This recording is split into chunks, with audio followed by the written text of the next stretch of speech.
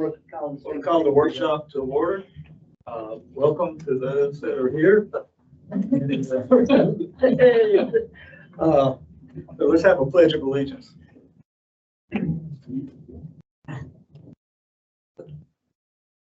Pledge of allegiance to the flag of the United States of America and to the republic for which it stands, one nation, under God, indivisible, with liberty and justice for all. A review of current status of the budget. I guess we need to know where we are before we know where we're going.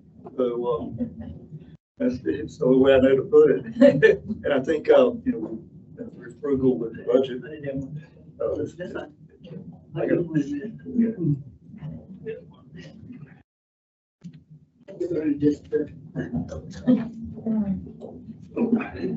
I think the purpose and outline of this workshop is to kind of go through and vet some items that we think are important and those that we think are not to be included.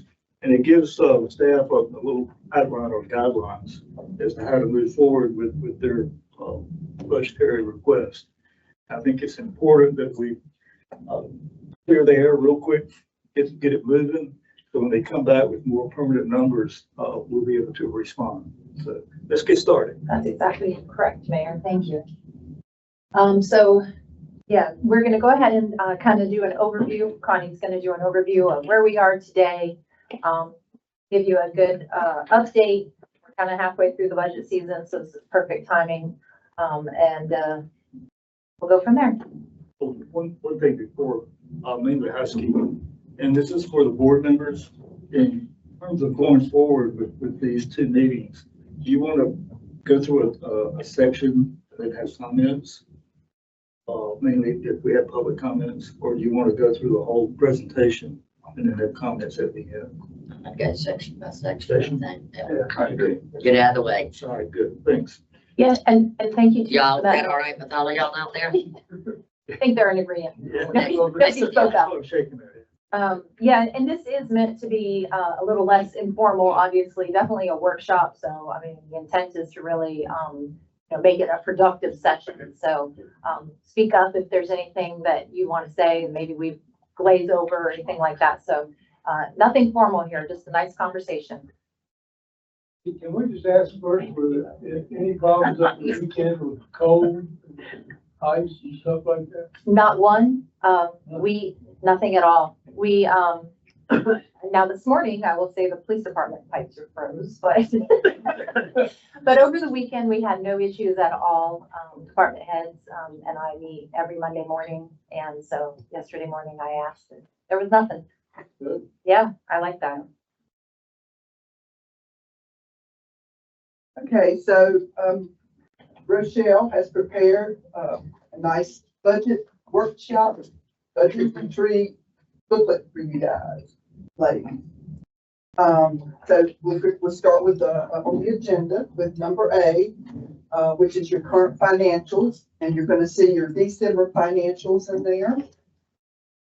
And I know this is probably reviewed for some people, but then I thought also there might be someone that would like to hear what I'm, kind of go over it. So just stop and say, well, we won't do this, but whatever. Okay, so the financials, your first sheet is your revenue sheet. And you see what you have budgeted. The current amount is your monthly. Your year-to-date is what has been done from July to December. So for instance, in the ad valorem taxes, we budgeted $2,385,458.67. In the month of December, we collected $722,519.12. And year-to-date, we collected by the budgeted figure, $1,922,963.27. So you have a remaining balance for the year of $462,496.50. And then that's a percentage of your budget is 18%. Those are out to the right there for you.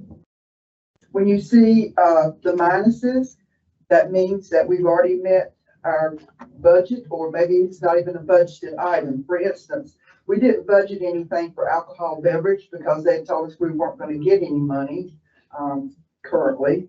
But we have continued to get a little bit, so like for instance, minus 4,977.06 is what we have there. And in building permits, we, estimated it was gonna be 53,567, but we have already collected 62,929. So we've gone over by the budgeted amount by 9,361.47. So when it's in the minus like that, in some occasions, if we need to, we can do a budget amendment.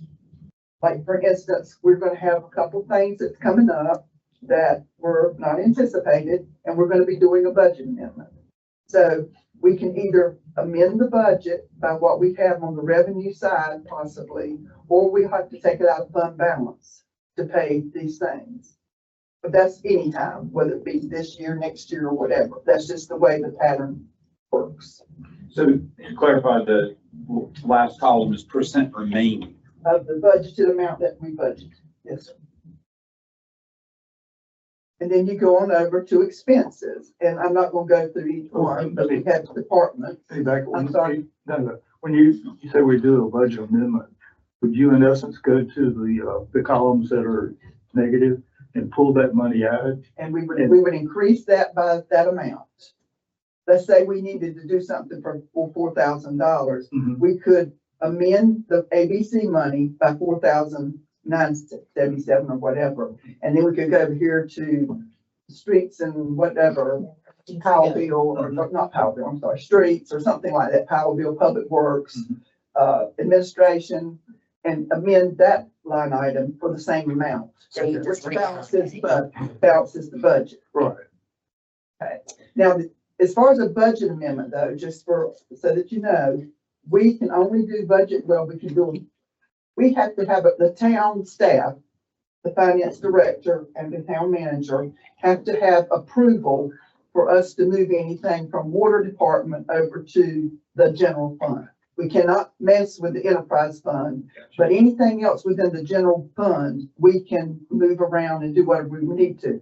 Again, now, that would be with board approval. We're not talking about we're gonna go out here and spend $100,000 or 60,000 or even 45,000. We are gonna make you aware of what we're doing. We're gonna do our best to do that. So I want to make that known right now. Quickly, the parking revenue is solely south end parking lot, correct? No. No. That's the parking revenue right there is here, is the ocean on the general fund, the accesses. Okay, We did not move it from BIS last year. You're still gonna have parking revenue on the south end in the BIS fund. okay. The parking enforcement is where you have, although we, agreed with That's great. Aldo to, for them to do our, help me here, civil citation or the. Yeah, the- civil The citation. parking enforcement. Yeah. Instead of our police department having to do it, we give them an additional amount of money that they actually did it for. That 9,000 you got over, is that our net or is that was that the gross you want to get on that part of that? That is the growth. I mean, That's there's nothing that's coming out. That's the net. Yeah, And that's the net part. that's the net. They've already taken it They've out. already taken Yeah. theirs. Yeah, when we get it every month, they take theirs out and give us the rest. Yeah, we never see the percentage that they take out. They take it out automatically. They give the town the balance of the 70%. They keep their 30%. They give us a report, so we know what it is, Oh, yeah. but we don't, it doesn't run through the book. Any more questions on the revenue? One question, the health insurance premium, is that a timing difference in there? Or is that, it's actually gone up that much? Line Are you talking about the HRA reimbursement for the, employee health premium. okay, that is where the people have, that is the dependent life, or not dependent. That's anybody that has dependents or like it's any Okay. commissioners that have insurance. It has nothing to do with the actual employee insurance. The employee insurance is, it's mainly, I think we have one person possibly. Is that right, Rose? About one person that's actually on medical insurance. We have no people that have family dependents. We just have people that have some dental and vision and possibly life insurance. So, and we'll be talking about that a little bit later on into the program here. And of course, your transfer from capital reserve, you see that 221,403 down there. That is where you're going to see that even next year as you approve your capital, whatever that number might be. So that's going to come out of your capital reserve. So that's what that 221,000 is. And what we do is after we've approved the budget, we usually move it over right kind of at the first. So that's why you see year-to-date 221,403. Okay, ready to go to the That's for the capital signatures? needs. Yes, that that's they your are capital needs, like your trucks and your cars and your loaders and radios and those type things. Anything over the $5,000 that the department heads have asked for. And the board's approved. And the board And then, approves. so we move it right over in the beginning. You try to move it over. Gotcha. So we'll go to the expenses, and like I said, you're gonna have each one of your departments in there. You're gonna have your administration. That's the 410 is your governing body, governing board. And, that's pretty much not a whole lot in there. Special projects, that's where we try to put those things that come up during the year that we have not budgeted for, if it's something that the governing body, the board, wants to do. Like for instance, if we move forward with, the lots across the street, we're gonna be taking that out of the special projects. Last year, when we bought the South End property, we put that in special projects. Because we didn't budget for that because we didn't know where we were gonna be at, so we had to make all that, work. But all that goes through board approval. Yes, sir. Again, any of the projects, any of the things we spend, if it's not a budgeted item, if it's not already approved, we're gonna bring it to the board. I mean, we're just gonna do that. So y'all can stay at ease. We're not gonna jump out there and do something silly, because we're not gonna do that. And we might not like it or think that we should, but that's what we're going to do. That's what we're staff. That's what we've been designated to do, I guess. That's our role, responsibility to you folks and the public. Okay, so that's the governing board. And then over 420 is your administration account.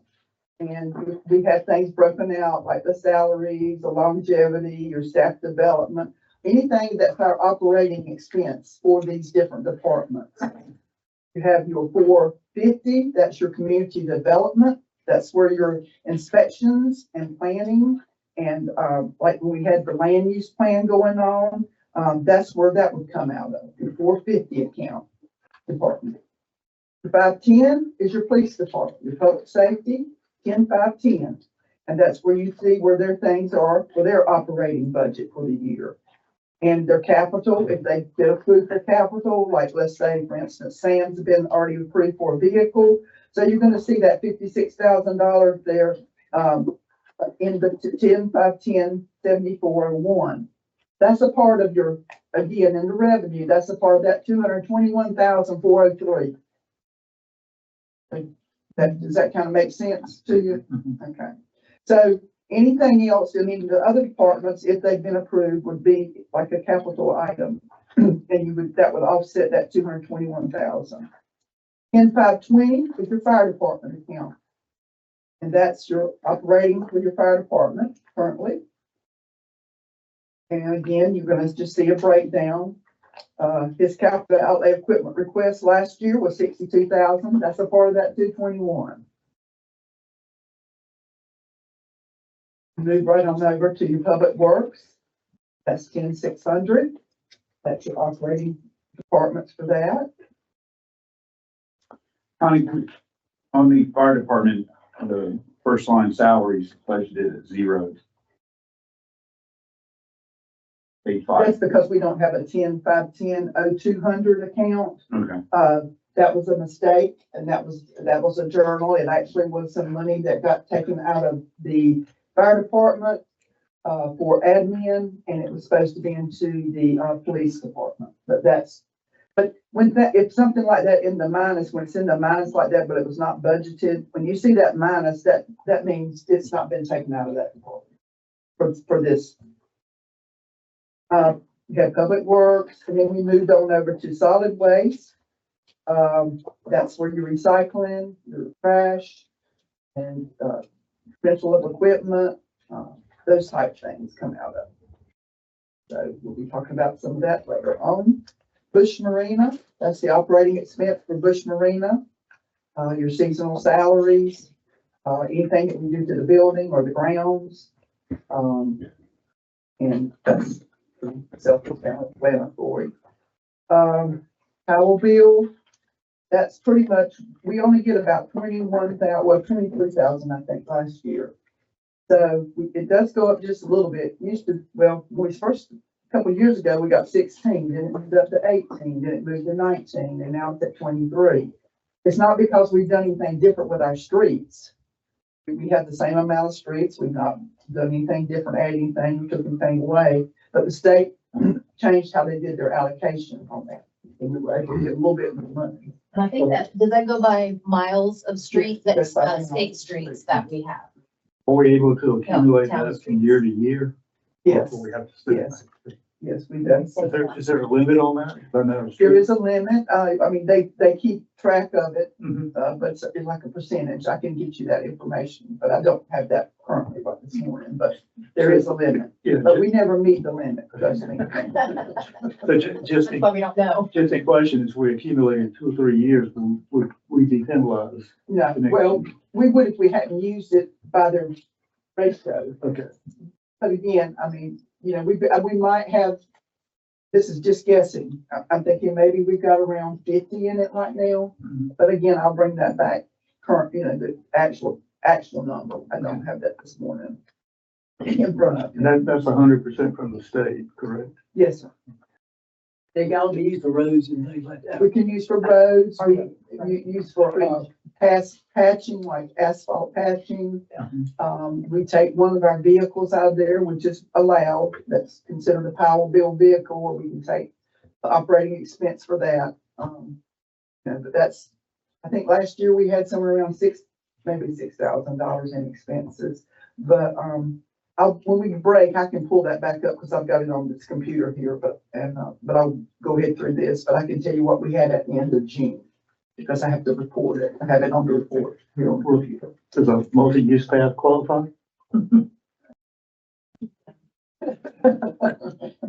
Try it. Okay, the beach management and tourism.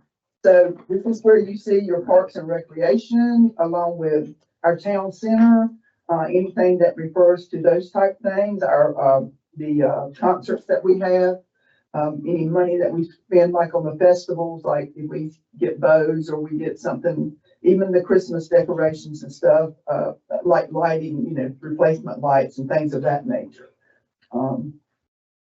But that's, and if, I know that if we move forward with, the capital request, for our replacement of the playground, that would be where you'd see that come under the beach management tourism department. Would that be if we decided to upgrade or repair or maintain the multi-use path, would it come in here, or would that be in public works? The multi-use path probably would be in public works. Yeah, we've done streets and sidewalks.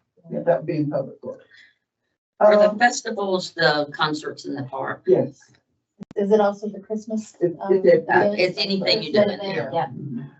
And you've got parking beach. Parking beach, that was for the ocean, when we decided we were going to do the ocean. Right. And as you see, we've not spent anything out of there yet, you know, but if we needed like gravel or something like that, or something special for that. I mean, But just for the park, no, this would be for the, because I thought repair of beach accesses came out of the. well, it is, but we didn't know what expense in addition to Okay. that, since we didn't have that before, you know, so we may not even spend a dime out of there. And we may not decide to put any money there this year, or y'all may not decide to put any money there this year. So it's more like a placeholder because we didn't know. Okay, the 800 department is your emergency operations center. And that's the one that's off island at below way. And we were trying to keep that so that we knew what it was costing for that EOC. So you see utilities there, insurance and bonding, that's where we paid just the insurance for that. And we have like emergency, like the generators and things like that. When we get ready for storms, that's where we put the vehicle operating supplies and anything with the maintenance repair building and the maintenance repair ground. So we're trying to keep an idea of what we actually were expending there in that particular area. Okay, so that takes care of your general fund. Any questions before we move to the CIP? Had one on the inspections department, inspections and planning, 450. We've got, so we've underspent there because we aren't fully staffed, That's correct? right. Okay. We just, that's right. Yeah, and with that agreement being signed with, Town of Yeah. Holly Ridge right now, it's a mutual type, services. So Right. at this point, we're not spending any money, whereas before we had contracted, third-party inspector that we were paying out of that salary line. Are we gonna be paying, Holly Ridge? At this point, no, they've agreed to just help us with our services as needed until we can fill this position. That works. Now, if, Sorry, Alex. oh, sorry. Let's see. There's an unrelated question. I see in here that the Bush Marina has its own expenditure page. Do we ever look at what the Bush Marina revenue looks like as compared to the expenses to know if it's costing us or making us money or breaking even? We have done that. We haven't lately, but we have done that. Yes.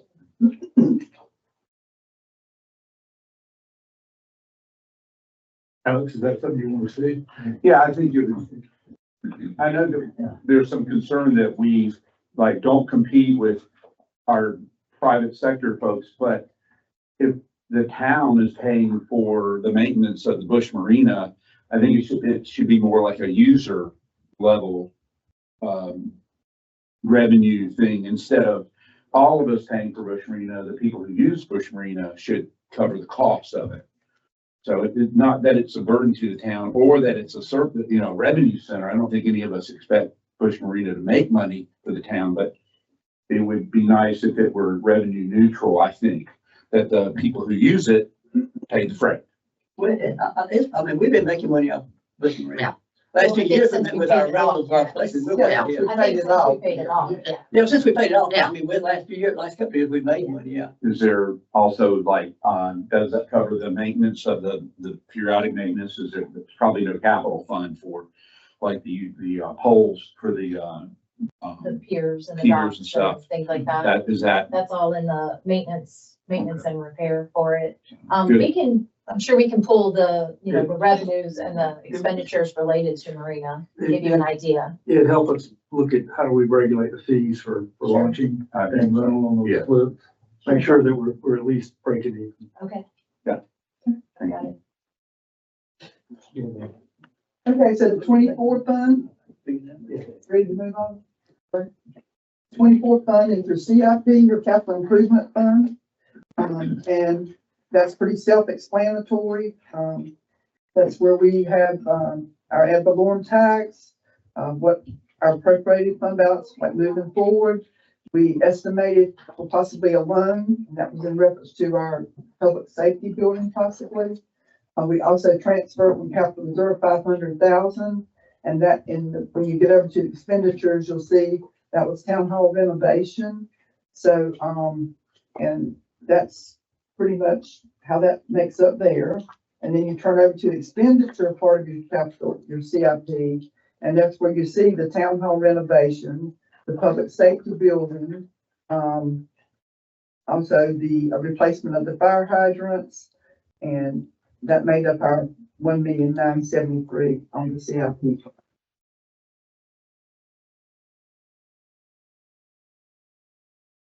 And of course, that would depend on, you know, this year would depend on where we're at the end of the year and what tax rate, if you leave it the same and that kind of thing, you know, as far as ad valorem taxes.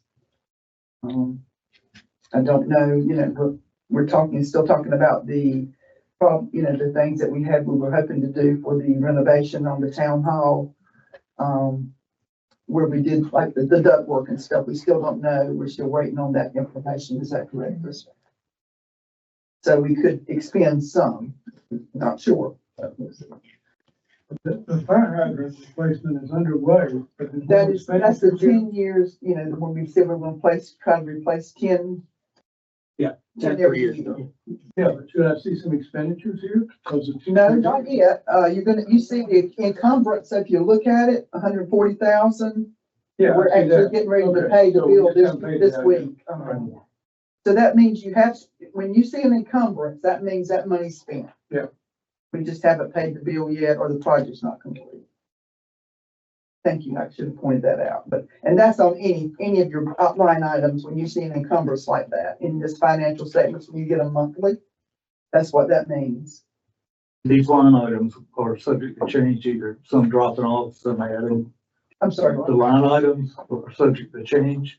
So if we do the building maintenance or repair on this building, Well, if we did the maintenance and repair, yet you would see where it says town hall renovation, that would become that expenditure, like 24,600, 1,500. That's where you see the money spent there. If we do. Right. Is that what your question was? well, kind of, it's kind of a listing of things that we want, but it's gonna change with each budget year. Yes, Okay. it could possibly, yes, if you want to continue in that route, yes, sir. Okay, you move over to the BIS fund, Beach Inlet Sound Fund. And, we did a lot of work on that last year. So, that's pretty much your ad valorem taxes. You can see we collected 338,877 for the month of December.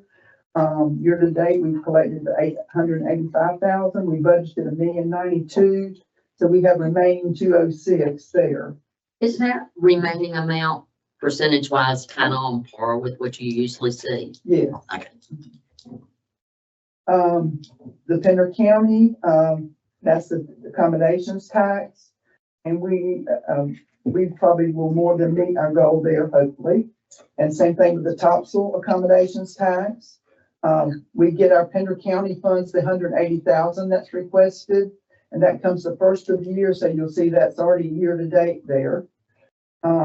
The FEMA reimbursement for ISIS, that's the remainder of that, money from the ISIS that we did receive for the 383,000. So probably sometime before the end of the year, we'll amend the budget, with that part of it that actually will go over to your reserve future beach project and the expenditure side, just to balance the budget. Connie, on the accommodation tax, do we get that in different times or am I right? The That bulk goes is in monthly. April. Well, it comes monthly. I mean, we Okay. get the money monthly, but it's mostly in the spring and the Okay. summer. Yes, ma'am. Question about that as well. Looking year over year, have you seen a decline or a rise in Topsail accommodation tax? I mean, the word on the ground is rentals are down. Well, the word on the ground for COVID was up. Right. Absolutely. But, we have done really good with accommodations tax. Our patterns always been very good with that. Okay. So I don't see a decline. Now, not saying that they Right. couldn't. Well, it but could be that the prices have gone up yes, and the rental percentage may have gone down with the number of units or weeks or whatever, but the revenue's on par or Yes. above where it was a year or 2 years ago. you know, we usually do very well in that. Yes, sir. And just to be clear, the vendor accommodation tax, that's state regulated, correct? Yes. It cannot be Legislative. toyed Yeah. with. Okay. Yes, 100% of that goes into the Beach Inlet and Sound Fund as it was designated. Your Topsail Beach, you get 50% of that into the BIS fund, and you get 50% in your general fund revenue. Again, is the Topsail Beach, is that regulated by us or state? Excuse me. That was also, well, it was an ordinance that was approved by board way back. Okay. I guess if they, if there was an increase, or I don't think they could decrease it, but it would have to all go through the state legislature. Okay, so it's mandated. And then again, we have the state Topsail Island Vitex project. So that's where you see that 839. So that is in the BIS fund. That's really not, I won't say ours, but that will be with the project that's ongoing, which we really have not, spent anything in yet. We've not paid the first bill yet. Of course, the project's kind of got off to a rocky start. Yeah, slow start. Slow start, yeah. So we'll turn over to the expenses, and those were pretty much worked out last year, unless y'all have some questions. Your maintenance repair structures, we will probably be using most of that money. As you see, we've already spent $47,777. You still have encumbered 25,000, so that means that's been spent. But you have a remainder of 26. We are in the process, or Tom's in the process of doing some things, getting ready for the spring.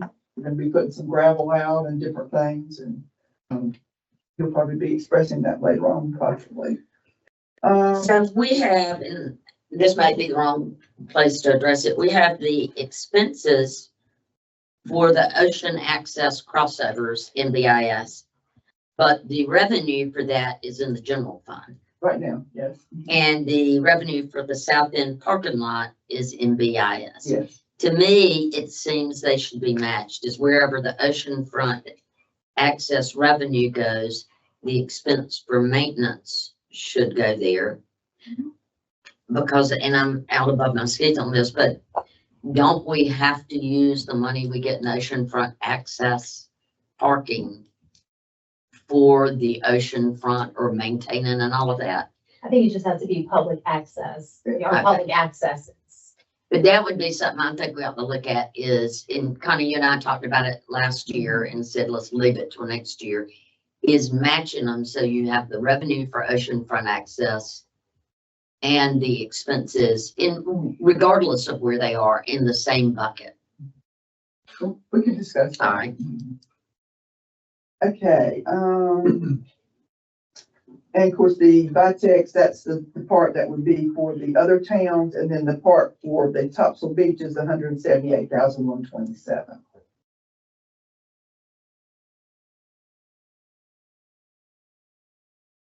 Any questions? Ready to move to the next one, which is water.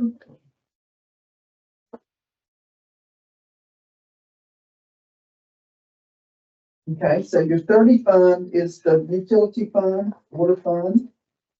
And you're gonna see your facility charge, which is the $40, and then your usage charges, which is the 7.66 per gallon. You also see your water system development fees, any sale of surplus property. And you'll also see we had to take $37,463 out last year out of the fund balance to balance the water fund.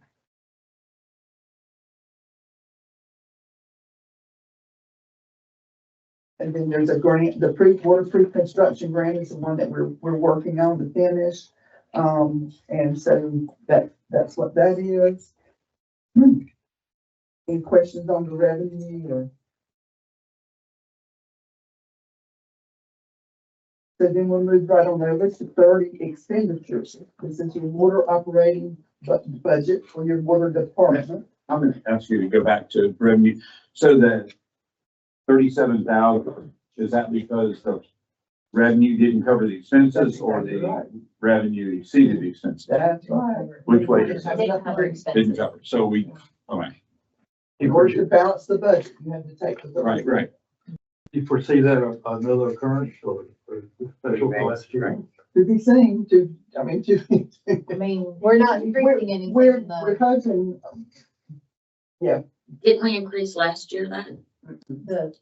no, and supposedly, according to the schedule, there's not an increase scheduled for this year. Oh, actually, we wanted to made our increase larger than what was I thought we did. anticipated.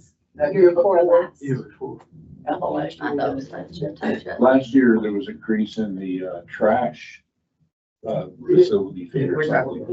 But not water. We went up on our, what is the, standard, I mean, yeah. The facility, Yeah. Facility I think charge, that that was- went up last I year. think that was that 1 year ago? Yeah, We went to 40. we've got a piece of paper in here. Yeah, I know we did, but I know we went on, last time we did it, we went ahead of what we were You supposed did, to do that's it. correct. To make up, I thought we went on that side, we were gonna make the adjustment, so we wouldn't have to do We it again. skipped last year because of the tax and everything else that was going on. And with the schedule too, but Yeah. again, we have that information in here for you a little bit further back. And the state kind of set our schedule on that. didn't Yes. Yeah, they From did the stuff. water rates.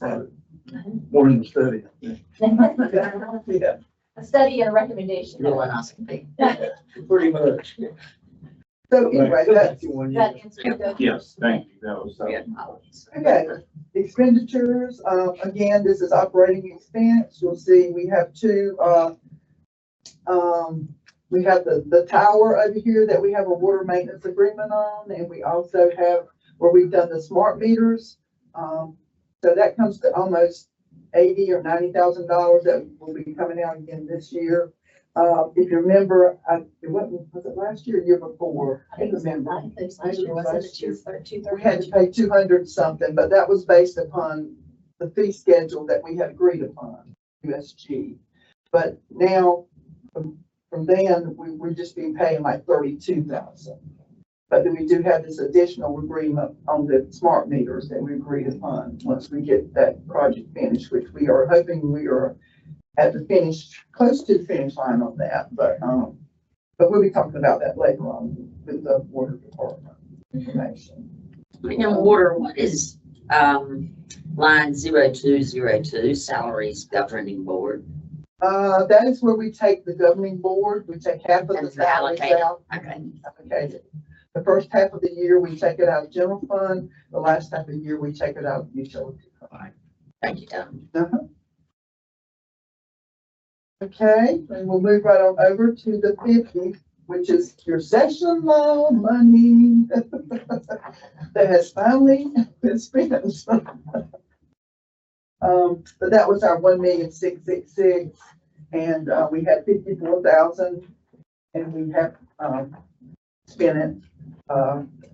As you're going over, we didn't get any additional revenue. That was just where it was brought forward. But in the expenditures, as you turn the page, you'll see that the EOC building, we spent $54,339.93, and we just have $74, which that's probably already been spent on one of the credit cards as far as something for the building. But that will take care of our session law money, and when we're audited next year, that should close that project out. So we're gonna be, after next year, we'll be using General fund. general fund money to maintain, yes. Yes, sir. We did do, with the session law money, I mean, object and aside, we pretty much put that building together. We bought that building, we bought that land, we put new floors down, we put new air conditioning system, we have a new roof. Offices, we have been very fortunate to have that money from the state. It to was do 4 or that. 5 years ago. In 2019. Yeah. Every year at budget time, and I can say this because I've been here every year at budget time. But we'd always say, I wish we could get an EOC, I wish we could get a grant, maybe we could go with Onslow County. And finally, we had our dream come true. So, And it's not that expensive, like 24,000 a year for everything, insurance and everything. so anyway, we're very proud of that Very building. worth it. And we hope we don't have to use it, but for a lot, but anyway, it's By there. the way, great feedback from people on your slide presentation on it, and people just didn't know what was over there, or if it was, what it was. Yeah, that was good. Okay, so we'll move on over to the 54 fund. That is your capital project SL 2021-180, better known as the Smart Meter Project, the $1,070,000 grant that we got. And as I said, we're hoping to finish up with that. We're actually finally got the last 2 meters, and we have some other things they're looking at. And then we'll have to submit the paperwork to the state to close out the project. But, so that will probably not be in the, schedule for next year, so that will be completed, but that will go away, your Fund 54. Any questions? I have one not related to the numbers. Was the primary purpose of that resilience, or does it save us money?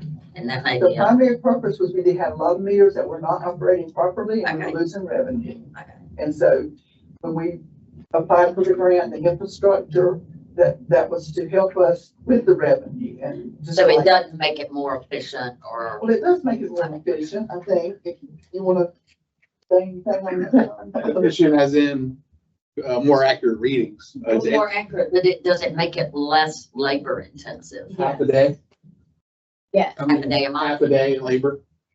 I will say when I first got hired, I was hired as water clerk. So I did the billing and that was old time way. And it took probably about 3 days. That was when we did quarterly billing.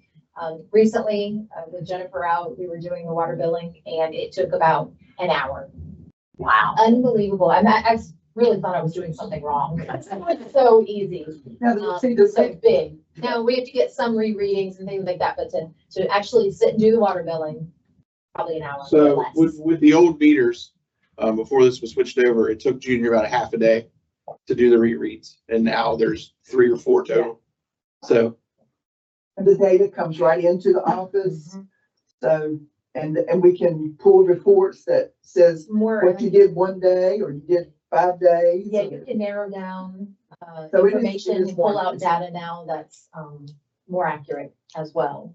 Instead of, well, this happened last week, we can say this happened on Tuesday at 4 PM. Curiosity, does the software flag potential leaks? Yes. absolutely. Yeah. See, that's what, That's right part there. of what Tom does every morning. You'll get a telephone call.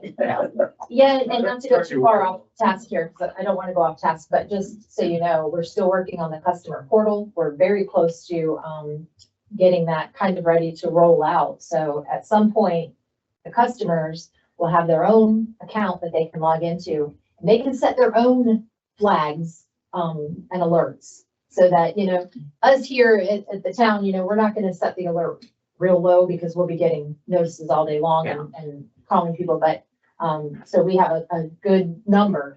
But you as the customer can set it for even a lower amount, so you'll get flagged before we even would. So that's coming and I'm excited about that. Okay, we've used too much water, we turn it off. Yeah. In the shower. Yep, too long in the shower. Yeah. So it potentially could cause residents to use less water because they have more information, more data, quicker data, Sure. as opposed to your monthly bill. Yeah, you're definitely gonna be more aware, could be, if you use the portal. Yeah, I know with the chapel, we had a leak a year ago and we got a $400 bill in 1 month because one toilet just ran for a month. And that, in theory, shouldn't happen now. Correct. Very true. Okay, then you move over to the 85 fund, and that is your public safety fund. And we all know about that, the 8,388. And we estimated our interest, which we seem to be on schedule with that right now. What we estimated. And then you turn over to the expense side and you'll see where the public safety building and then the expenditures to date. For this year, right now, this is for July to December, is 203, 525, 25.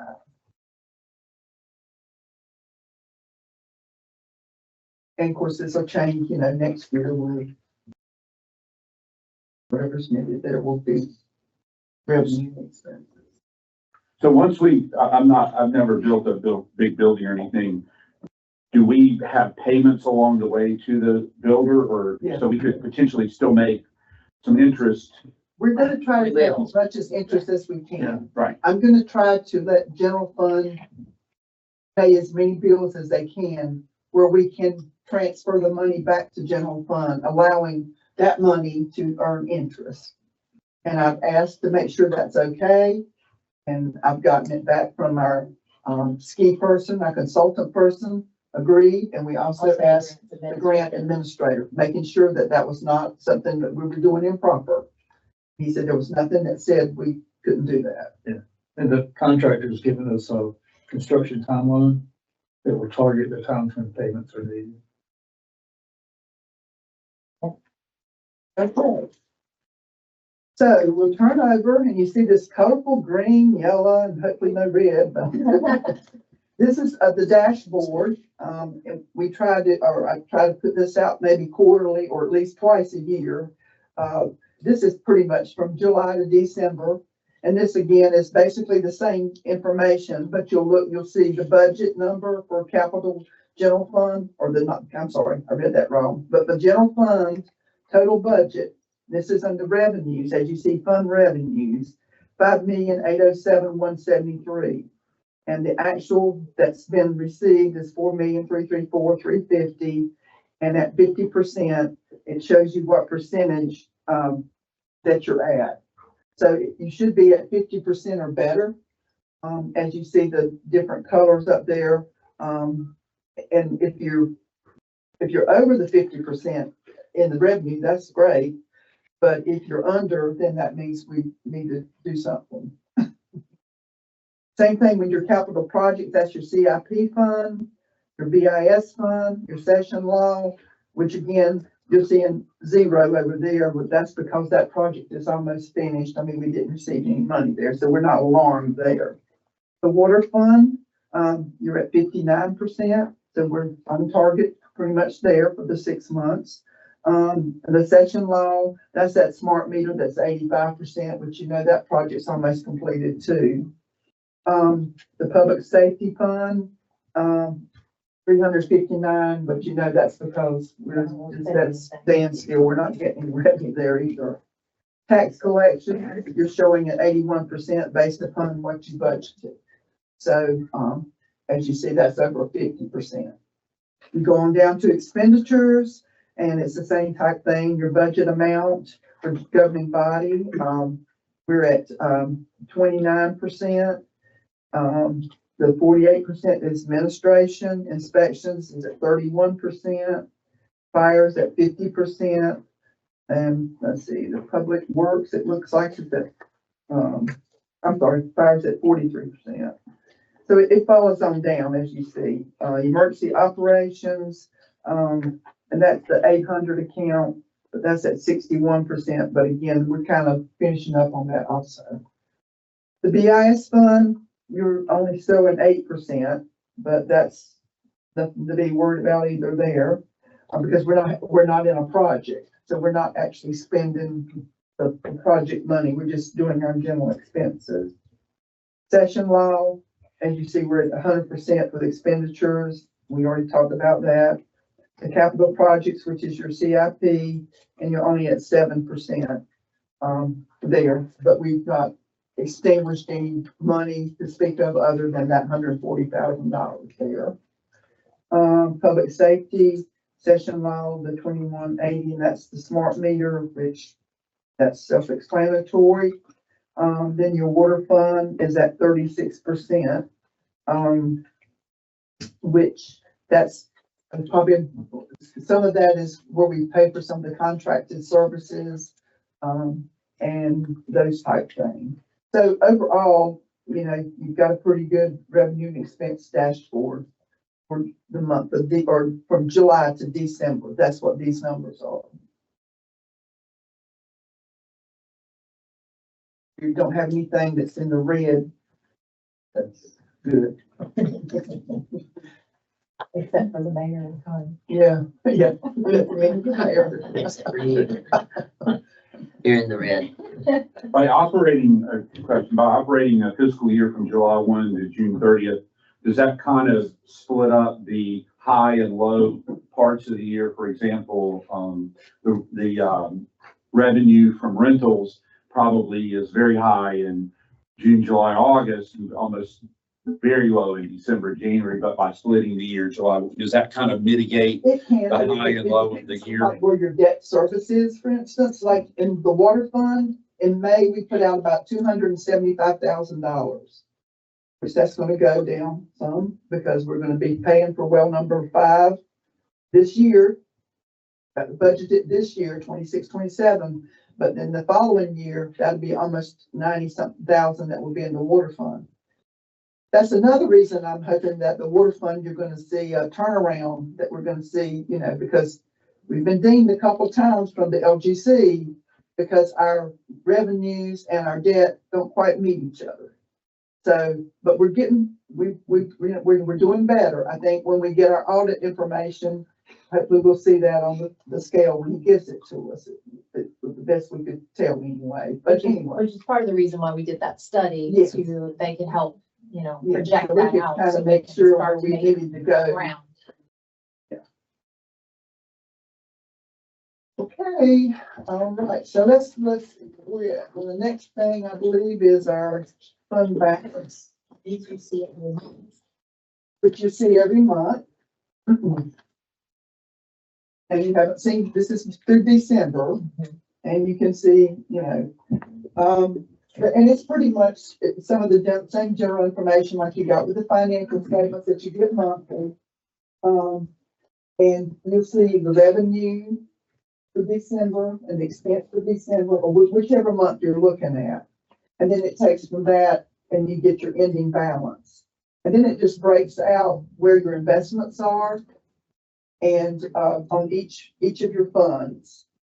And you can tell from there, like for instance, right now in the general fund, 50% we have to maintain is the 2,903,586 in that fund. So you have left over that amount in the 50% amount, 2,393,000. So you're at 41% over the 50 that you have to have right now, currently in December for the general fund. And you'll see that in the, you know, your Providence CD, your cash management, your Providence Cedars account, we have 4 of those, which are split out. We have 1 in general fund, 1 in water, and I believe it's 3 in BIS, Beach Inland Sound. And then we have cash management. Those are the places that we're earning money, earning the interest. That's our investments. Your first, the citizens checking account doesn't necessarily mean that we have in the general fund 147,165 because we pay our bills out of the general fund. But it has to be shown all through the different funds, if that makes sense. So that'll fluctuate. So that it fluctuates. So the main thing you're interested in is your ending balance, you know, making sure you've got your 50% that you have to have before your fund balance policy. And then whatever you have over it, you know, kind of keeping an eye on that, which is our rainy day fund, or not our rainy day fund, but things, if something were to happen, a disaster, we would have 41% over that we could operate on till, you know, FEMA got in here or whatever might be the case. So then you have the CIP fund, and that's the 24 fund. Hang on, question. Is this a common trend for the ending balance to go, or the total to go down this time of year and then go back up by June or July? Again, possibly, because it depends on what debt service you have going out. As well as there might be an expenditure that something happens that didn't happen even last year, you know. So it can fluctuate, yes, sir. So your 24 fund shows you what your balance is there and how it's broken out. The BIS fund, same thing with water. Each fund that you have, that's your fund balance. Now the water fund, because we have to maintain 50% in there. And right now, so your water fund budget, which is your 30 fund, and you have a budget of 1,372,920. You have to maintain 686,460 in there to meet the 50% fund balance policy. And right now you have 27% over that. That if something, you know, we could operate or whatever. And the water fund is quite a little bare sometimes.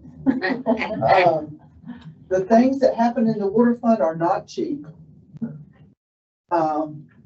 You can have things that come up, and so that's why in the water fund, you have water system repair. That's the line item for that. It's 3710-5800. It's good to kind of keep in mind. I know that maybe it might be sitting there, and I'm not saying it will, but at 75,000. But think about this. If you don't have that money there, you're gonna have to take it out of fund balance. So it's better to set a little bit of money in there, and because we don't use it, it's going back to fund balance. So it's not like we're taking it and spending it. But if we have some bill pop up for 27,000, 30,000, whatever, where are you gonna take it from? You're gonna take it from your fund balance. So the water system repair, that's kind of always been it's not a catch-all by no means, but if something were to happen to one of the generators and we hadn't budgeted for that, then we've got to take that money from somewhere. And it is a very, the water department is a very expensive department to operate, and something that we have to have. It's not a luxury. What makes us a town. Yeah, that's right. But it is an enterprise. It is an enterprise. So if we have a overage for a year or something like that, it can't go back to the general fund. No, it stays right there in the water fund. It's just like, anyway, yes, it stays right in the water fund. Yes, sir. The 50% policy, that's our policy. That That's is not our state. policy that we That's set. not state, that's our policy. And We it decided- was we decided well, the years policy ago. wasn't recommended by the LGC, but it was recommended that we set some type of policy. Yeah. And when Mr. Michael Rose was here and he was town manager, the board at that time agreed to set the fund balance policy at 50% for the general fund and the water fund. And our whole water system is based on that well system, which I think all the well heads are 10-inch diameters or 12-inch diameter wells. Yeah. It's not, you're right, it's not cheap to deal with something like that. Okay, so, and when you get down to you go right on through all your funds, and then you have your total cash balance at the very bottom. So right now, the town is sitting at 26,512,359 at the end of December. Keeping in mind, that's, the 8 million for your public safety, that's your water department, that's everything. And we just got in ad valorem. Yes. So it's gotta last us. Okay, so let's see where we're at next. Debt service. Debt service. Oh, yes, a wonderful topic, debt service. Not too bad though, actually. I'm proud of that debt service. Y'all done a good job. Okay, so the debt service, summary. And we move right on to the general fund. We have $795,666.67 at July 1, 26 is that balance. That is the public safety building and the 3 lots that was purchased for the $1,085,000. That will be paid out in 2037-38. And we have the interest rate of 2.95%. And we acquired that property in September the 30th of 2022. Yeah, right in the middle of When Earth. you say the public safety building and 3 lots. Well, that's 3 lots. That's 3 Right, lots. that was Public safety Right. building is Got gonna it. be- That makes But at sense. the time, we didn't have that $8 million. Right. So that, That's basically the three. the 3 lots, 802, 804, and 806 South Got Main it. Street. Which has now been legally combined to one lot. So in general fund, you have 795,666. Debt, you move over to well number 5, debt service and water. And that's the one I've been telling you about that's gonna disappear, thank goodness. We owe $103,510.76. And that interest rate was at 2.305. And well number 5, that was drilling a new well, correct? That was a new well, buying that property and everything. Well, number 5, it's up there near 450 North Anderson. And when did we do that? Oh, my Lord. 2005. I imagine it's doubled by now almost, especially with land. Okay, so we will, like I said, that will go away After this year, 27, 28, you will not have that $101,000 debt fee that you have to pay in your budget. The water project across the street and the water tower and the lines and stuff that we put in was $3,500,000. We were very fortunate that we did not get any interest rate on that loan.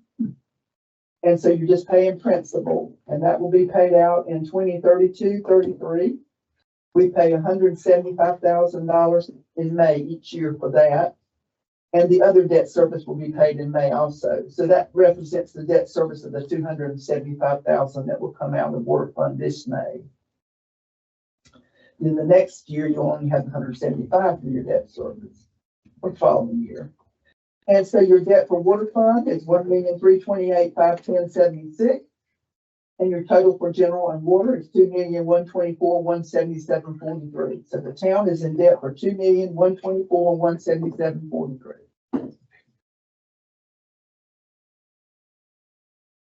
Any questions on that one?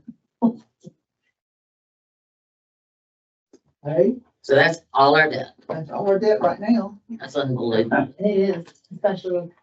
Go look at what we've done, some of the been able to do. neighboring towns, which I've done recently, their debt level is like, Okay, let's move over to our grant sheet. We got some more pretty colors in there.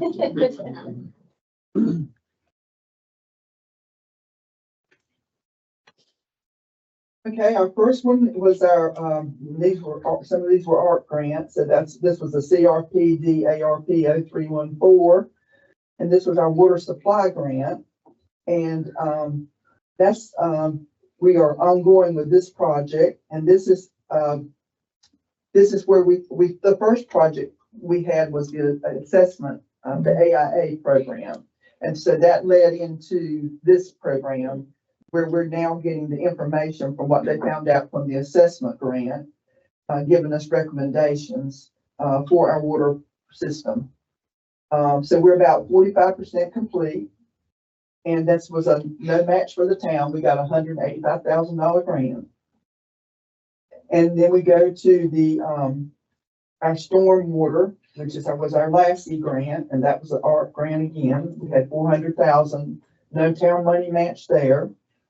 And we're expecting the final plan to be this month, February 2026. Is that like the 400,000, is that what, I can't remember, is that what our cost is gonna be? No, this That is was what our- the grant amount That was the was. grant amount. We had no So cost. we don't know, I know, but so, I mean, if it goes under that, we don't get any extra money. I'm saying the cost was They're gonna 300,000. Yeah, They're no. gonna spend it all.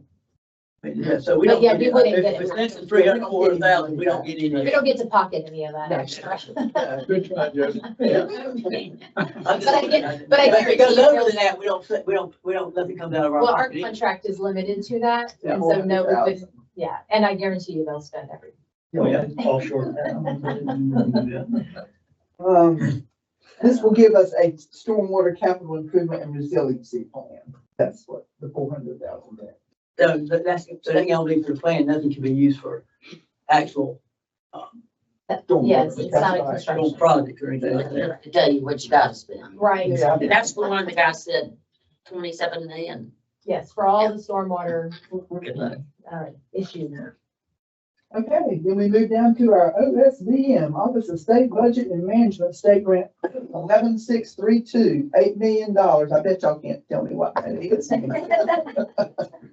That project is ongoing. It's board approved for a maximum of $9,600,000 for the public safety building. It's currently in design phase. We have a full contract with Thomas Construction expected to be executed in April of 2026. We move over to the NCDEQ ARP, which is our $1,070,000. That was the smart meter that we talked about earlier. We're at 98% complete. The remaining room meters are to be installed this week. So we're hoping to complete that project here shortly. And we will have spent, I think we spent a little, around $600 of the town's money for that because we had a change order that we didn't have included. So we did spend around $600 in the water fund from that when this project is completed. Then we have the lead and copper grant that the lead This is our lead. Yeah, I'm this reading is it a ahead. fellow. Yeah, our fellow person. Is Miss Margaret or Maggie. She has been doing our staff portal and creating monthly training sessions on our personnel policy for the town. A meeting with the department heads, and the next task is to create a supervisor training session. The town, we got a grant for $63,730, and our match is $30,000, which has been allocated in the budget. And that's from the Institute of Government, School of Government. Correct. Okay, then we come down to the coastal storm damage mitigation. Grant was $1,380,121. The grant amount awarded was $690,060.50. This is the Vitex project, and the project is ongoing, and the treatments have stopped for the winter and will start again in the spring. Then we have another. Excuse me, one question, backing up to the fellows. Yeah, The town's spending $30,000, who picked up her, I guess, incidentals, insurance, things of that nature? Oh, she's actually employed with like the School of Government. we pay, They're responsible for that. So that's. we pay the School of Government, not her. Oh, okay. She's not an employee with any benefits. We or anything. subsidize her Yeah. salary. That's correct. Yeah. Through the School of Government. Pretty good. She's amazing. She's done some really great work here. And then we had another fellow, which was Brody Andrews, and that was another grant we had gotten, finished up, I think it was August, and, or July, I'm sorry, project was completed in July.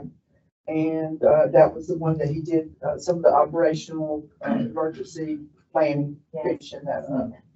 But we finished that project. Yeah, and just so you know, I know you guys were looking at this, well, that wasn't even this year, that was last year, but this is kind of a chart that we keep as a working document, and we just add to it. Even when we close out the grants and they're 100% complete, we just turn it green, leave it there. So this is something we can always go back to if we need to do that. So you'll hear some old grant information here. Yeah. So the camera grant was also $350,000 was the town's match of the $450,000 that the south end was purchased. The project is at 100% complete, and the grant was received for $350,000. The AIA that we talked about a little bit early, that project has been completed, and we had a grant for $180,000, no town match money on that one. We also had a recycling grant, and that was for the cards that we bought, and that's been in place since January of 2025, and all reimbursements have been made, and that project is completed. And we're going along with our recycling program.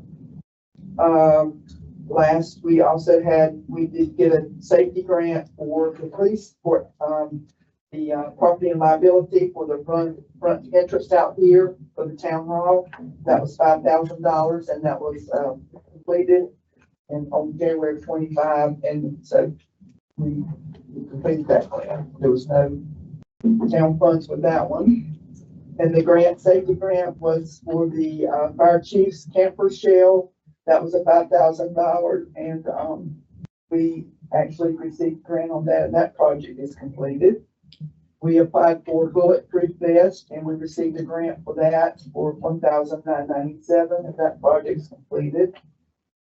We also had the OSDM 11633 grant or money that was for the police chief received a vehicle, and we used that for the beach patrol, and that project has been completed. That was at $55,000. We had the lead and copper service inventory grant that we received $30,000, but we declined it because it was a loan and not a grant per se.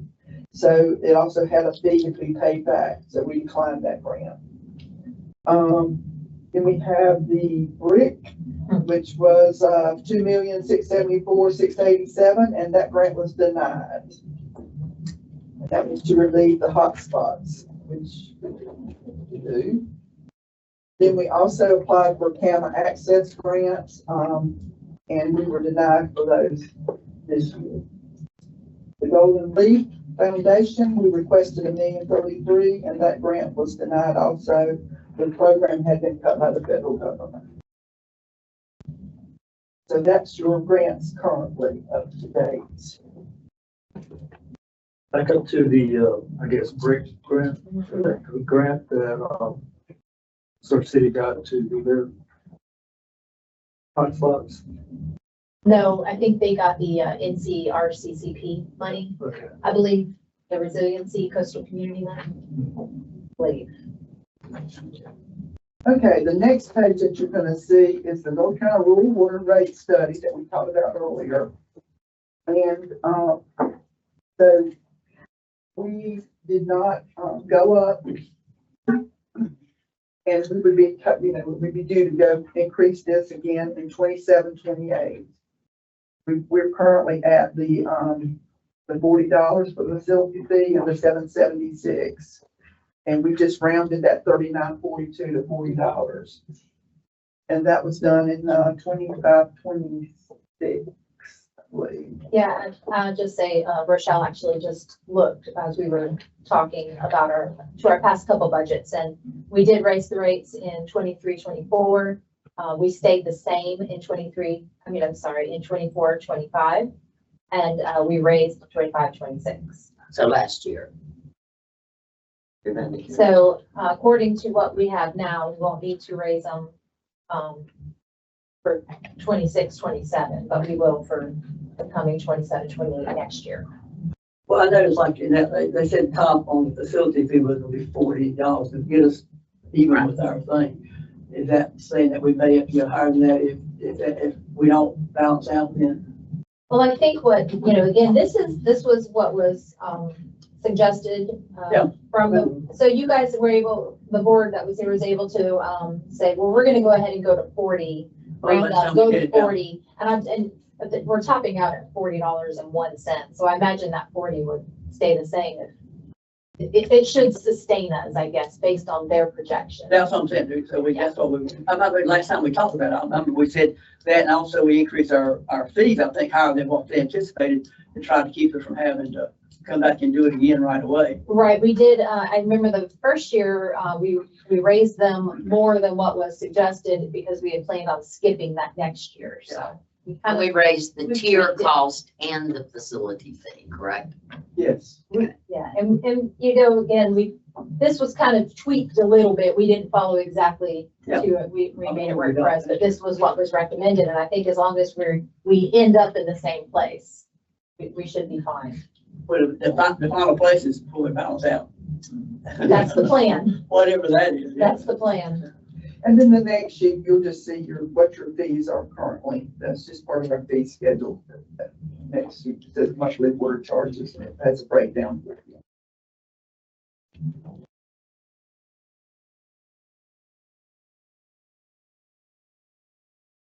That was a lot of information, but very, very, very helpful to get an accurate picture of where we're at, the things that we look at as we move forward in the budget season.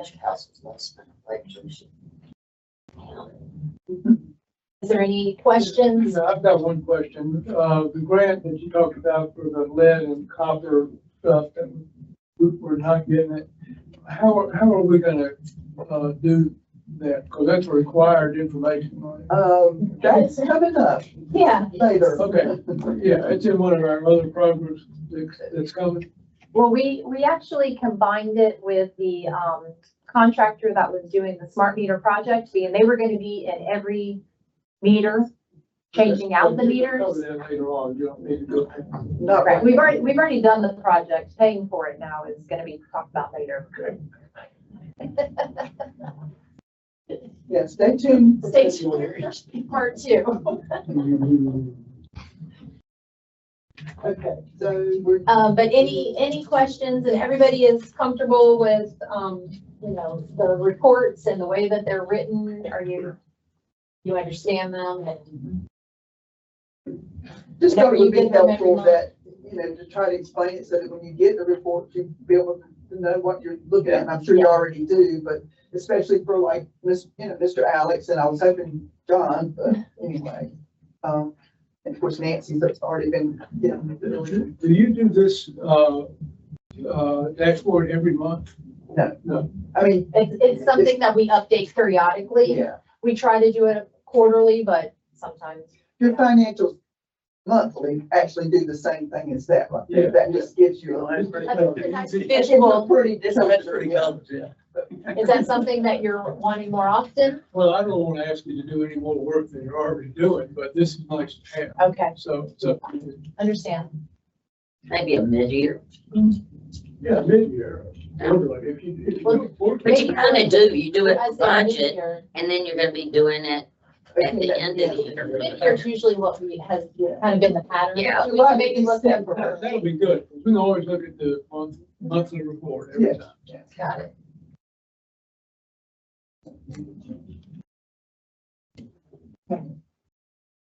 I think we can. Potentially, if, yeah, we just have to set it to remind us. Well, I think, I mean, it's good to have, but I think if we're leaning one way, especially if we're leaning the wrong way, you guys are gonna let us know that we need to make some adjustments. Yeah, I mean, so I don't see what, yeah, it's gonna make a whole lot. Once we set that budget, the budget set, we can't change that budget. No, but it's good to see where we are, like, you know, an easy visual. I mean, Yeah. absolutely, you get the monthly financials, so anytime you have any questions on there, bring it to our attention, but it is a nice, I'd say, I got no complaints about the amount of information we get these days. Compared to some of the days. good to know. All right, let's see. So, does anybody want to take a short 10-minute break after all of that information? Yeah, Sure. okay, we'll take just a quick 10-minute break.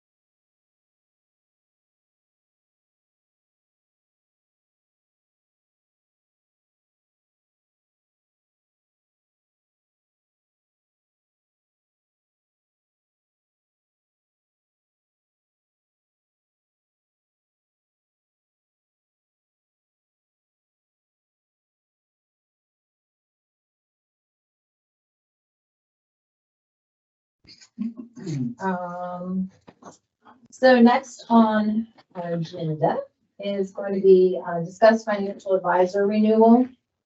And in your packets, you have our first Tryon advisors agreement.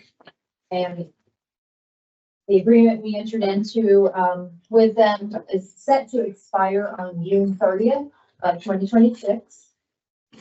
And so we really, staff will need direction on whether this board would like to continue with First Tryon as our advisors, not continue, look at someone different. So basically, where would you like to go from here? Of course, this will be needed for budget purposes if we decide to move forward.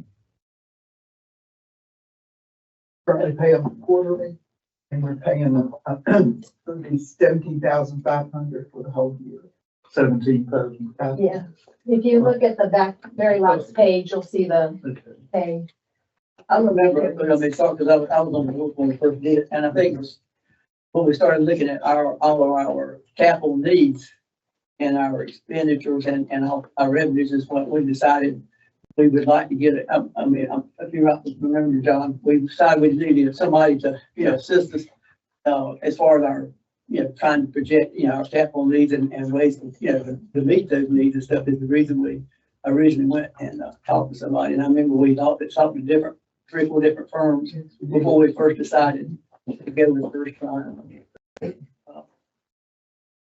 It's our biggest has been our public safety building, which they've had, kind of help or deal with and stuff there. But I mean, that's the reasons for Nancy and for Alex, not knowing, why we did it, or, when we did it. Yeah, sure, we had some large expenditures that were on the horizon that we knew would be coming up, and, how would we be able to achieve those? I mean, water with infrastructure, sewer, we were talking sewer, we were talking the new public safety building, fire truck, so a lot of big ticket items. So we thought it was best to start early and get that financial advice early. Have they been helpful for y'all? I would say that, yes, as far as what we have seen so far with them and how we've used them so far, they've been helpful in getting those planned out for us and spreadsheets and documents and things like that. Also giving us some different options. If you go this way, this is what will happen. Take a loan, you go this way, this is what will happen. So I would say that, yes, they have been helpful up to now, for sure.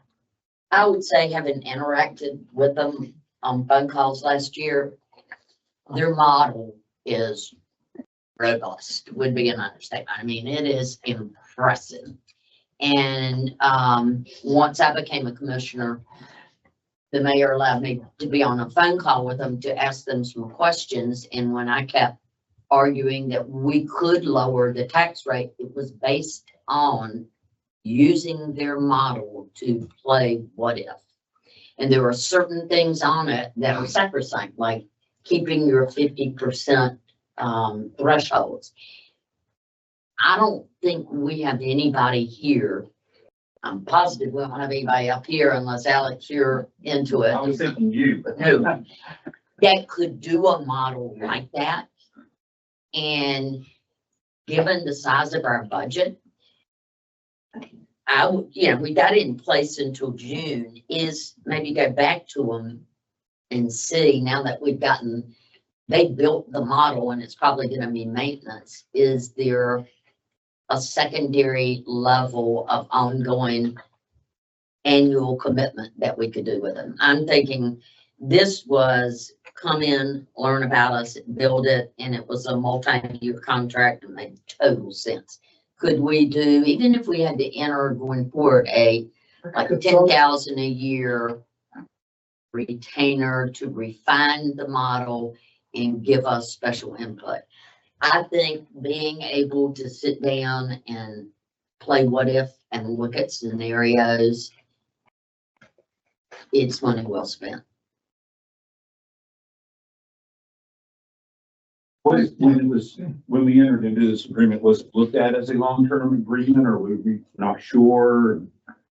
I think when we first looked at it, I know John kind of We was in expect charge. it would be, yeah. Yeah, it was gonna be ongoing, because there were a lot of questions, and I guess, if Nancy said, what if we needed to buy a piece of equipment, what would that do to our tax rate? And it was planning ahead, and then having something we can demand. Christina kind of alluded to this when she talked a minute ago.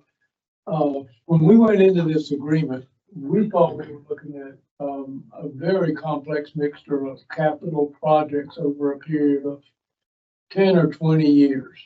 And you know, and that was going to involve taxes and grants and loans and whatever.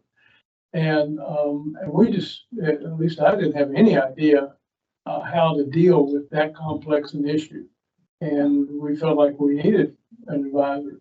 But after the last year and seeing the hassle we went through on taxes and what we've had to deal with in trying to justify the public safety building, I'm not so sure we have as complex a picture out in front of us for 10 or 20 years about capital projects and stuff. And so then I kind of wondered, well, what did we see in the last year to help us? And as far as things that were brought to the commissioners, I don't really think I saw a lot. I know Nancy worked with them a lot on the public safety building and liked their model, which you just described. But I struggled to see what advantage we got for the money. I personally think it was irreplaceable. Yeah. And There's no way I would have had the confidence to say, I am positive we can meet our budget on this number instead of that number. I spent hours and hours looking at that model. I found changes in it that made a huge difference in the outcome.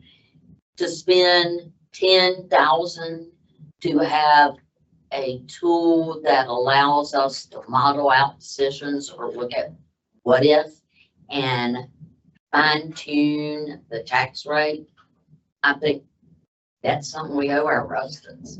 And like I say, I couldn't have questioned the tax rate assumption without that model, because you can look at it and just say, well, what if this changes? What does it do? What does this change? What does it do? John Best asked me, could we get the tax increase down to 5 cents? I said, let me go look at it and see. Well, we could, but we would have, about April of this year, we would have been at 48% coverage on the general fund, and Connie would have blown us out of the water. So, you know, being able to see that and see where it goes, I think would be very helpful. Unfortunately, I don't think y'all got brought into it enough to really feel the benefit. That goes along with my feelings. You know, we didn't really see the benefit, but I know that you spent a lot of time with them and liked what you saw.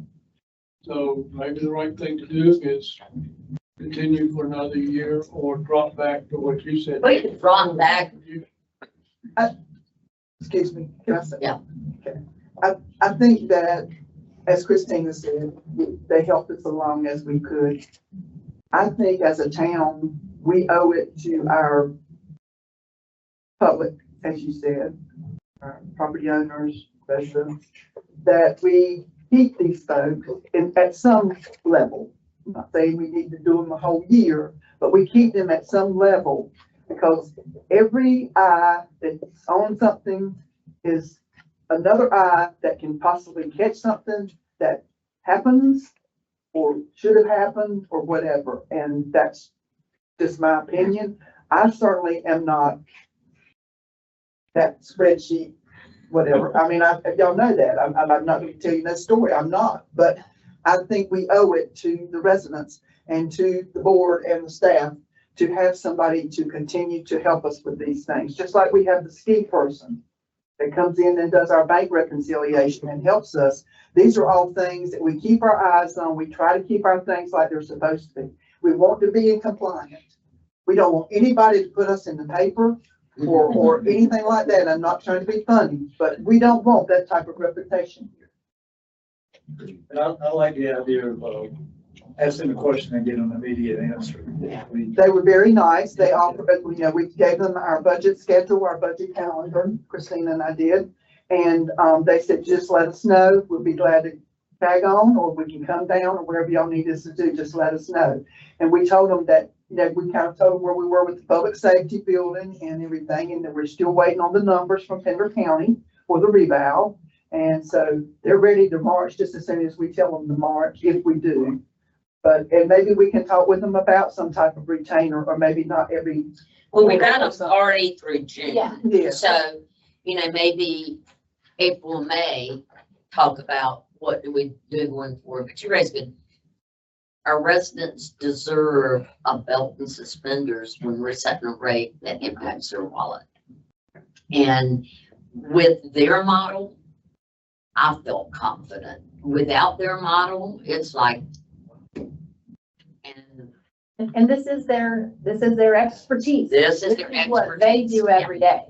We juggle a lot of different things. And so this And is really their nice guys. main job. And yes, and they've always been very, helpful to us as far as being ready for it anytime, just let Yeah, me know. because last year I'll be when, there. when we were having the, We, the circus with the taxes. we got our money for last year. Yeah, we could call them and say, hey, we need Yeah. this, they do ABC, whatever, I can't remember what we called them, but they fixed us, we had different papers, different things, and we roll it out to you guys, but it was because of them that we were able to roll it out to you as quick as we could, because, we say, do you have time to Teams us with this afternoon? We can show you whatever. Yeah. And they were very nice, very helpful. Of course, we were paying them, that's true, but that's their job, but they were very easy to get to, and would get right back to you. They didn't put you off. And they were kind of like the architects. You could say, what if, and they go, "Boom, this is what it looked like." And that's really helpful.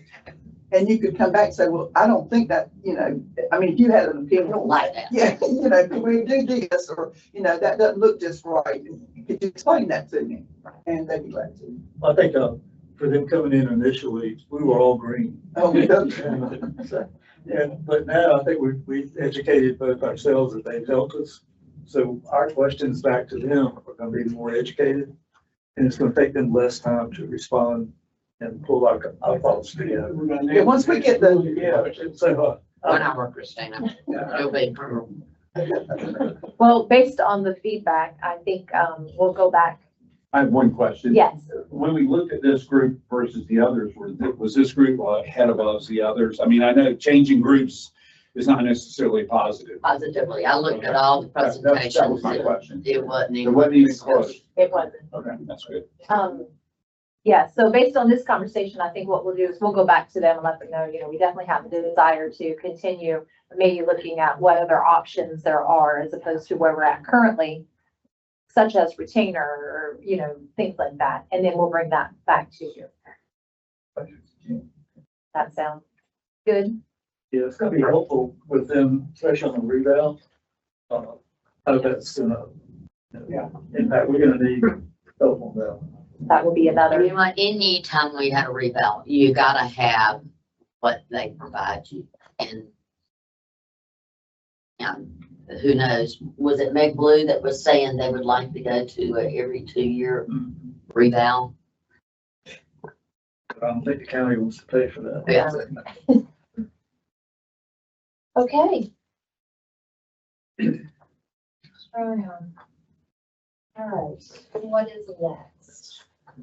Okay, so next on the agenda is, we want to discuss, town policy as it relates to volunteer and retiree benefits. This is not for, general employees. This would only be for retirees, from the town and, volunteers for specifically the fire department. That's where our volunteers come in at. And if Rose wants to Yeah, she's going step up. to, she's excited. I can see her now. So really, right now, what we want to do is, this is just to bring to your attention something that's going to be changing. And we'll have to make some decisions at some point, but right now, we just want to give you a little background on what we've found out. Currently, in our personnel policy, if you'll look on the page that was given to you, in the middle, you'll see the approved amendment to personnel policy on February 9th, 2022. The board then had amended our current personnel policy to, I think, what they thought would be more in line with what the original intent of the policy was. And basically that is saying anyone who retires from the town of Topsail Beach with 25 years of service would be eligible to remain on the town's group insurance plan until their Medicare age. If you look up at the very first one that was prior to 2/9/22, it just said in there with 25 years of service. And I think That's kind of vague. yeah, it was very vague, and I think the intent originally was being 25 years of service with the town of Topsail Beach, not just 25 years of service in general. So that's why the amendment was made in 22. This year, we've realized that there are some changes that have been made in the insurance side, nothing to do with specifically the town of Topsail Beach, in where it is now no longer legal to have someone who is not an active town employee on your group town plan, insurance plan. So now we can't actually have a retiree or a volunteer on the town's plan as we have up until now. Well, up until last year. So we just really want to mostly bring that to your attention that we're going to have to make some changes moving forward on how we're wording our policy in regards to retirees and volunteers. One question here, if the person has 25 years of service with the town, would they qualify as being able to have insurance through the town? No, because as written, that is what we're offering, but we are now no longer legal. Insurance companies will not provide insurance for a non-active employee. Correct. Yes. So as it's written, we can't offer what is currently in our policy. So one, we're going to have to make some changes, but we'll have to have some discussion on what we want to offer as far as then knowing how we want to reword this section. How does state employees get away with it? That's part of their retirement package. Self-insured. Well, we can, yeah, Well, they don't, state getting ready to look at, make some changes in that too, I saw. And they say. Yeah, I don't know about state. I'm always surprised they don't make changes later on that too. But if you're self-insured, Yeah. you can make your own rules. Well, then that's where we would probably be heading. That was part of their. According to the approved amendment, we weren't paying the premiums. We were just allowing them to be on our plan Well, and with then them. I mean, well, the town would establish they would contribute to the premiums. And that would be established annually during the budget. So 10%, 15%, how a percentage, Portion of the premium, correct. portion of the cost. They could stay on the plan and the town would pay a portion. Right. Again, no longer can they stay on the plan. I do want to point out too, before I forget, one of the other big things that we realized was the original language prior to 2/9/22 says 25 years of service before it was clarified. Anyone hired at the time when that was in effect up until 2/9/22 still gets that benefit. We have to, if you will, grandfather them. So even if they weren't with the town, Correct. If they have 25 years, so if they've worked 25 years. I'll use myself as an example. I was hired under the old language. If I was to retire with 25 years of service, period. With local government. Local government, of course, when we say service, we mean local government. That benefit would still apply to me because I was hired when that language was in place. But does it say to the extent we are able to provide it or not? Well, again, it would still mean that I could receive the benefit, but we'll have to look at how the town is going to be offering that benefit. So For example, let's just say I would go get my own health insurance plan because I can no longer be on the town's plan. And a portion of that premium would be subsidized, could be subsidized by the town, set forth in whatever manner is in the budget ordinance for that year. Does that make sense? Yes. So how many employees do we have that have retired that had 25 years of service? That's retired? That are retired? None, we have none. None. Okay, so if we fixed it now, there's nobody that's getting it.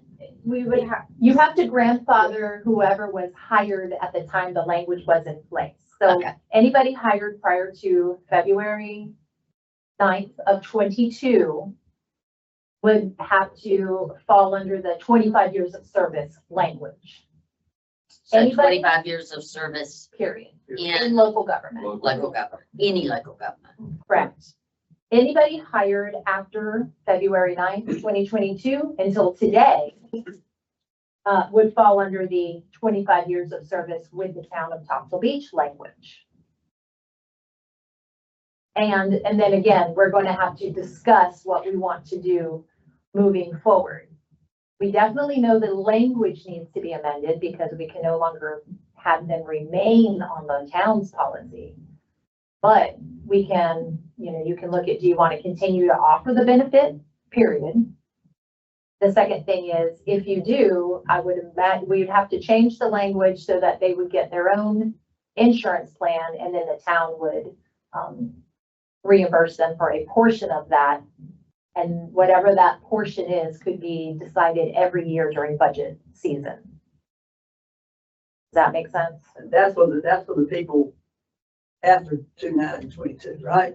Because it was always like be the ones prior to 2/9 or we're gonna pay, we're gonna have required to pay for theirs.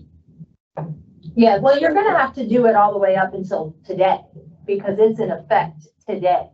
It's just the people who qualify for it prior to 22 would be different eligibility requirements as opposed to after 22. So prior to today, they could be on our health insurance plan and we picked up some portion of the premiums. Prior to this year. Prior This to year is when it changed. And we picked up some portion. yeah, it's in the. And did the budget. portion vary? Yeah. Okay, Well, No. it's 10%. okay, so we picked up 10%. Yeah, yes. They paid. We picked up 90. We picked up 90. They paid 10%. Okay. So now those people who, do we have any currently? Okay, so those people would have to go get marketplace insurance, which is going to be much more expensive. And they're expecting you A portion. to help. Yes, now I will say, right, currently and how it's been historically, the board has set a percentage of what the town will pay, okay? Because we always knew what the cost of the plan was gonna be, because they were on our plan. Now, with the change, them having to go out and get their own plan in the private market, those can vary. They can be from A to Z as far as the cost of the premium.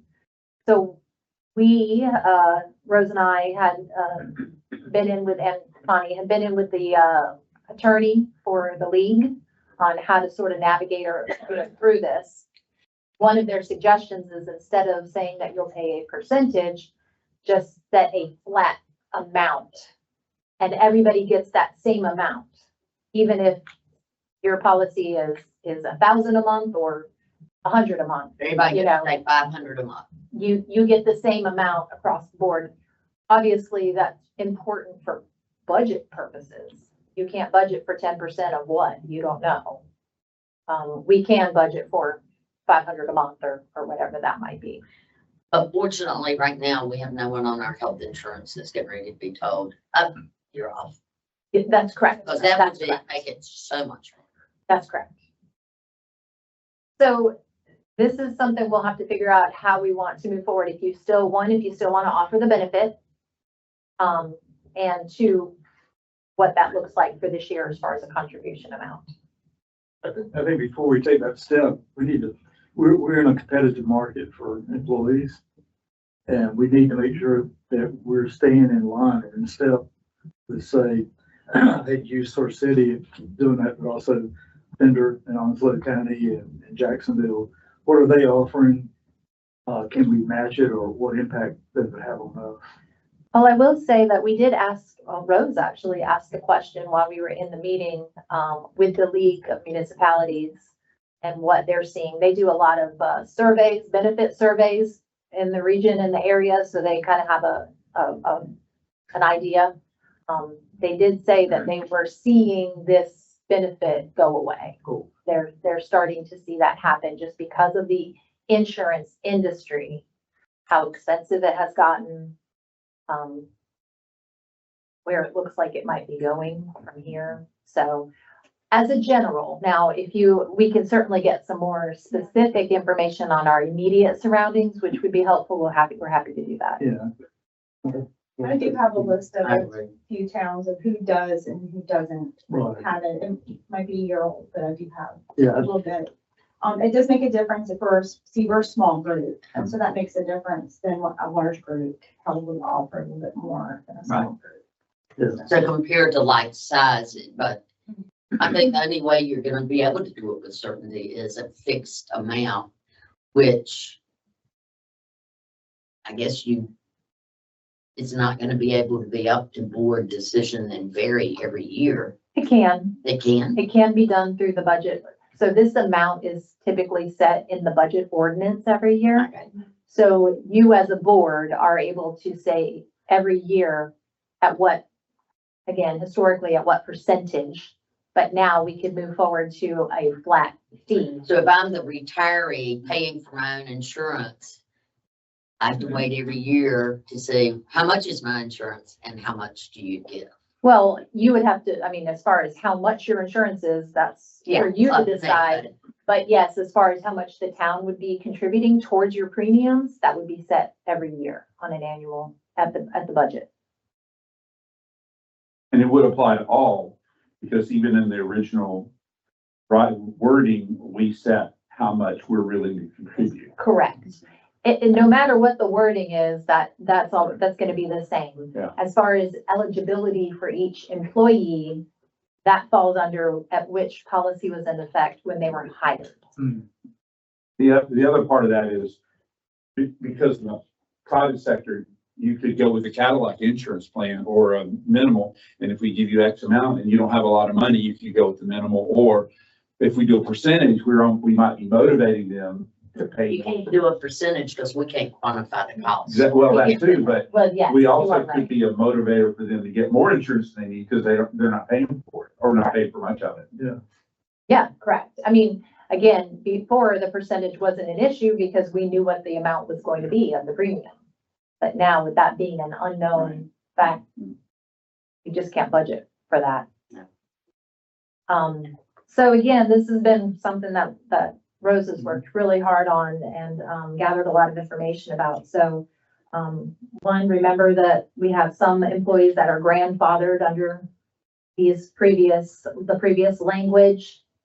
Two, the language is going to have to be amended, based on what we come up with here. And then three, you guys will have to talk about and set what amount for contribution. And the way it's worded covers it. It's based on a criteria. So Yes. Yeah. And really what could just basically be taken out is, basically remain on the town's group health plan. I mean, that. You gotta take that out. We'll have Yeah. we'll have to massage that language a little bit. It basically could say the same thing. except We'll be for the fact that- eligible for a town health insurance subsidy. Something like that, Until- absolutely. Can you give me an idea what we're paying now, or what we would be paying now if somebody retired now? What is the premium? What is 90% of the, Well, we don't know the cost of the premium. That's kind of the, from right, from here. for right I now? don't know because they would have to be on. Well, he's saying if they were on town's plan. Yeah. Let's say If you that- had a retiree right now Not, so about $1,000 Yeah. roughly a month, Okay, so $100. Yeah. They would pay 900. so it's, the premium is about 1,000 and they're paying 100. That's. Then what else would be helpful is just to know for future reference, how many employees are employed with us today that are grandfathered in? Yeah, we have, I we know have it's that, six. so we'll make sure we get that. Yeah. Well, hold one second, Jamie, you had a question? I was just thinking $1,000 a month. People are paying $1,000 a month for insurance. Well, that's, Well, that's what, no, that's I've got actually what friends we. paying 1,500 a Yeah, month. I mean, that's what the town's paying for the employee. and that's just for medical, not dental, vision, life. For all together, it's 1,000. For the medical part, Eight it's something now. 8. Jamie, I've got some friends who are retired, but they aren't eligible for Medicare now. Yeah. And they're paying, one's paying 1,500 a month, one's paying 1,800 a month. I was paying 1,500. For not great health insurance. Yes. With a $8,000 deductible is what I was paying last year, 1,500 a month. Which again is, I think, why the Yeah. industry is so, interesting right now, we'll call it. Yeah. So obviously with that being said, that's the retiree portion. Yeah. If you look down, below that, it does talk about the volunteer, which was basically the same sort of option, for our volunteer firefighters. That was changed way back when, and anyone who was on the town group plan could stay, and everybody else that was being hired or as volunteer, they had to go on to just stipend. And so currently, we only have one remaining on the plan, but they've already decided that it's going to be, they're going to be moved over to a stipend in July. So basically, for volunteers insurance, we won't really have to worry about that because they won't be allowed, that won't be in the policy after July anyway. Everybody will be on a stipend. Nobody would be eligible for insurance. Yes, stipend or pay. And yes, and what we're gonna do is, if you can see, it's in part of the town ordinance under the fire department, as far as how their stipend is and all of that. This really needs to be removed out of the ordinance section and put in the personnel policy. So that's one of the changes that you will see, is removing it from their ordinance and putting it in as part of the personnel policy. And then again, in the budget ordinance for that every year, if you want to look at the stipends that are currently, set for the fire department, that's something you would look at every year. And if you make any changes, that would be reflected in the budget ordinance. Could that Not- not be equal to what we would pay a retiree? To the stipend is carried across the board? Well, I mean, stipends are a bit different than I would think. The The, stipends are based, well, right now, the stipends are based upon their training and where they're at. They're like, Their if they- levels. if their levels. That's how the stipends was set up. if you're a firefighter one, a firefighter, your certification, what you've been able to achieve, that's how it's a tiered Yes. stipend amount based on your certifications. That was put in place many years ago, and if that's something the board wants to look at, that's something that always can be talked about during our budget workshops. So you're not gonna give them options. From now on, will be stipend, it will not be insurance. Well, and it really hasn't been an option for quite a while.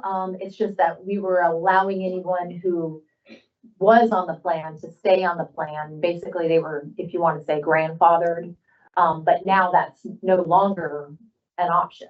So starting July 1, we only had one that was kind of left on there. So starting July 1, all volunteers will be moved over to the stipend method. We won't have to worry about that for insurance. But if they want to be, they can. be. No, they are no Why don't you just longer, Write this out of why don't you just write this out of your ordinance altogether? And Well, that's what she's saying. yeah, that's I what mean, we'll she's talking about transferring over. No, you're moving. Yeah, we'll be amending the language to reflect these new changes with the insurance agencies and not being allowed to stay on the town insurance. And then the portion about the stipend amounts, that will be put over in the budget ordinance. Well, I mean, if they say about stipend anyway, yeah. It would go over to human services. Yeah, I mean, this will be Xed out Oh, yeah, altogether. yeah, will be. Yeah, this is all gonna be amended, so. The stipend reflects the fire department, which the volunteers that have stipends are the ones that we have to have, because we have to have the 22 or 21 on the state roster to be a fire department. So in order for these people to be here on the stipend or on our department, on our roster, we have to compensate them in some manner. And we hadn't hired a new one since 2009. I mean, Yes. according to this, I mean, even if we still gave them a stipend, according to this, they could still be part of the, if they wanted to volunteer, be part of the, insurance. Well, right, exactly, and that's why we're saying these are all gonna come before you guys as a text amendment, before, to be amended by July 1. I just kind of wanted to give you a heads up, background on why you're gonna see these changes. I mean, no, they might be able to join our insurance. They- Less cost. They cannot join our insurance. That's what You the state's cannot, you changed. can't be on the town's group policy unless you are an actual employee. Volunteers are not employees of the town technically, and neither, of course, if you're retired, you're no longer an active employee. Have to work 30 hours more. You have to be an employee Working. 30 hours more. Be on the insurance. So they just don't have an option. There's no longer an option for that at all. So we will get some more information on, kind of the surrounding areas, retiree benefits. And we'll also pull together the list of how employees break down into the different, policy language.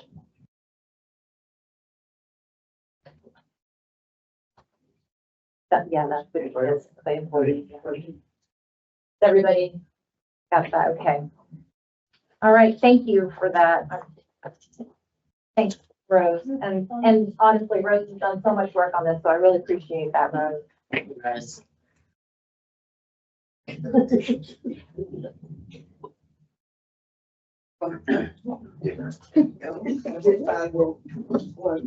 Just find where we, the power bill amount that we asked about, I'll just give you that amount. We have, at the end of June 30, 2025, you had $69,733. 6:30, $69,733.93 but that was in 25. at the end of June 30, 2025. 25, gotcha. Can that be used for driveway entrances?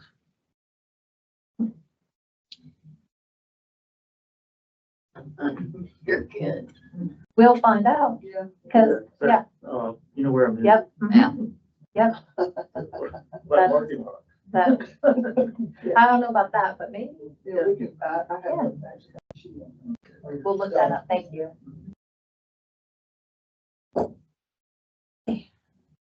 So we're really kind of getting into now, the priorities and goals for 26, 27. So, I listed a few on this, agenda that I think we need to discuss that are certainly will need direction as far as how to move forward, how we would like to move forward, for budgeting purposes. And there might be others that are not listed. So this will be kind of an open flowing conversation as we discuss priorities and goals for the upcoming year.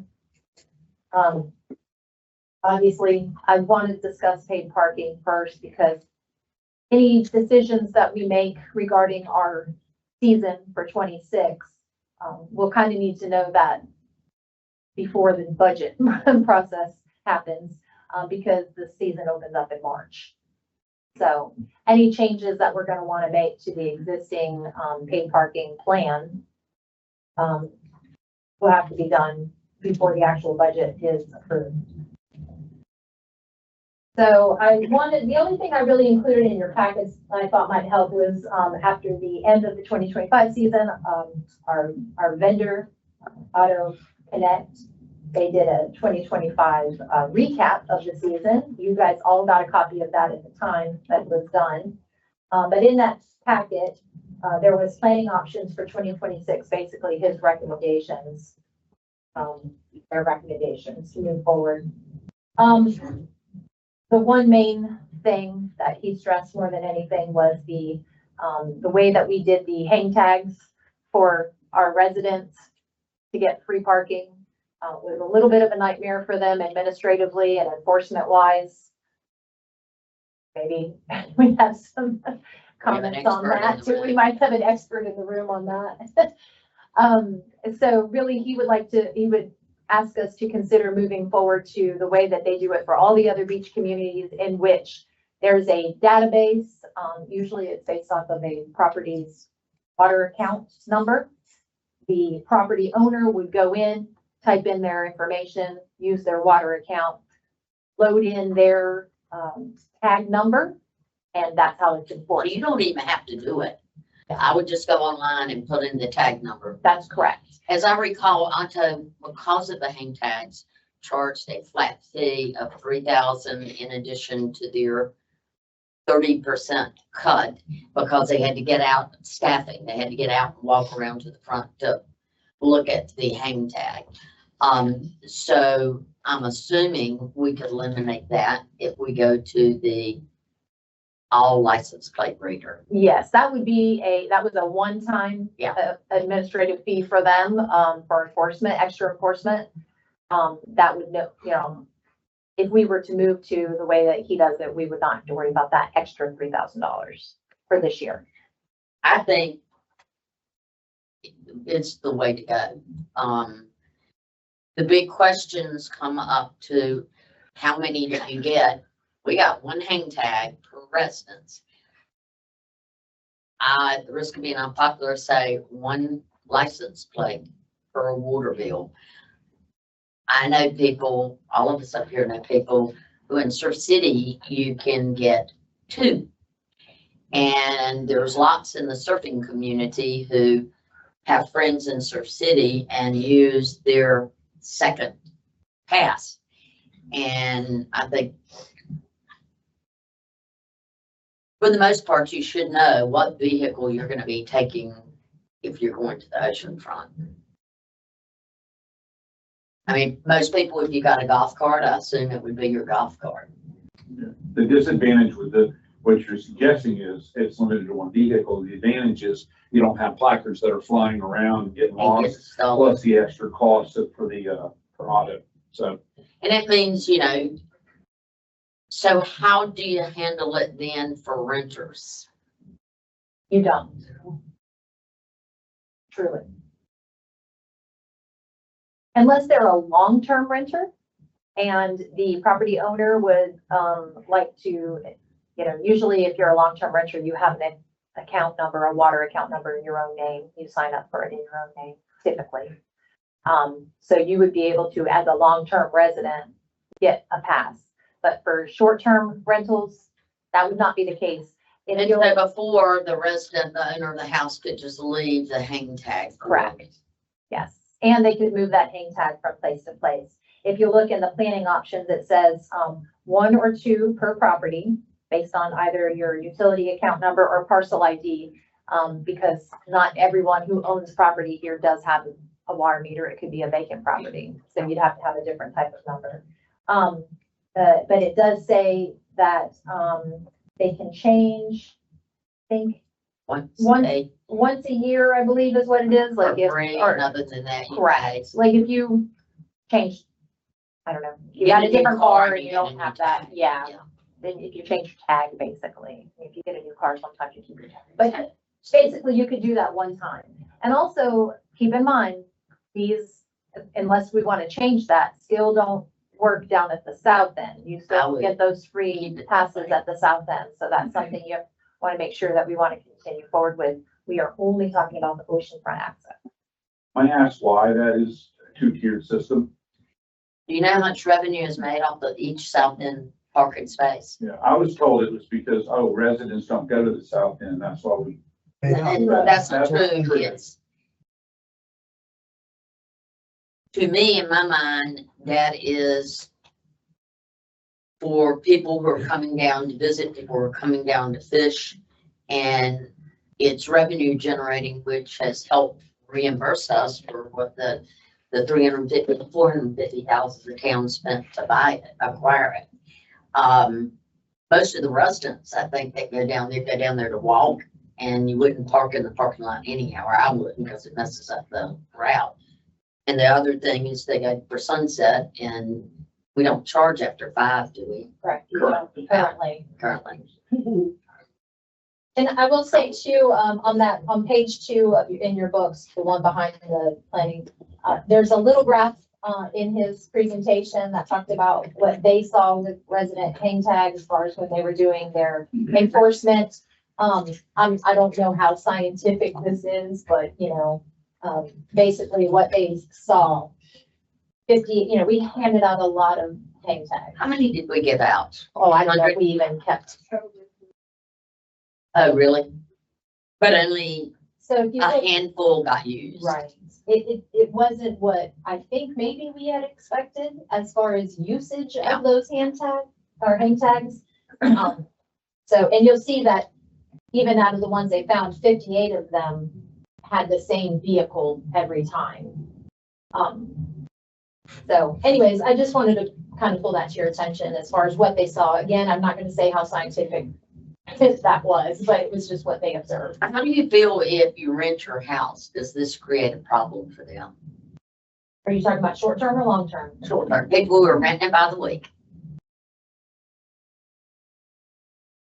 The other part, and I'm trying to think out loud, Jamie, Mario, if y'all have any thoughts, let us know. If I'm renting my house weekly, I wouldn't leave the hang tag for them because it's going to disappear. And somebody said you got to pay $50 to get a new one. I mean, I think it's somewhere like, I've rented plenty of places that give you a pool pass. Yeah. They've laminated it, they've Yeah. stuck it in the house and it's in your packet or whatever and you can use it. So I imagine it was somewhat similar to that. Yeah. Harry and Jim. Now, are you talking about people that are renting through the realty companies? Either directly or through the realty Well, companies. the realty company should notify these people you need a beach. That's gonna be part of your vacation to pay for paid parking. I plan my vacations around, when I used to drive down here from Jersey, dinner, any extra expense. You factor that in. That's why after all the years of hearing complaints, well, why should we pay? Hey, I never had a free ride up there. Everything was paid. Well, and if you're renting at somebody's house, you're either on the ocean front. If you're on the sound, you have the option of hauling your kids' junk over there and dropping it off and call when you need a ride back. That's what we've always done. But, I think the realty company should let the people know it's paid parking, Yeah. which I'm assuming they do.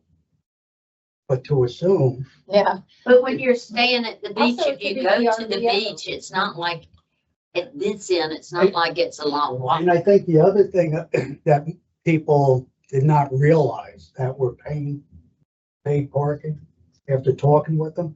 They didn't realize if you paid at the south end, they could go to any beach access and they're still paid for the day.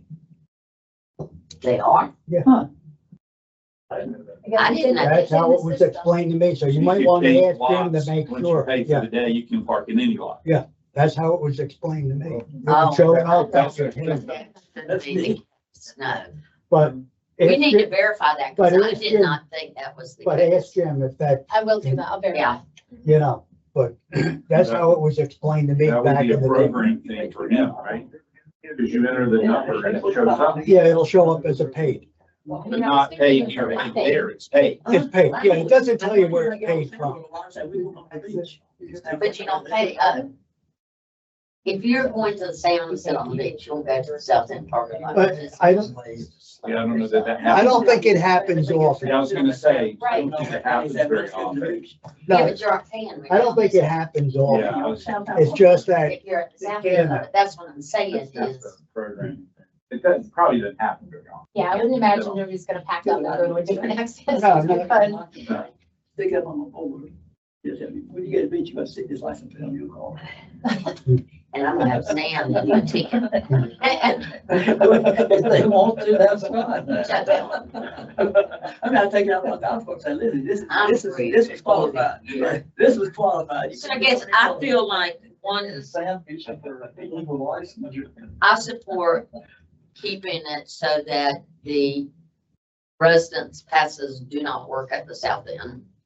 And I would do one residence license plate for a water bill. Anybody? And I positively would not do seasonal passes for regional towns. We got enough. And when you say, one pass per water bill, that would be basically, one pass per property because One we pass have per property. vacant properties. Okay. And can a renter buy a pass for a week? They can do daily passes. Wait a minute, bring that back in. A You can daily. do a daily pass, which is an option when you get there. You can either pay by the hour. But it's not really a pass. You're just paying in advance for the whole day. Yeah, I mean, you can buy your hour. You can buy it by the hour, I guess, if you want to call it a pass. You can rent it by the hour, you can get the whole day. Were you gonna discuss the additional paid parking with Yes, private companies? sure. So everybody's one pass per property. And it still is, does not, still at the south end, all property owners will still have to pay at the south end. Other question is, do we change the paid parking hours at the south end or keep it the same? Yes, that's, one of their recommendations here was, to extend the south end permit requirements and, paid parking during all open hours. And again, these are just all recommendations from what they're seeing for your discussion. But any of these things, any of these options that we want to move forward with, we just would need to know for planning purposes. Again, paid parking season starts in March. So is that 7 a.m. to 10 p.m.? Is that the hours? All day, it's been 24 hours. No, it's Well, not. No, it's not. It closes at night. I'm talking about, well, I thought it says. The south end. Oh, south end, okay. The south end. But we have the gate there now. And see, my thought was we discussed the fact that mostly the residents are gonna go down there to watch sunset. Right. So if you extended it till 7 during the summer, you know, sunset is after 7, so it would still allow the residents to go down there to watch sunset. Well, they got permits, I'm sorry, like permits don't work down there. Permits don't work. Area, yes. Your feet on the ground there. Well, no, what I noticed being that I live there, the majority of the people that show up after 5 for sunset, they're up at that thing trying to pay. And I believe that's part of what they've noticed at Otto, because they get those requests to pay after hours. So. Oh, we got honest people. Interesting. Well, and I'll walk through with the dogs and they're there trying to pay like crazy and you go, hey, it's free after 5. I didn't know that. And what are your thoughts? I think it should be paid up until you close that gate. They fly down the street to get to that sunset. And they're there.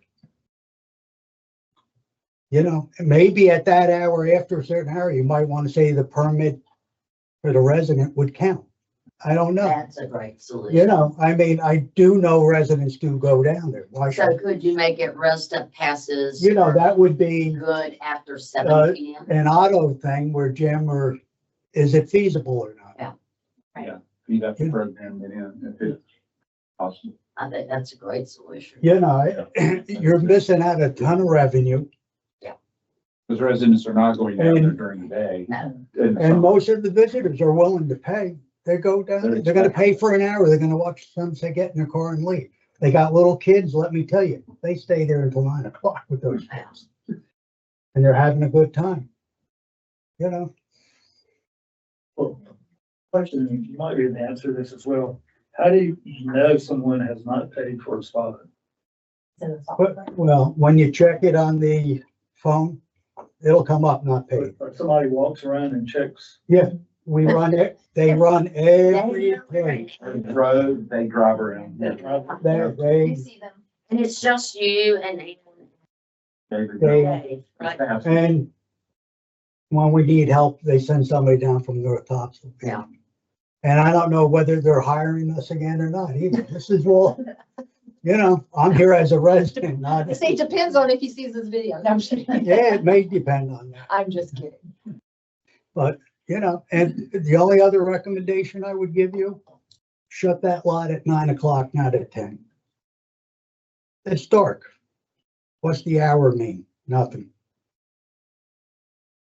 I mean, I do thank you for doing that though. And I'm sure Frank can tell you that the traffic has been cut down big time It has. with the truck, all that noise.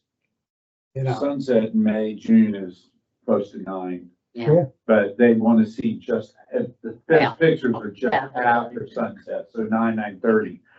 But, you know, I mean 10, but if you could, I'm just Yeah. throwing it out there as a but resident. only around May, June, or June, I guess. I do think if you can, if residents tags can work after 7 PM, Mhm.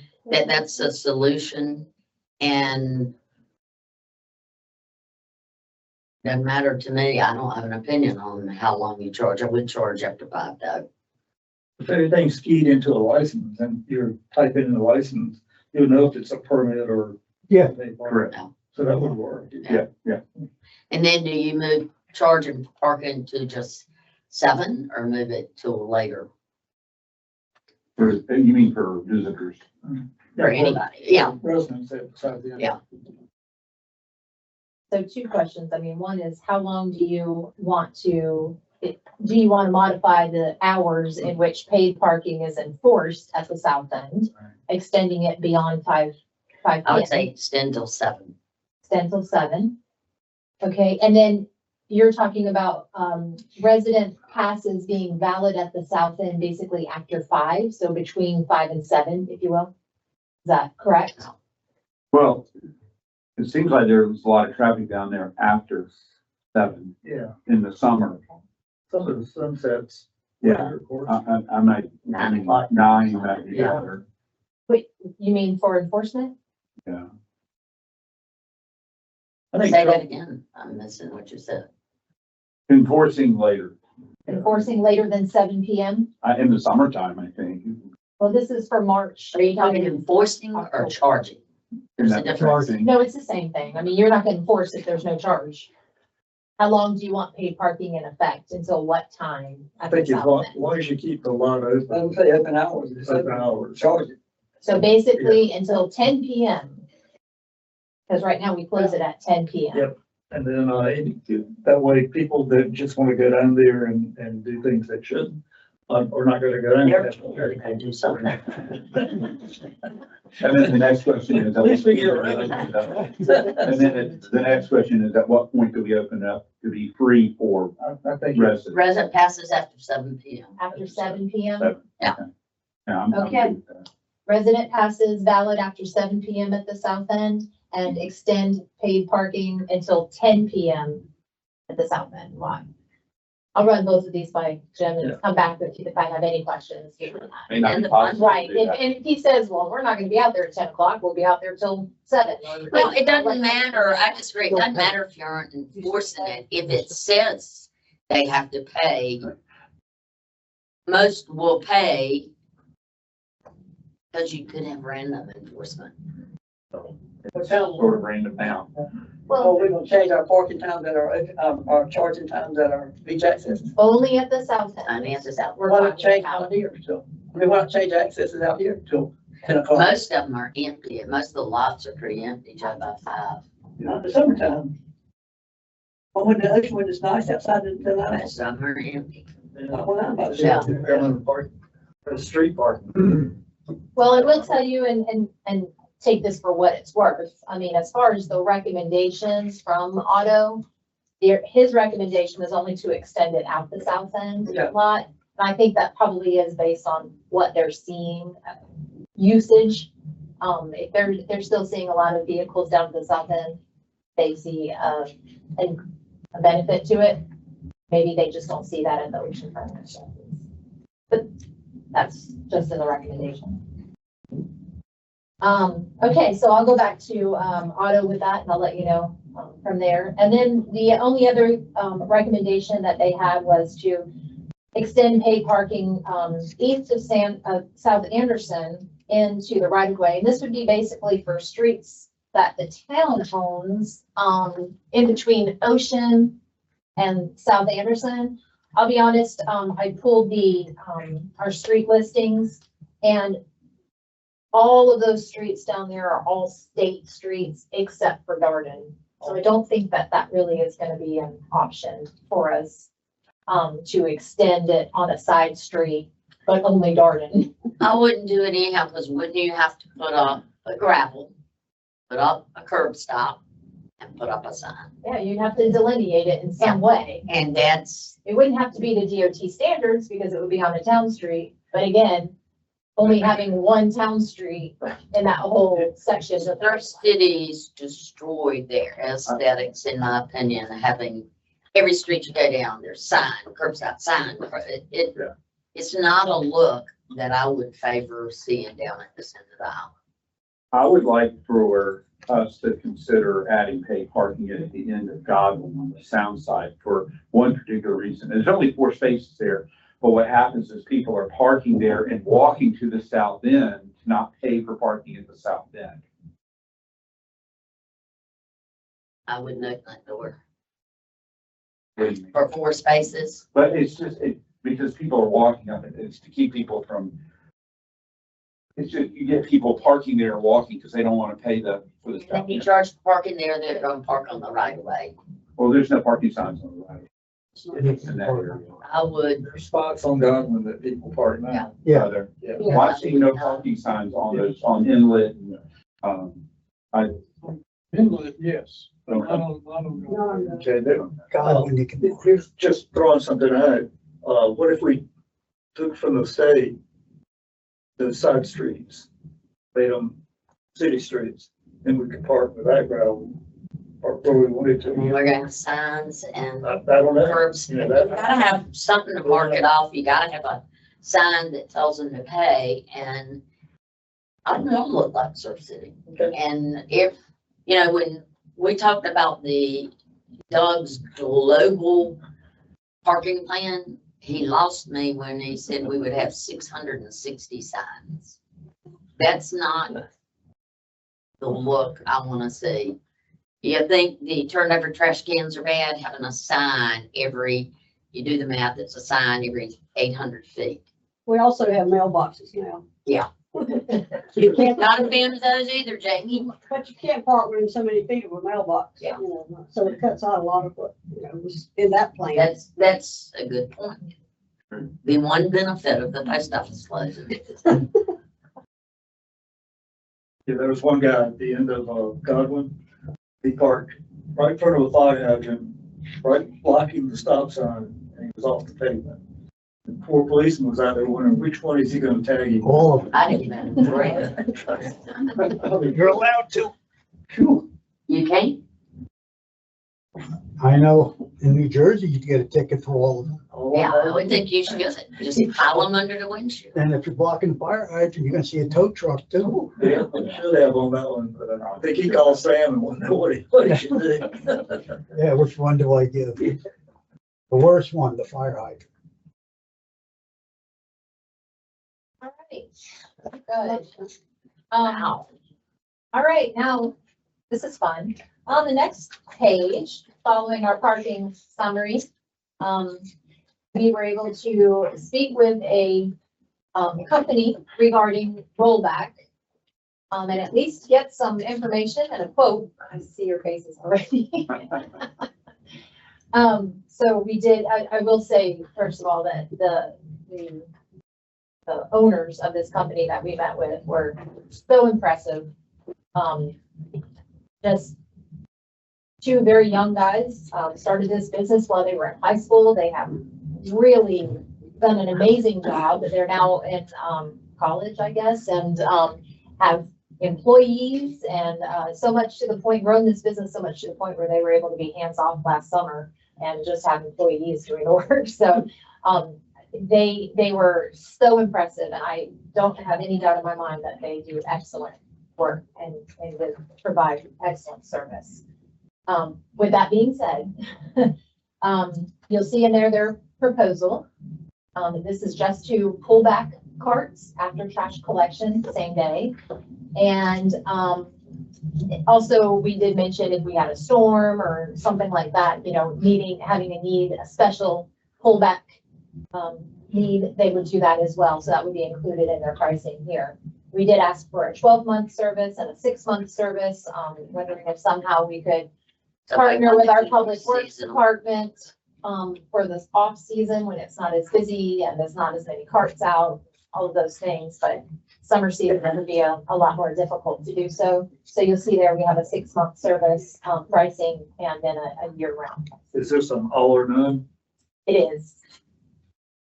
And again, this would be for all of the rollbacks. So of course, the twice in the summer and the once in the winter.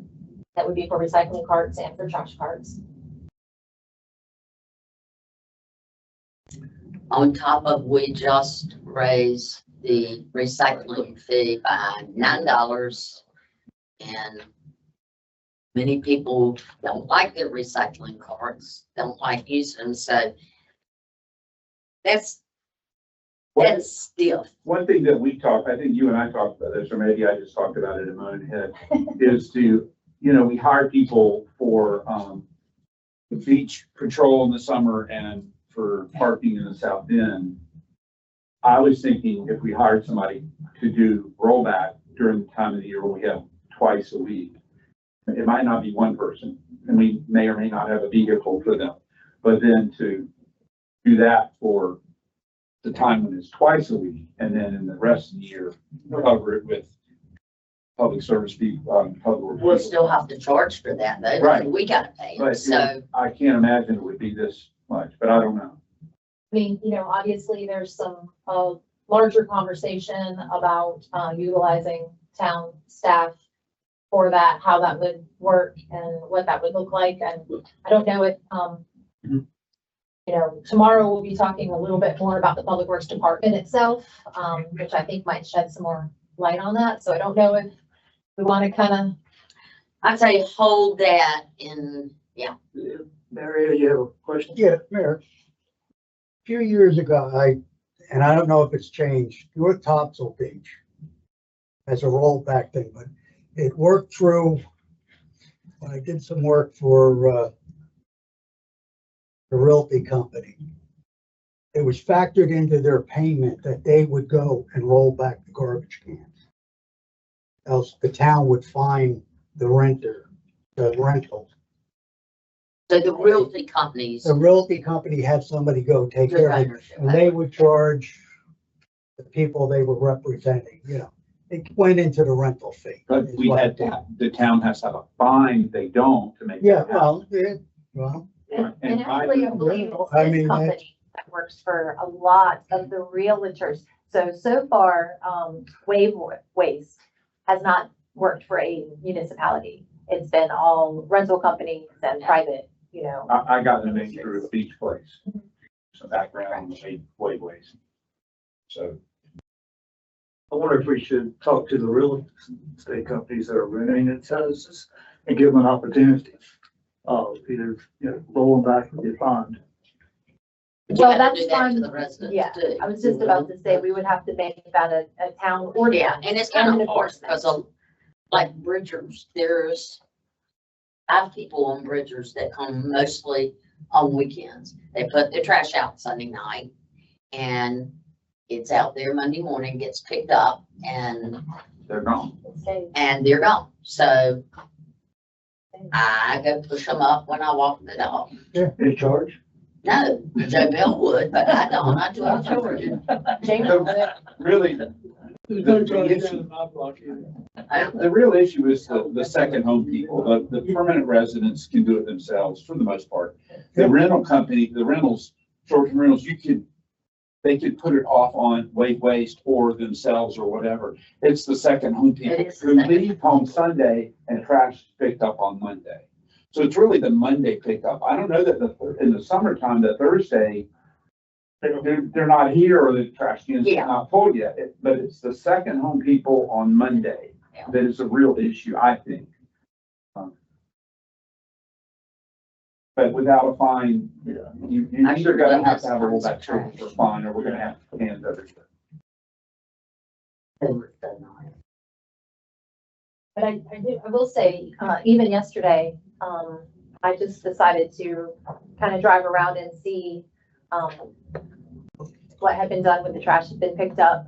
But I even noticed, there is a lot of carts that are just, they've been out there. They've been out there by the side of the road for even through, yes, I mean, they just stay there pretty much on a constant. I noticed yesterday, I thought was very interesting. I almost videoed it for you.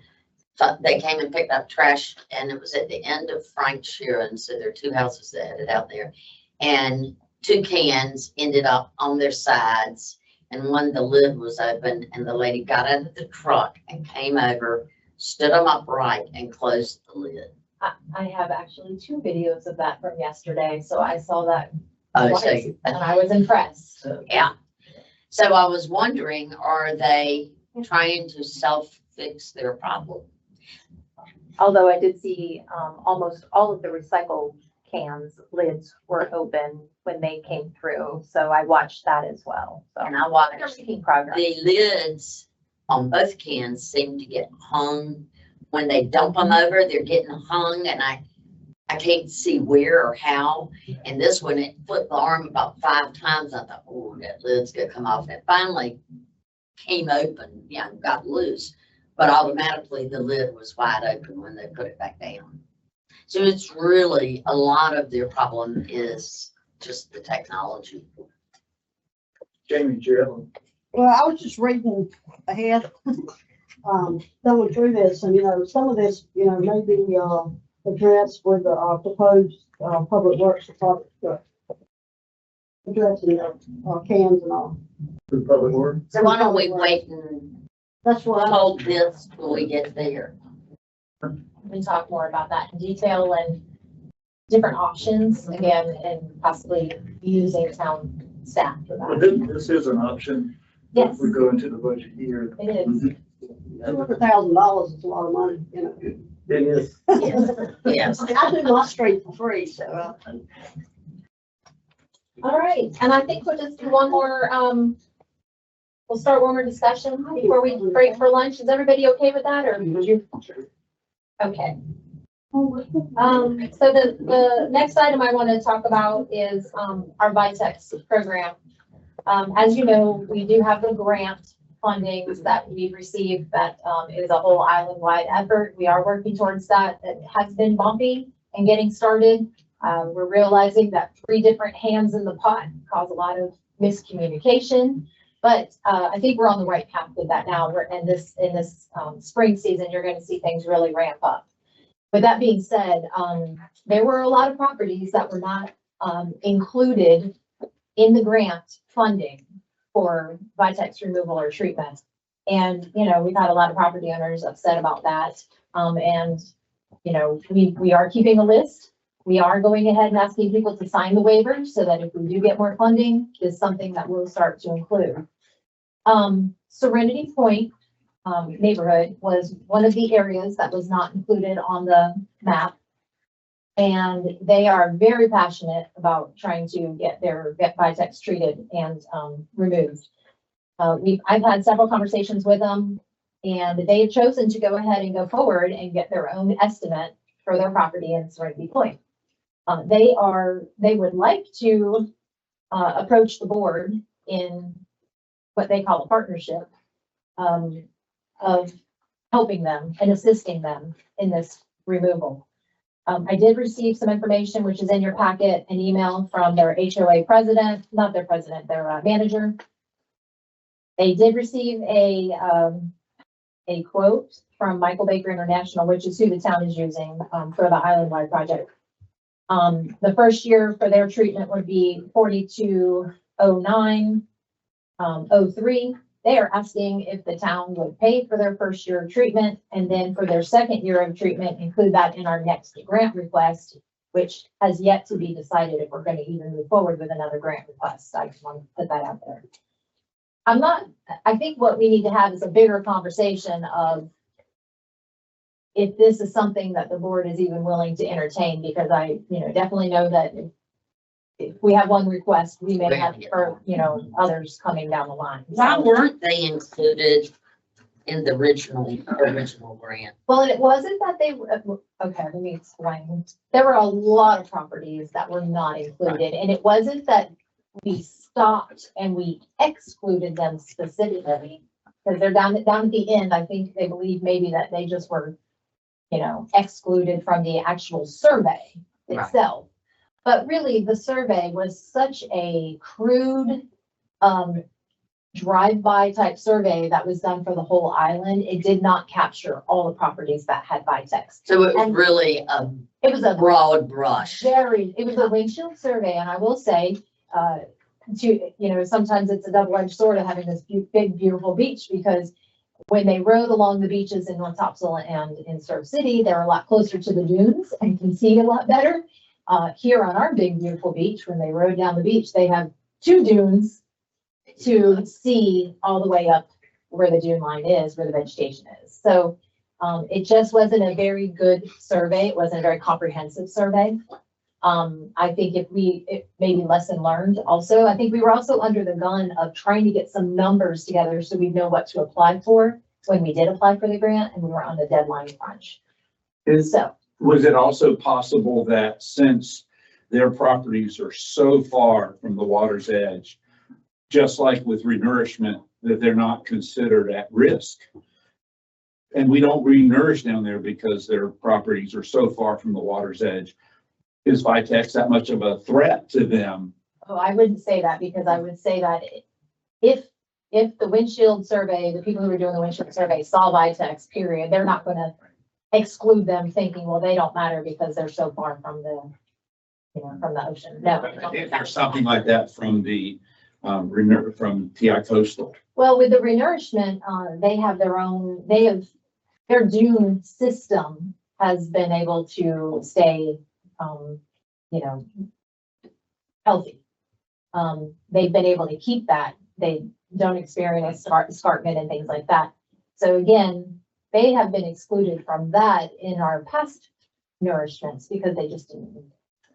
Now we are seeing that shift slightly based on these last storms. Sadly, I think you summed it up well. If we set a precedent for, we got Vitex, we want to pay to get rid of it. You're gonna have Vitex popping up everywhere, and I don't know how you quantify our exposure to fund all of that. If we were to go down that line, it would probably be a yearly funding of X number of dollars. And it's first come, first served. And then the matter is, if you don't know about it, how do you apply for it? So, You know. And No, it's not not. like they can't treat it themselves. Yeah. They can be treated by the owners. you can pay to have it treated. You can pay, or you can do it, it can be done, it's not Yeah, rocket science. yeah, but. Can you treat penny water? I'll hire you. You know. No, we don't. And to what you just said, and I've had more conversations than I wanted to with property owners who are not, that they are not included in this project. And I apologize. I tell them that, it's possible we may go out for additional funding through grant sources. And, I put them on the list. Yes. But I do tell them their option is if they want to go ahead and move forward, they can certainly do that. And I through think their own that's what we means. should continue. Because if you do it for one, as bad as I hate to say that, you're opening yourself up to everybody. And it's expensive. It is. And time consuming as well. Well, My question is how viable is this program if every other lot is not being treated because it's not part of the plan? Across the street from my house, there's a huge patch of it there. It's a rental property. The owners don't live there. They do rent it. And this fall, they had their lawn service people come in and cut it back off of the driveway. There's still a huge amount of it there. And I have no idea what the lawn people did with it. They probably added it to all the yard waste stuff. So it gets to the question of, you treat this property, but not that property. The eradication program is not making any sense. He's exactly right. I mean, it certainly needs to be done. That's the exact reason why we decided to do an island-wide effort, because each town, you know, if one town did it, and the other two, it wouldn't make a lot of One sense. little bit left But- behind. But we're going, you know, it's just something we're gonna have to take little bites of as we go along and just, you know, try to continue to move forward with it. We're not gonna get it all in the first fail swoop. That would be lovely if we could. But that is, you are exactly right. It's not gonna really be a good comprehensive plan until we're able to sort of treat all of them. What's the chance of this program continuing with additional grants? Well, I talked with the other town manager in Surf City recently, and, you know, it's our plan to apply for additional funding. And I think if they see, that the project so far has been beneficial and going well, and we have a lot of participation and want from our property owners, I think there's a good chance that they'll, you know, do a second round of funding to continue the project. And the argument's what Roy just said is you knock down 80% of it, but to eradicate it, it's got to continue. So you either fund more or your initial funding over time, the benefit's going to erode. That would be a Wasted very money. good argument. I think that we'll be putting in our grant application. So I think it's good chance that we'll get additional funding, but, you know. Also, if I understand what Roy said, they took it out of the driveway, that's where it was growing? Well, it was growing into the driveway off of the Into side driveway, property, yes. but that's not a sand dune. Yeah. That's behind the house with sand dunes. But it's on the street side. It's good. This stuff primarily grows out on the dunes. Is that right? I don't think necessarily that's where the problem is. Because it's on the sand. Shows off It's the, on the sand. yeah. You are correct. I think our concern is the dune system, but certainly I've seen it on Second Row as well. And, you know, it needs to be treated everywhere because those seeds do transport with wind. Yes. So But it's growing, other than on the dunes, then problems even bigger, by far. and it is, I've seen 15 years ago, it was a preferred landscape plan. And that's what, you know, It's a beautiful blue flower. what do you do to the people who introduced it? I mean, that and Pennyworth, Pender Co-op, Dollarweed, they introduced that down here to stabilize your dunes and your sand. Thank you very much. Same thing with Cudson. Yeah, same thing with Hudson. It's our Cudson. Okay. You have That's to what get they rid call of this kudzu of the coast, by the way. Okay, so I think I have my information I need to at least respond to Serenity Point's request based on this conversation.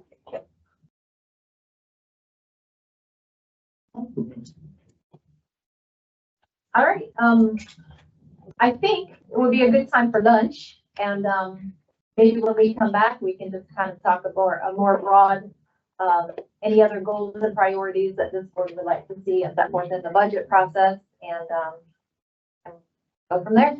May not go till 4, that's okay. We don't have to. Yeah.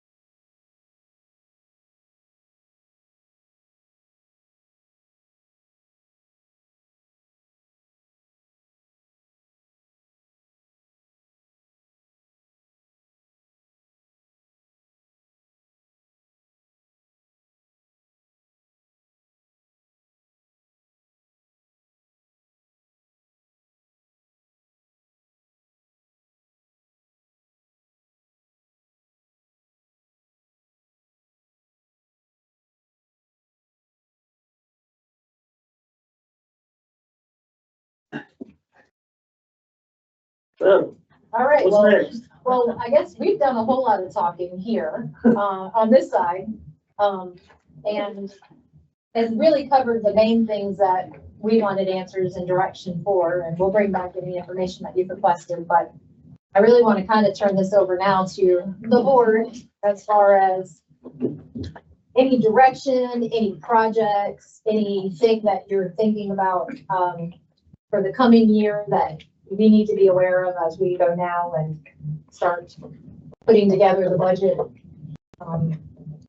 Any department, anything that you guys can even think of that you want to make sure we are aware of as we go forward here. Thursday, keep saying tomorrow, Thursday, you'll be sitting with the department heads. You'll be able to ask them questions about, their department and what they're thinking. They're going to present their capital needs requests. So we can kind of talk more about department heads or each department on Thursday. But right now, I think it's just going to be kind of an open conversation from the board. Any direction that you guys would like to give us as we move forward. Okay. I'm sorry. I'm not the board, but.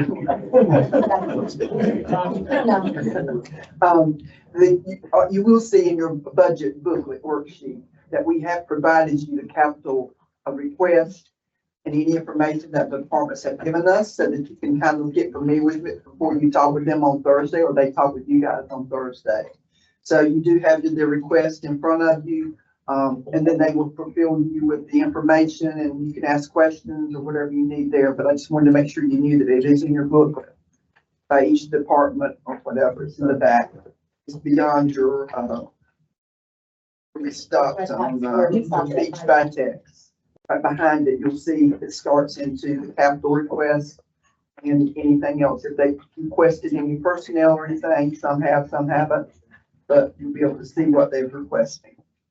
Have you found So that? you have the information. Okay, so you have it to start, just looking at, so you'll be ready for any questions you want to ask them.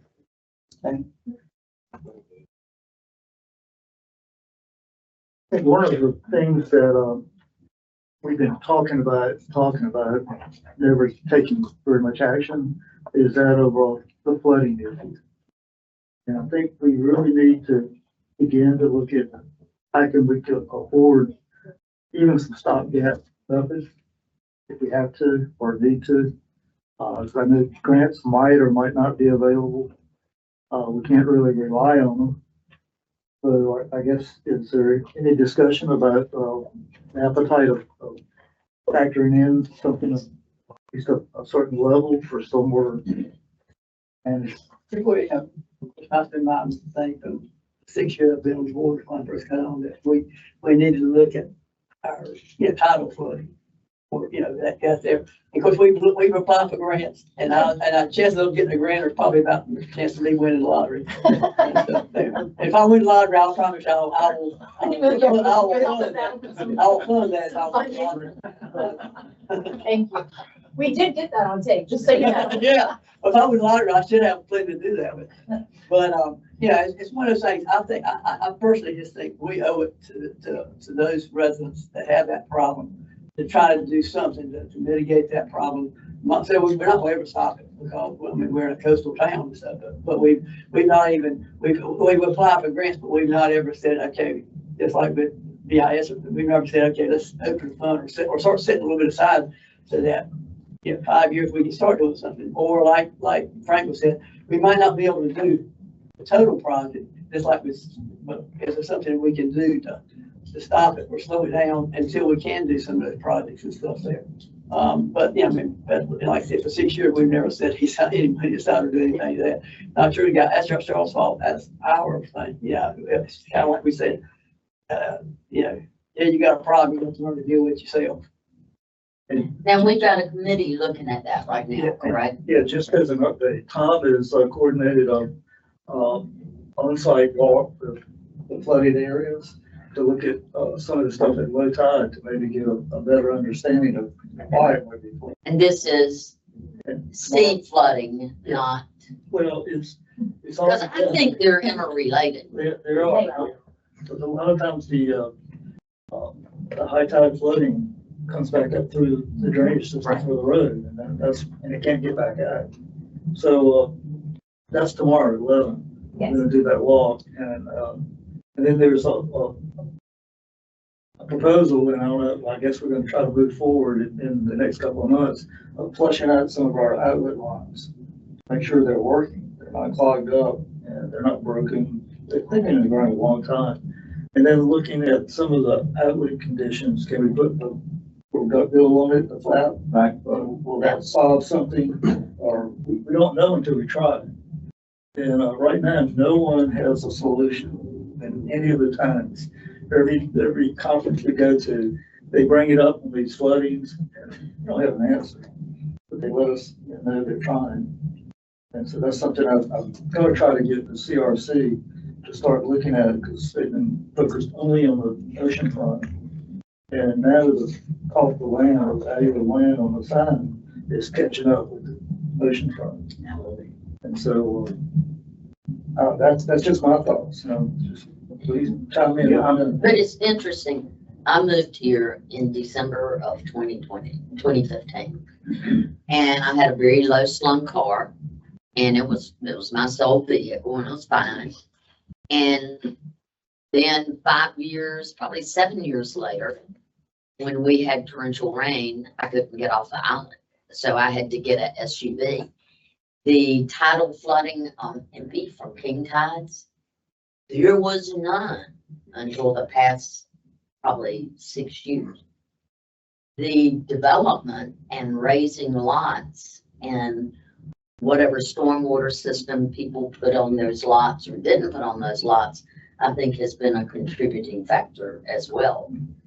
My house in a king tide in 2022, water was inside, the whole house was surrounded by water, and it'd never been like that. And it was an hour and a half past the high tide. So it's an amalgamation. I think we've got flood warning. I think it has to do with our storm drains. It's tides rising, and I think it's development and having less obvious surface down here. So we really have to attack, in my view, all of them to make a meaningful effort. And to fund it, for instance, Rocky Mount, I would want to feel pretty sure if we spend that amount of money that it's going to solve the problem. There was. Yeah. So, well, Doug's right. We've talked about this problem for 6 years. Somewhere we have to decide to start. And my question is Rocky Mount, do we have a plan for the right place to put the money first? I think, and I think that includes your problem and MP problem. And I think part of it is what was a priority 5 years ago, which I keep hearing, and I don't disagree, Rocky Mount is, what was the top priority 5 years ago? I think that's off the table. It is look at what's worse now. Because like ours, we had no flooding down there 5 years ago. And it goes past Bridger now. Rocky Mount, my observation, is one of the worst. Carolina's bad. I would say, Nancy, that we probably knew 6 years ago that Rocky Mount was the problem, but it's gotten much worse, as you described. And I think some of it, the problem. I think some of it is from misguided efforts to fix the problem. And that's what I'd like to avoid is, I think the number's like 500,000 or 600,000 to fix it. Yeah. That'd fix it. Okay, but I don't want to spend that and it either not fix it or make it worse. What has happened in the past, as I understand it, is that we've tried to fix Rocky Mount with amateur recommendations. Precisely. Right? The town, without any engineering help, said, we're gonna go figure this out. We've got ditches, we've put riprap in and stuff like that. And we still got a flooding problem there, and it's getting worse. So now we've gone out and gotten, presumably, professional engineering help to tell us how to fix it. And it's up to us to decide whether or not we're gonna pursue it. I think we've looked at paring it down, to take some of the good bones of that study and apply them at a cost that we can afford and see if that's gonna work. Because that was part of the lead-in of it working. Yeah, and if it does work, then we've got residual, water that's standing behind it, we can get rid of.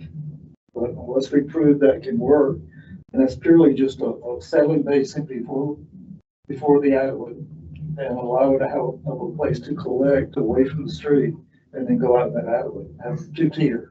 I understand. Yeah, one's on the low level that will feed it as an outlet, then the upper level will be a drain pipe. That will just take it out and put in the high water area, that body. And so, But again, that speaks to Commissioner Gunter's point in that we're working with the engineer to do that, to pare that down. We're not taking his plan or their plan and No. putting our own spin on it, you know? No. So I think that's the Yeah. important piece to know there, that we're not picking part of the plan and doing what we want to do anyway. We're taking a of several steps. Correct. Yes, and I Working think with that's the the right engineer. way to go. And I think the other thing is, and it's hard because I live on the end, is Rocky Mount, when a king tide comes in, you have one, possibly two houses that flood. Empty, you have three houses in a row that always flood on the king tide. 314 Bridgers is getting ready to get a new seawall that will be higher, which hopefully will help that house because that lot's very, very low light. There's nothing you can do about it. But I think that should be part of our criteria too, is the impact on the homes. My guess is Carolina has a lot of homes that are impacted. Mhm. Being in the road, that's an inconvenience, but being in people's houses, I think, because they can't solve it. Yeah, so let me ask you about Carolina, because I'm more familiar with that area, in the 1200s and 1300s block. It comes up out of the grates, onto the street. There's maybe one house that actually deals with water into their footprint, I think. I perceive the problem is significantly worse in the Rocky Mountain area. Yeah. Where And we need to just quantify that. And, worse there than on Carolina. Carolina, I noticed, has because I went down there during a king tide one day, there is a boat ramp, an individual's Yep. boat ramp. And it's like a funnel for the water coming in. You're right, the water can get up, it gets up onto the street. Yeah, and it comes, that's where the flooding, I don't know what lot Jane Autry's in, but in front of her house, the street floods. And it's from that boat ramp, it looks like. Yeah, she's in the 1200 block. Yeah. And I've seen the same thing that John, you're talking about. Some of it in Carolina comes up to a grade. I've actually seen it come up to the grade, but then there's also that ramp. Yeah. It just comes right over the ramp. So those are your areas of expertise, Tom. Yeah, and I mean, that's one of the things we're looking at. Yeah. Tomorrow when we do that, we're going to visit all the outfall sites. One thing I wanted to mention, I've mentioned before, just as a reminder, is we used to budget money every year in the PAL bill to have those infiltration basins that the DOT were supposed to maintain. We used to do that. I'm going to reallocate those funds this year to camera our existing lines to see what we have, because we don't know what kind of shape the infrastructure is. We don't know even what type of material that's in these storm drains. So I think if we can get those lines cameraed and document all that, that'll be a step in the right direction to see what's collapsed, what kind of shape they're in, and it may help. Can we not get the DOT to do anything about their maintenance of their? Once it leaves the DOT right away, it's not their responsibility. Yeah. that's one thing on the RPO, is the Rural Transportation Group, make a proposal, because they always ignore us. They have in the past. So maybe this time we can say, DOT, we need help on your drainage. These are your roads. Yeah. And I think this thing called from Carlson Smith that can help. That, It's in browser. Brent Jackson, the head of, Yeah, I think he is. transportation. So I think we might have a chance to at least get someone to take a better look. And, that's one of the things we're gonna be talking about in my committee. So the DOT has actually been somewhat responsive, compared to what I've heard in the past. I've actually had them down here a number of times.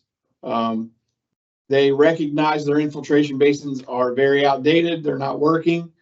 However, like everything, they don't have money in their budget to fix it. They'd be more than happy to if we're willing to pay for it, of course. Tom, when you talk about infiltration basins in the Carolina area, There's a handful up there. Most of the infiltration basins are on the north end of town. yeah, you're talking about gravel pits underground? Yeah. Or what used to be gravel pits underground. They're now since collapsed and the water has nowhere to go. Well, I wasn't aware that there was anything underground except pipes down there. And even the DOT doesn't know, because I asked them for some inventory on their infrastructure and they said, well, when you find out, let us know. So, Yeah, that's helpful. But the gist of it is, what do we wanna do about it? Well, I mean, we got your committee about it. I think we need to start, I mean, I just had to see, I mean, here, we're looking at putting $200,000 in playground equipment, which I think we need because it's that place is used. We ain't put $20 towards it, towards this thing in 6 years. I mean, so we've got to make a commitment that yes, we're gonna do it. And if it's gonna cost us a bit, we're gonna find somewhere to get the money to do it. Until we did that, we're just gonna keep doing the same thing we've been doing for 6 years, is talk about it and not do anything. Well, I'll be frank sharing for a minute. That's $400,000 down there on Rocky Mountain, not nothing to show Give me for it. 40,000. 400,000. Engineering. Oh, yeah, with homeowners, okay. Well, there and a couple other. I was about to say, also, the- Yeah, I'm just that one thing, yeah, we $40,000 of our money we spent. It doesn't matter, but it came out of your pocket and it's grant money. Town has overseen more or less, a lot of money down there. Now we gotta put something in. Yeah, I think if we can get the engineer on to move up his schedule, to get us a better understanding of what we can do on that scale down model. Okay, And then we get a price on it. And put that in. See if we can put it in. okay. So I haven't heard about that. No, They're doing a scaled down model. Yeah, it's similar to what they were gonna do, so we're getting rid of the infiltration and digging up the pavement, and things like that, and just trying to take care of it. You mean like a laboratory or something? No, build it out there, but not go all the way through the process. Build in, We're building mainly a collection to get it all. trying pieces of it. And then Okay, yeah, I'm good with yeah, that. But you're gonna do something to keep it from as much getting on with it.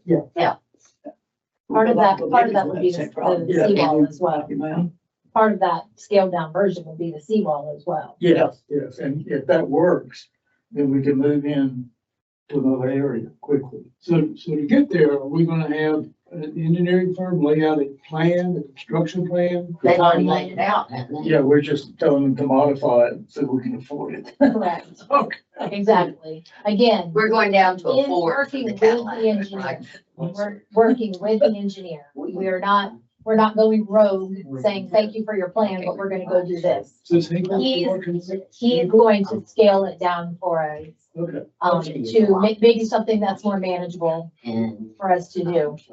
All the while, What's the timeframe for getting that done?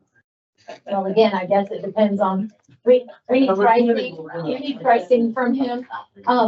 But all the while, too, remember, we will continue to look for grant opportunities. I mean, just because we haven't gotten them in the past doesn't mean we won't receive them. And keep in mind too, we're doing these, the study, the resiliency plan, the stormwater resiliency plan. That's gonna look better for us. That's gonna boost up our chances of grant money. So don't think that we're just giving up on grant money. We'll still continue to go there, but we're gonna have to start putting money towards. we got to show, Concrete and gravel. well, we got to show them a proof of concept to say, there, but for lack of money, we can solve this problem. And right now we don't have that. Not yet. My suggestion would be get that cost. Okay. what was the full program? Was it 600,000? 500,000. Yeah. So assuming it's 200,000, just picking a number, put it in there. And if it works, then see if we, as we get further in the budget system, if we can afford to set aside money to do a second one, to be identified, second location, similar solution. I know I was with it that day, Hinkles came in and all the landowners were here. And all those, some of those landowners asked, can we not do it? And he says, we're probably going, it's gonna be, once you get that water over that. It's something we stop keeping water from getting over it, but once that water gets over that wall, and also stormwater is getting that water back in, getting it off the road back into the thing. And he was saying that, you know, the only way to legitimately get that done was with those storm drains, or, you know, by doing that way. He said anything else other than that, it's not going to solve your problem and stuff. Well, you are right that during that meeting, he did say those things, but he also did say, you know, he had to go back and talk to his partners and kind of bring back this information. And I think he has. I think he's gotten some more input Okay. from I didn't know. other colleagues of his in his firm. So, I mean, ultimately, for it to work to the effectiveness that we requested, we would have to do the whole thing. But maybe doing it in a phased approach where, you know, where it's manageable. Success. Yeah. Yeah. The worst case. So we're making an impact still, Well, what even though we'll we do- didn't do the full complete project. What we're gonna do is just kind of stop some of that water. Yeah. The way, then we're gonna determine later on how to get rid of it. That's what we're Well, gonna the do. good way to put it though is find out if we went to the whole solution, is it gonna work without spending all the money? I don't see how you gonna solve that without, because I mean, that water's gonna have to go somewhere, and we're gonna have to figure out some way to get rid of that water. And his proposal that he said is to get rid of the water. Not only that, not only the tidal water, but also the rainwater, because he was saying that day here, he says, you guys don't think you've got a stormwater problem, he said, but once you close put that wall up there, and you don't have a way to get that water out, you're gonna find out when it rains, that you're gonna have water problems that you didn't have before. But we have, that's why we're looking at a two-tier situation. And one we collect off the street and it goes to a certain level. Mhm. And then if we had a high tide and we got a heavy rain, that's the worst case scenario. I don't care what you put there, it's gonna flood. Oh, yeah, I'm saying, it will flood. But what I'm just saying is that, we can put that wall there, which is gonna stop some of that water. But we're gonna have that problem getting rid of that. Yeah, that's why the pipe is set up, another pipe is set up higher to drain that volume of water above what we store and what the storm brings. That's the only way I know to do it. Yeah, but we're not be storing any water anywhere, he said from the road. Well, that's why we're changing the plan to create a storage down behind the wall. So we have Okay. a basin there that we can collect the water and let it go out. Okay. And basically it's a pond with an overflow. Yeah, I mean, that's the problem. I thought a lot. I think that'll work. It's great. So, I mean, that wasn't proposed before. no, it wasn't. No, it wasn't. It was done in the earlier days. Then, Yeah, it was one of the versions, before, but we had a lot of changes with Rocky Mountain. We requested a lot of changes and it kept evolving. And so we just had to put a line in the sand and say, okay, this is where we're gonna, design it to. This is the level. All right, so we're to that point, we think, right? And at some point, we have to actually do something out there. Yeah. So are we ready to invest, more than a few tens of thousands in this project? Get it going? You're talking about 100 to 200,000, and that's not coming out of a one-year budget, I don't think. So, we're gonna finance this somehow to get it started. I think we gotta figure out what We gotta find out the cost, find out how we manage a it. lot of the stuff that we're. All right, we just kick the can down the road some more. No, we're getting an answer. How can you decide, can we afford it if we don't know what it'll cost? Well, I agree with that. We have to figure out something, but we have to spend some money here to get it going. Is it included in that design grant? Which The brand? work that he has to do, didn't we, have we depleted didn't we have a grant for him to do the work? No, We paid him for that. we paid him for that. We paid $400,000. No, we haven't paid 400,000. That was the other. That, yeah, 400,000 is the planning. Yeah. That was wasted money. First of all, I don't think it's a waste of money because, first of all, that was a grant, no match from the town. So just know that. Yes, we spent money, 400,000, just want you to know it was not a match from the town, it was a grant. But that was to do our stormwater and resiliency plan, which should be done probably next month. In that, they've identified all of the areas, how it floods, where it floods. There's a very nice little presentation on our website that you can still get to, there. But part of the plan will be their recommendations moving forward. Again, it's gonna be a lot like Rocky Mount, yeah, it's gonna take 500,000 to fix Rocky Mount, and it's gonna take 500,000 to fix Carolina. But we're gonna have to start somewhere, and having a plan also helps us get grant money. Right. So, I do think it was a good thing to have this plan. There is, and I don't know because I haven't seen the plan. Some of these plans, part of the recommendation is starting some sort of a stormwater fund and putting a percentage of, your taxes in there every, allocating your taxes to that every year. So that might be part of their recommendation. I don't know. I do believe that their plan is supposed to be submitted in February, so it's very possible that we'll see that final plan maybe presented at the March meeting. So, and they might see a recommendation there. So I think what John said, okay, we're in the process of getting a budget together Yes, for next year. yes. Okay, so we need to allot some money, whether it be $200,000 for this project.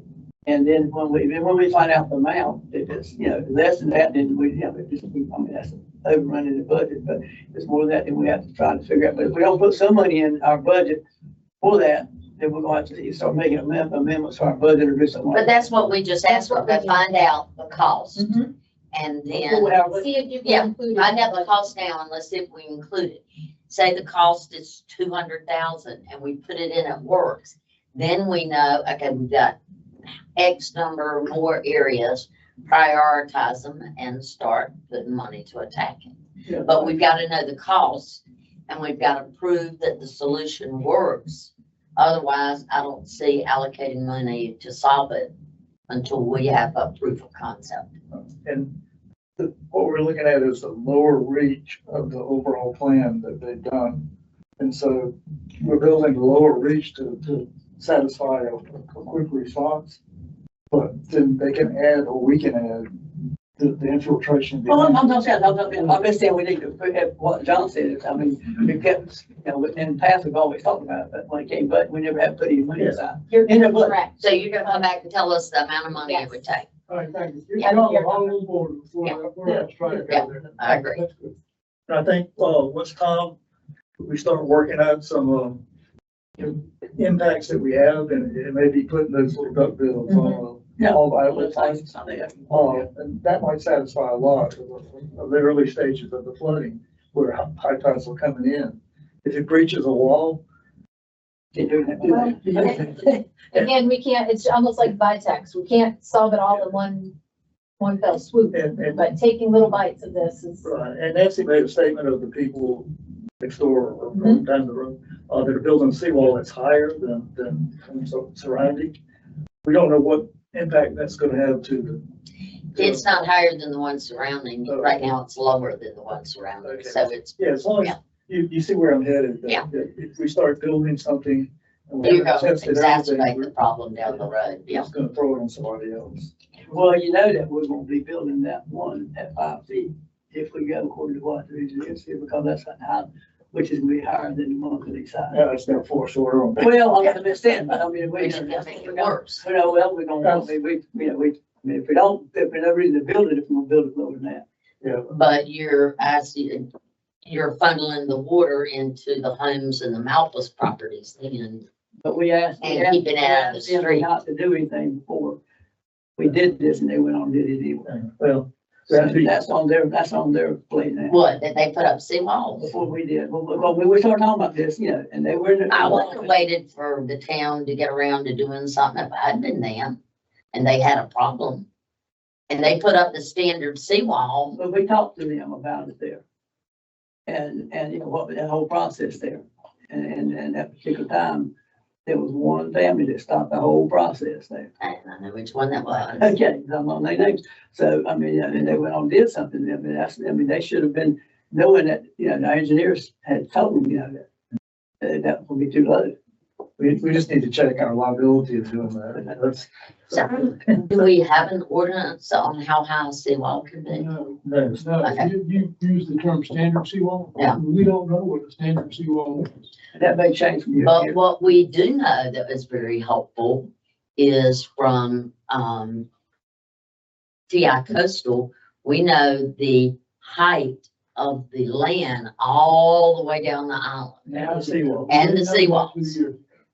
Cause I can look and see, there's not much I can do to protect my property because north and south of me, the seawalls are higher and my land's lower and you can't raise the land. Well, CAMA controls the height of the seawall. So CAMA has control on it. They do. Yeah. Yeah. Well, that was what I was asking, is Well, there's not yes, could you build an 8-foot seawall? Okay. well, no, because I think that comes into retaining, there's a difference So between a who retaining. tells you how, and a- is it a CAMA? Usually you have to build the seawall adjacent, equal to the adjacent. Right, Okay, and, They'll but let that you is, go up a little bit. yeah, and that is something that this water management task team is exploring and talking about. And I'm so grateful that Chris Gibson and Jamie Pratt from TI Coastal is on this team. I mean, their knowledge is invaluable. So, yeah, I think that's part of what's gonna be explored. Should we have a minimum height requirement on seawalls? Now, it's not gonna fix everybody today, you know, but maybe new construction would have to Brian be held raised to a that great standard. point. If you get in, how high is your seawall equal to the people that are south, north of you, Judd? Mike's a little bit lower, Frank's is higher. Frank and the Strubles built theirs higher. So if your neighbors build new seawalls that are higher, you're doing what you just said, you're funneling into your property. So that's something we need to be very careful to manage, or it could just make it worse for everybody. Yeah, and again, liability too, if we're requiring these new seawalls to be at a certain height, and then that's pushing water somewhere else. And so these are all things that we have to be, And if I just put in a Exploring before seawall we- and you came back It's not with as easy a as higher just- one, I'd be upset. yeah, it's not as easy as just putting a height on it and saying everybody build here. It's No. not. Very complicated situation. I think we're getting there. But yeah, but we have a whole team on it. But, It seems like at the Tideways Conference, one of the presentations from Wrightsville, North Carolina, talked about having a set height to the seawalls. Carolina Beach, yes, William knows about it, I think. Yeah, he Yeah. was, yeah. And whether that's gonna work or not, that's, if you miss it by a couple of inches, you're in trouble. Well, I think the issue was they missed. Yeah. it. We don't want to be there. Yeah, so I think we're on the right path, and Joe, I do think there's a possibility we can at least have, plenty shovel ready to go. Yeah, well, that's the main thing, but like John said, let's have it in the budget, which we never have had in the past. And then we can look at what, you know, which area we need to go, what we need to do. Okay. I think what, I mean, just a little bit, prioritizing people's property, their homes versus the roads. I think that's important. Safety is also important. I had a resident tell me that when it floods on South Anderson, I guess it's a 1,400 block, 1,500 block between Clark and Smith or something, they can't get out of their house. There's a huge puddle for days. So, but that's the stormwater side that you would think that state would be able to help us with, because the two biggest flooding areas that I see from rain are both on Anderson. There's the 100 block and then was 1,500 was the one. Those are the worst places. There's a little bit of water on Bridger, there's a little bit of water here and there, but those puddles get really deep on those two spots, and they're the last to clear as the rain water evaporates. So I think a couple of those basins on Anderson were infiltration basins. That's why some of that flooding's there. Yeah. They're not working, they're clogged. and that's. Yeah. So that safety and then people's homes, you know, yeah, I don't want to drive through salty water on the road, but that's not the same as having salt water in my house. So, yeah, I think so. I think that's starting to get a guidance here. Yeah. And that's exactly why this discussion My is important. my takeaway is that we have committed to, toward the end of the budget next year, strong commitment to getting this project started, doing so. I think we killed that horse. Thank you, Nancy. Yeah, we have, I agree with you. I will have those numbers for you as soon as possible. Okay, great. Great. And that, you know, the part of the budget, we. Yeah. We still got some months here to. Oh, yeah, yeah. And I think that's exactly what I was hoping for with this conversation, was that's something that we need to get numbers. And so we know we can put in the budget, then we can massage it, we can look at it, maybe it doesn't work. Do it like a building is, have your wish list, your add alternates, and then look and see, can you afford this, this? And there's X amount of money and you pick and choose and prioritize, Exactly. but put them all But out let's put there. them all in there to begin Yeah. with, and then we can. Joe's already committed his lottery winning.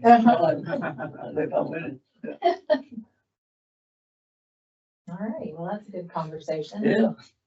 Who's next? I'm happy to speak about, a project that I'd like to see return or be extended, and that's the multi-use path. There were some improvements done on it a couple of years. Thank you, Tom, for that. Last year, there was no money in the budget. I use the multi-use path all the time. If you live north of Warwick, you have, Sidewalk, you mean? I'm sorry.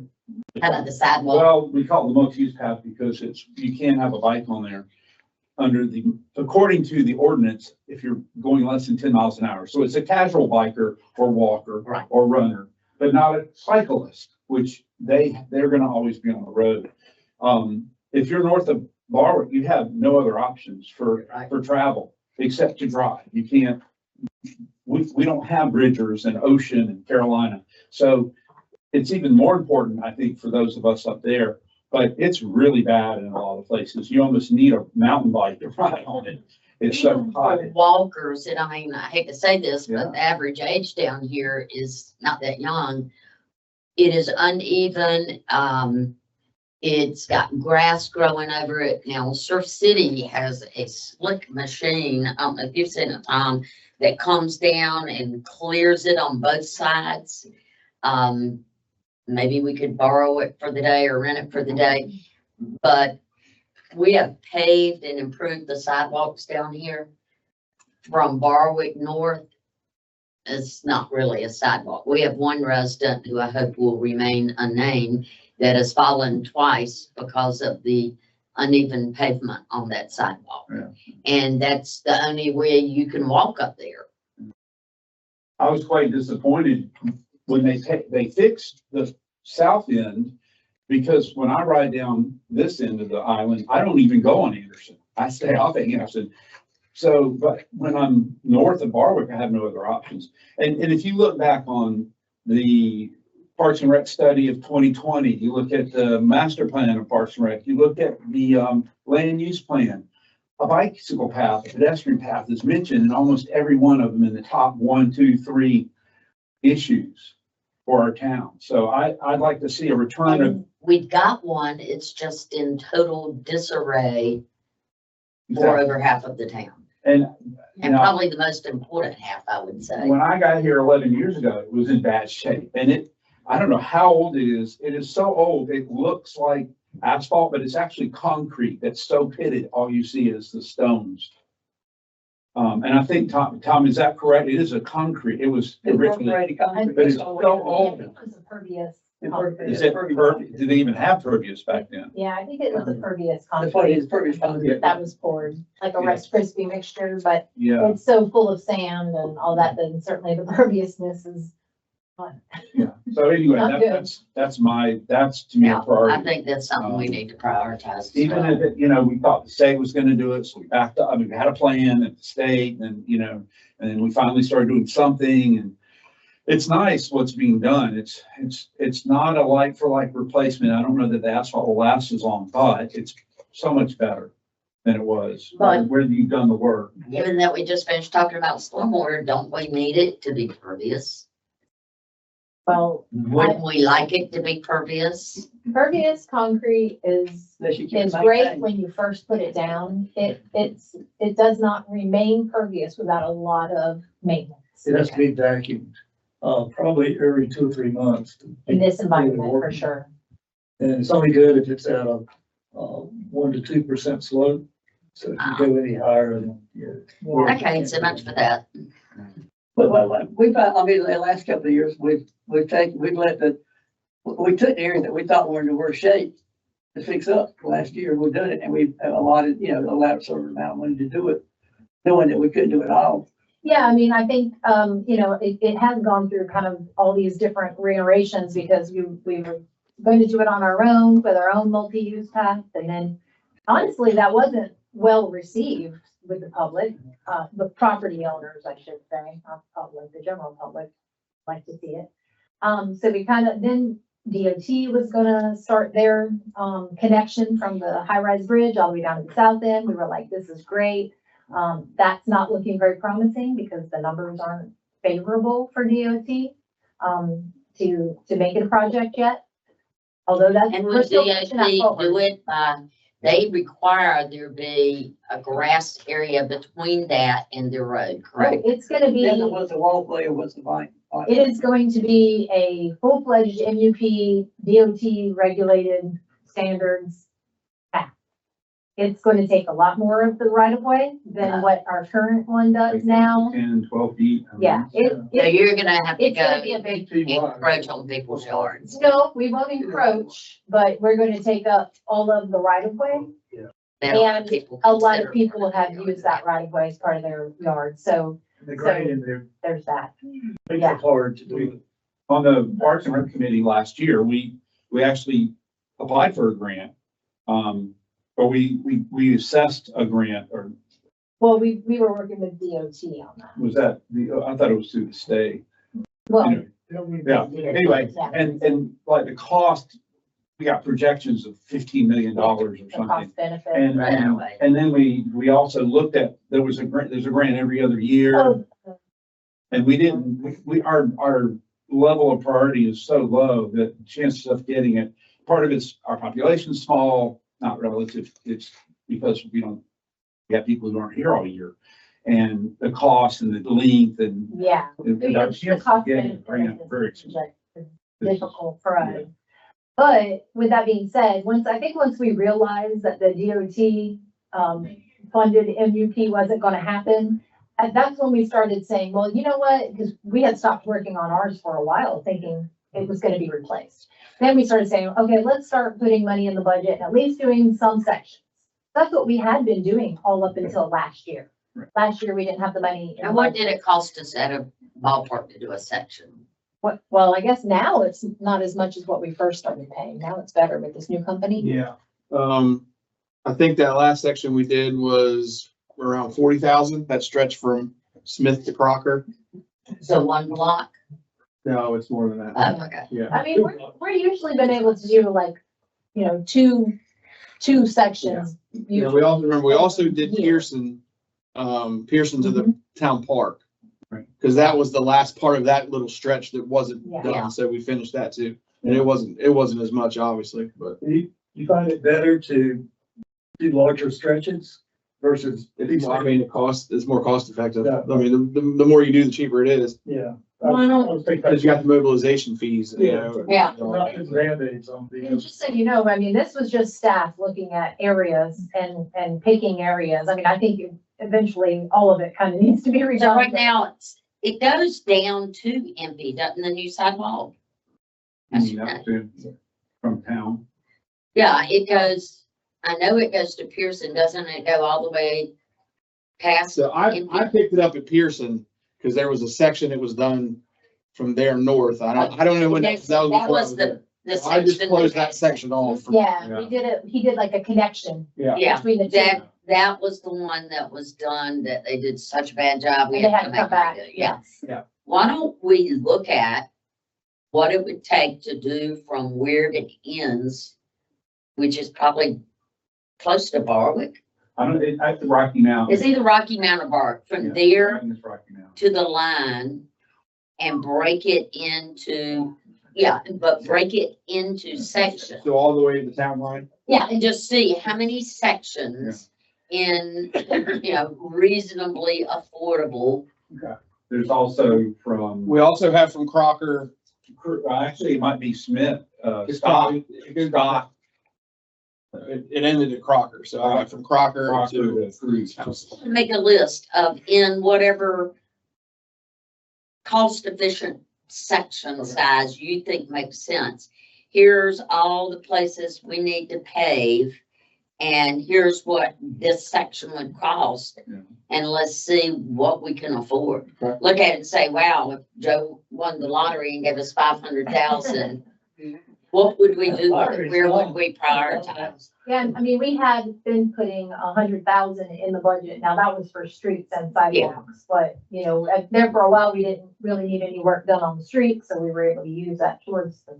But we have so many, every time I drive off the island, we have a lot of people that walk from probably about where the tower is up there south.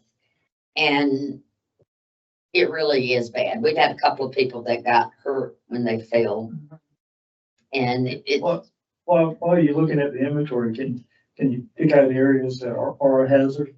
yes, that's what I said, Yeah. prioritize. Yeah. So that I tried to evaluate it, not from what's most hazardous, but what's most used. Yeah. And certainly, closest to town, you would think be used most, but then north of Barwick.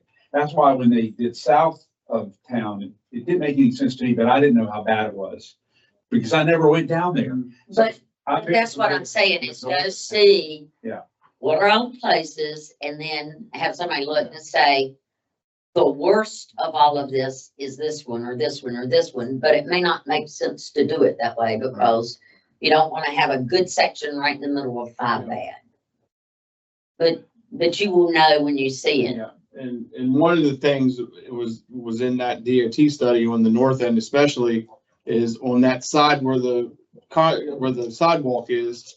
There's a lot, all the utilities are right in there. Yeah. So that was a lot of the cost for the, moving holes. yes, moving poles, all the water mains, infrastructure's in there. Now you got the fiber optics that they just ran. Yeah. And all those lines are in there. So that's just something to consider. Some of these flat things. Yeah. I think the state is still planning to do that other from because I talked to somebody, I think they were right now, they're planning on doing a segment from Surf City up to the south. I don't know how far it is, but that's somebody told me that. Yeah, I mean, the way that they're. I think it'll be 30 years before they ever get down here. And right now what we're doing is, we had 3 sections, our NUP and Topsail Beach was in 3 sections. It was the south end, the north end, and the town center. So now they're looking at breaking up those sections even more to see if maybe they're feasible. But the way that their algorithms are with cost analysis and benefit ratio, we aren't favoring we're not scoring very high, so. The one that scored the highest, I think, was like the north safety, because it's the Yes. only, but it's still And it's the most very low comparative to the other bidders for That's grants. why they're looking at actually breaking that section up right now. Okay. They probably don't have that many pedestrians up there because there's nowhere to walk to. I don't know exactly, they had criteria for how they Yeah. scored it, but I think the north got higher scores because there were no other roads around, I think, but I don't know. But it was also the most expensive section. So again, we're not scoring very high, and I'm not really sure I don't know that we can fix it, because I'd maybe make it smaller segments, potentially. Right. But again, we'll continue to focus on, getting an inventory of what we have left to be replaced, and prioritizing that, maybe seeing if we get some cost estimates for that. So I'm looking at the land use plan for 2025 of the residents. Top priorities are open and natural spaces, and I don't know what else we can do to maximize that. Sidewalks, we just talked about water-based recreation. and the next one's public restrooms. And we've got the restrooms at the town park.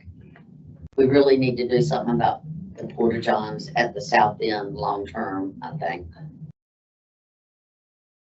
They're an eyesore, and my experience, when you have a nicer facility, people take care of it. When it's already, it's kind of like when the trash in my house is overflowing, somebody will cram one more can in there. When the lid closes and they have to open it and realize they're gonna be able to close it, they go empty the trash. So if we made those a little bit nicer, I think it would not be the eyesore that it is right now. And I don't know if anybody's walked past them, they don't smell very good.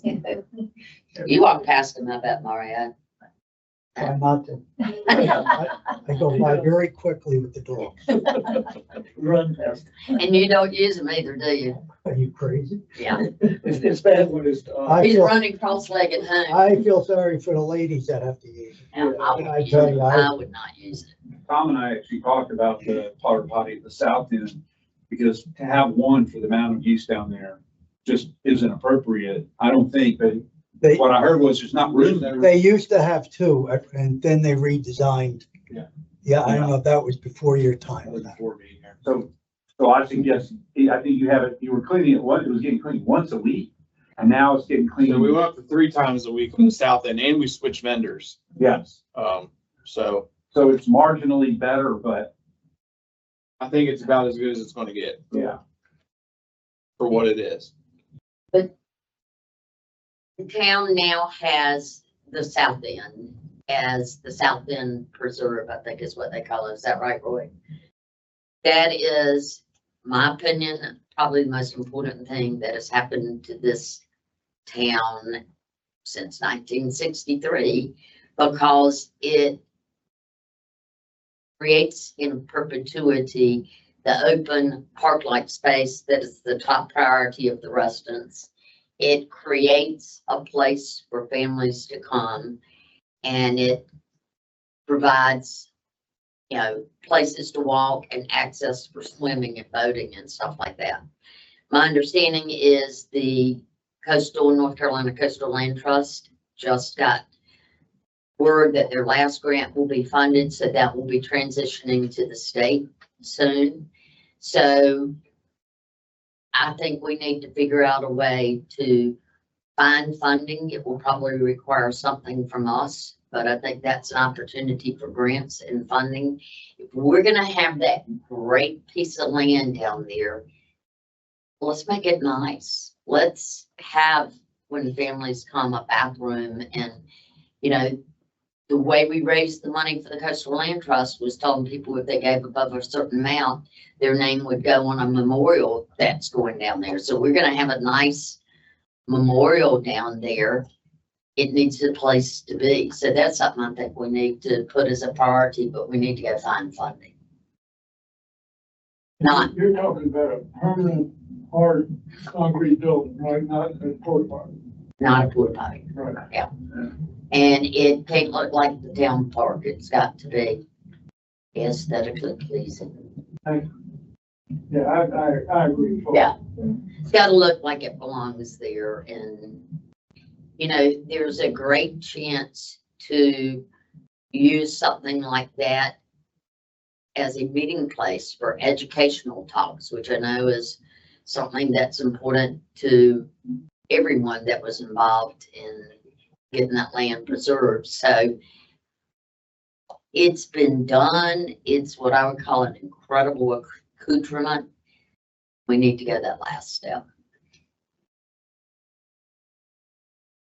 And I think we're teed up for CAMA funding. Yeah. We just don't have the matching funds, but I mean, we would have to, yes, well, we'd have to put a plan together and get cost estimates for that, because it would be, if we were to apply for that, it would be a 50-50 match, so. but we could get our share of the match from other sources, We correct? can. Is that something we want to try and squeeze in this budget we're about to do? To do that building? My goal would be that it doesn't touch our budget, that we find, we've got a park for the state. Gets my drift? I got you. But the thing of, in the past, we've never invested money there because we didn't own it. It wasn't ours. We leased it, so there was no reason to put brick and mortar there that would not be ours. Now that we own it, you know, the comfort level goes up, that it's something we'll have control of. Over, regardless if it goes to the state or not.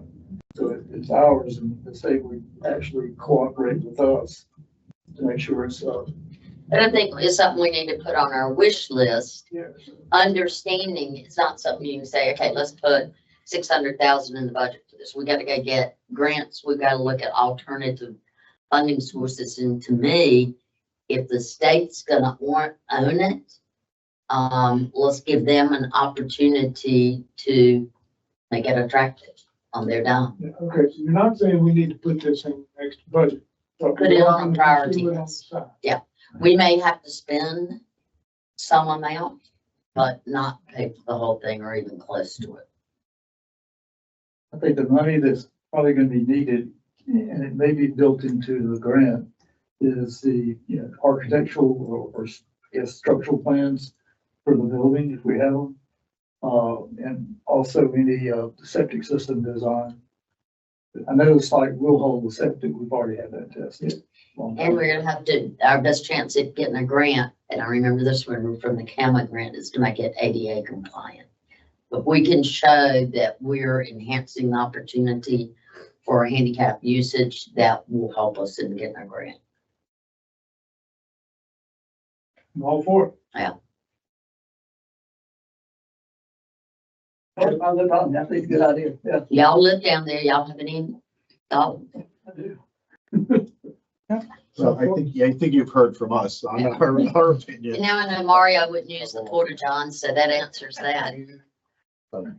The location of the existing porta potty is in probably one of the worst, most hazardous areas of that property. It is. And you have Because to it's walk right at the end. right by it and hold your breath to get to your car. It's the gateway to the beach. Yeah, not only does it block the Yeah. access to the sound side, it's actually prone to, if a big storm comes, that porta potty will probably be in Hampstead somewhere. Better Hampstead. Well, or in Mario's yard, either one. That's why. It's, so really. So put that on our wish list. There's a lot of, community support to try to do that. Looking at not only getting grant funds, but looking at getting donation funds to do something like this. We've been talking about that as an opportunity to do that. And I think there's enough of a grassroots organization here already to help, foster that, and to try to work with the town cooperatively with the community, to get the community more involved, as with the purchase of the point. The hard part is, it's getting ready to belong to the state. So my guess is the rules of engagement are gonna change. So we need to find out, because at this point, we own the parking lot and we own an extra half acre and they own the rest. So we it should work cooperatively with it. we but need to again, find out it's the what town's their property. what their plan and intent is. Exactly. And that's where I think involvement of the community, the board, the state, the Coastal Land Trust all together would be a great way Maybe to we try to just promote remove this. the porta john and go to the state and say, when your visitors come down here, we're gonna ticket them if they use our property, but there's no facility. You want Just put them there eventually. Yeah. Just so you know, a pre-application for the requirement of the CAMA Public Access Grant, pre-application would be due April 24th. So just to put that on as far And as then we would find out about it in August. we would be notified in September, October. Perfect. And then your contract, you would be under contract in November of December of 26. So, a little less than a year from now.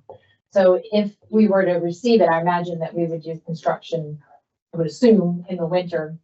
And before get it done. So April 24th is the April deadline. 24th is the deadline for the pre-application. What can we do to help you? I'll let you know. Okay, I'll be glad to help on that. I'm You were passionate very about that. helpful in the last one, so Yeah. I'm definitely going to enlist your services.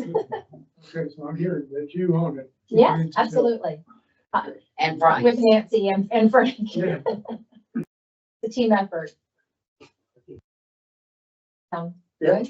Yeah. Yeah, It's doable. Yeah. Getting the cost estimates might be a little bit. okay. Yeah, that, Yeah, yeah, so we'll have to see, I think that we have to ballpark it. okay. We'll see, I don't know, maybe we'll see if not. Tom can help with any way, if he has contacts. I'm sure Tom can be Yeah. helpful with that. I think we might hit them. Yeah. It's Yeah. close. Get as close as we can. Yeah. Yeah. Always have a contingency, All right. 30%. There you go. Oh, 100% contingency. Isn't it? Who needs a contingency? We need a bigger one. All right, good. Another thing, and John Best did mention it and he's not here. I got two, and they go hand in hand, is we got a really pretty town. There's a lot we could do that isn't costly to make it more attractive, like just the fluffing up the pillars right at the town park. That makes such a difference. Yeah. Having seasonal flowers around the town makes such a difference, and it's not really costly. Looking for opportunities to make the town more visually pleasing. One of them that's on my radar is that lot with the gazebo on it. I went out and measured the other day. We're at 19 plus inches in areas. And I think we need to go talk to the owner and find a way to keep that property looking nice. There's a lot of women who have offered to go out there and plant flowers to make it pretty, not, you know, just something that makes it look attractive instead of a blight. And there are other properties like that around. I think the entrance, one side we own, right? No, we No, don't we own don't any have of it. anything. We leased it. I know we lease it from the Oars. No, for No, somebody else. No, Blizzard. Blizzard. It's Louis Orr. Foreign business. Blizzard is who owns Are you the talking about gazebo. gazebo? No, he's talking about the Blizzard who owns the gazebo Yeah, lot, yeah, the columns. come the in. columns. Oh, Yeah, oh. we own one and we. Well- Agree with Louis Orr. Well, we don't own either of them, actually. They're in the state right of way. But, Yes. Yeah. oh, that's great. But we believe that maybe Oars could somewhat, it's very close if it even is on his property. At first, we thought it was on his property solely. We're now, we've looked at some other documents and it maybe appears that it's not. Okay, well, he thinks it is. I know, and we've had Yeah, conversations. okay, good. That should be easy. So that's why we haven't done that side yet, is because we may have to go even as far as getting a survey done, Oh, for, before we can touch it. So I've measured that. Yeah. There's a 75-foot right of way. And to the back of that pillar is 37.5 feet exactly. So no way. So it's right there. So We no, feel it's like just, in the right of way. Why don't you, before you do a survey, sit down and talk to him? Well, we will. You and, yeah. We did talk with him. He was not excited about having a conversation with us about that any further, but did say when he gets around to it, he'll call me back. yeah, I talked to him. It wasn't. yeah, so we're essentially ready to go with the same thing we did on the opposite side whenever we get the go ahead. If we're gonna do it, but let's get a survey and we know what we're doing. I mean, we can do that if we got the funding for it. This is the one. Mhm. I mean, if it's something that the board wants us to move forward with, is getting the other side done, I think it would be the best thing is to go ahead and get a survey first. So it's gonna cost some money to get a survey done. It shouldn't cost a whole. No, but I just wanted you to be aware that, Yeah. But, you know, even but yes, putting plantings around that, keeping them painted white, making that park look as crisp and beautiful as it can. It really looks nice. That gazebo lot. And that, no, it's gonna have to be a negotiation and Well, who knows in just that- price. Yeah, I think used to be covered, and so you couldn't see the gazebo. We finally got into clearing, so we knew it was a structure there. Yeah. And then I think we put a parking lot behind. Yes, We leased it. and we leased it for a while. And then he wanted to do something. Oh, we started talking about paid parking, then Yeah. he wanted to get in on the paid. Yeah, But, That's what. Well, we were leasing that. I mean, I'm Yeah. not sure if you're aware of the history on that, but the town was leasing that property. And maintaining it, using that gazebo and putting bows on it during 4th of Yeah. July and just trying to make it look nice and also giving people who are walking in downtown a place to come and rest or whatever, eat ice cream. I think, I'm not positive, but I think we were paying about $3,000 a year for that. We're paying we paid for the Pender taxes and part of our Topsail Beach. Right. Is how we. and how much was that? I want to say it's been a while. We may have to look at that. Yeah. But it was something, and then when we started to go to talk about paid parking, the owner expressed interest in using that lot for that. Also, I think he was gonna be upping the amount of lease because I think he thought maybe we were gonna be making revenue off of it, so. And then ultimately it was a board decision not to renew the lease. That was how it happened. Maybe you could talk to them and work out something just to keep it mowed and let a garden or flowers or something be planted there so it's attractive. He even developed it, why not? yeah, we're gonna use the gazebo. I want somebody to check it. It's We been- repaired it a couple of years ago. We went did. and We a lot put of some work. money into We had- it. Yeah, just, but liability right Yeah. now, it's been sitting for a while. Yeah. Everything was going along fine with it till it wasn't. It's the story of my life. So Uh, is it the pleasure of the board to look into that again, or is that something, I let some, okay? We talking about leasing it again, or we just talking about? no, why don't we reach out to him Conversation. without sending a letter saying, I think we're at the point now you could send a letter saying that the town's gonna require that it be cut. And I think we did do that once or twice. But rather than do that, I think it'd be better to have a conversation and see what we can do. see if there's any interest for him to cooperate with us. Okay, cool. And, We're talking about, I'll reach out to him or get somebody to. yeah. All right, so They use 2x4. Yeah, I know.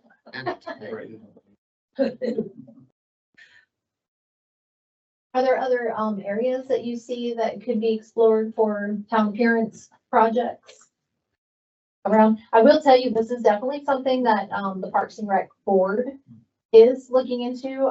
The current Parks and Rec Board is much more active than what we've seen in the past. They're really getting some momentum under them. I actually have to slow them down a little bit because they're all over. But yeah, and that's actually where the pillars, the revamp of the pillars came in from, was the Parks and Recreation Board. So I know that they have their eyes in about, but certainly if you know of other areas or projects, let us know. I'll tell you another one that you brought up before. I love the adopt the access program. Love it. I've got the one in front of MP, which was ironic, is when I called to adopt one, they said there's only one left. And I said, well, wherever it is, I'll take it. Happened to be the one I wanted. So that worked well. Kurt has adopted Pulsar, the one at the other end. I keep flowers in both of those, even though the funny part is the oceanfront one, twice the flowers have been stolen. I mean, you're low rent when you're stealing flowers. A lot of them, the ones at the end of Haywood, there's always flowers in them. There are a lot of them that aren't maintained. And I think we ought to reach out to the people who adopted them and ask them, you were willing, you did this, you paid the money. If you don't choose to maintain it, we're gonna put it back on the market for someone else to adopt, because that makes a huge difference in looks. We had a long discussion about this on Parks and Rec last year, Yes. about how long do they get to adopt it? And should we charge them every 10 years because the planters kind of rot out, and are we going to require them to put flowers in? Are we going to put flowers in it? We had all these conversations last year. Yes, we Yeah. have, and just to kind of bring you up to speed right now, the Parks and Recreation Board noticed exactly what you're talking about. Some of the planters are being maintained. Most of them are not. So when the Adopt and Access program first started, it was just kind of a, hey, you want this one or this one? You know, it wasn't a program per se, and it kind of has evolved. And now, you know, you pay a certain amount of money and you adopt that access. Right. You actually sign a form saying that you will maintain it. It doesn't happen. They're looking at revamping that system in some way, some way. And maybe saying, hey, it was the useful life of this planter is now over. Yeah. And so if it hasn't been maintained and all of that, it might be time to go to that person and say, we're revamping this. And if you'd like to re-adopt it, you can, or if not, you know, but also I do know too, and again, not to Tom, I'm sorry you've been brought into this so much today, but you know, the Public Works Department is looking at sort of revamping all of the accesses, and that would be part of it. The ones that aren't being maintained, the planters and that sort of thing. Right. And when the planter has disappeared on empty twice because of king tides, and I did repurchase the plaque for the planter. This was before you, but Kirk got new planters and said, if you want the plaque on it, you got to buy a new one. And the plaques are actually nice and very cost effective. But when they've got flowers in them, they look great. And the benches at both ends of, well, really at all the accesses in that rural vicinity, they're used a lot. So that's definitely something that's been talked Yeah, a lot about at Parks and Rec. Yeah, we did an entire survey of every beach access and sound access and what was there and benches and planters and everything. And we need to take that off your plate is have the Parks and Rec reach out to, how many accesses are there? Probably 28, counting sound and ocean, 22. 22 on that. Let them reach out and enforce if flowers aren't maintained, you lose your adoption. I think what You're taking your child back. I think there's gonna have to be a time frame put on these, you know, adopt and access. Again, right now we're looking at going through and the people who are maintaining it, they can keep it and maintain it. Maybe look at moving on from those others who aren't maintaining it. And I agree, but let Parks and Rec do that because there aren't that many and they're looking for things to do that make a difference. And that does. I don't think it's a budget area. No, it's not a budget item. It's just a to-do list. Yeah, but thank you for that. I mean, In fact, that's important. Parks and Rec was looking north and south, east and west for funding options. And part of it would be the sponsor, you know, the adopt thing would include a fee to cover the cost, but also even the playground equipment, which you're going to see tomorrow or Thursday. Sorry. It's your fault. Sorry. They're looking at a way that people can we'll have a wall with plaques that'll, people who's put in money toward the playground equipment will have their name on a blackboard or something. So that, because there are people here who would be willing to give to, may not be willing to give for a bathroom. I was gonna say 250,000, you can have the Arab bath. Exactly. But people who bring their grandkids down here might have the means to buy a swing or put down some. But here's the hard part. That's unlike a plaque, it's a one-shot deal. Right. You really need something that needs to be replaced, if that makes sense. Yeah, they are looking at different funding options and I don't want to take too much away from that. Along with grants, along with grants. So I'm stealing their thunder in Yeah, that. no, not at all. Not at all. They'll be here Thursday, I think. Yeah. Those are all good. Good. Okay, I got thoughts. a question I'm gonna throw out there, and it's one that, several people have asked me, and it's charitable giving by the town, and I've looked, and it's totally allowed, but at what point do you draw the line? Because funding sources for all these charities are getting thinner. And I've had somebody approach me and say, well, the town provides donations to charities. If I approached them and I said, no, no, they aren't gonna do anybody. How do you draw that? I give personally to charities that I support. How do we as a town draw the line on who and when we give money so that it doesn't get to the point where I personally feel that's an individual obligation rather than a town obligation? Things like the Chamber of Commerce. Are we getting the benefit we're paying for? That has been a discussion of the board, and I think that is definitely a discussion of the board. Yeah, I think we're one of the few towns that actually support an agency, by donations or giving.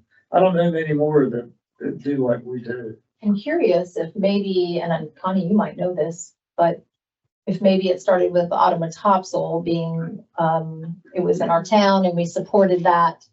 Historical Society.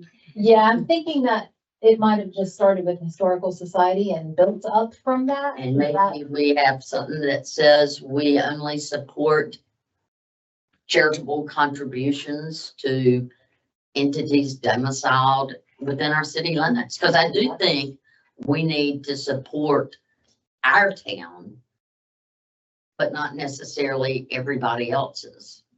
And it's nothing against the charities. I'm very supportive of share the table, donate time, money. But if we're doing that as individuals, is that the obligation of the town to provide funding to those entities, or is it us as individuals? Having them speak and ask the residents for donations, have no problem with it, but I'm scared we're gonna keep on till our charitable donations for the town are a big line item. Unless we just set a limit. What we've done in the past is set a limit and then, yeah. Yeah. But you, rather than a limit, you need to set a parameter or, Yeah. yeah. And I think, in situations like share the table, I think it's used or it's available to everyone. Yeah. And then maybe people that you don't know are using it. And they don't ask questions. And so that was that gray area. But it's again, is it something we as a town support, or do they come ask us as individuals? How do you draw the line on every charity coming to us and saying, I support XYZ in Pender County and would like you to donate $1,000? Well, I think it was, but the board has to come before the board, and if the board decides either to do it or not. Yeah, and I think they have We to, just voted on whether they do it or not. Because that's something we turned down. yeah, they have to make applications and prove that Yeah. how they're using the money to us. Well, the thing there is, we've got some where they expect it from us. Yeah, that, HDI, and Chamber of Commerce, and what's the vendor? Have partnership and share the table. Those are Yeah, the ones that. they expect. We've been reluctant to reduce the amount. So is that the right thing to do, or, should we have one specifically that we identify that really mean a lot to the town? That's true.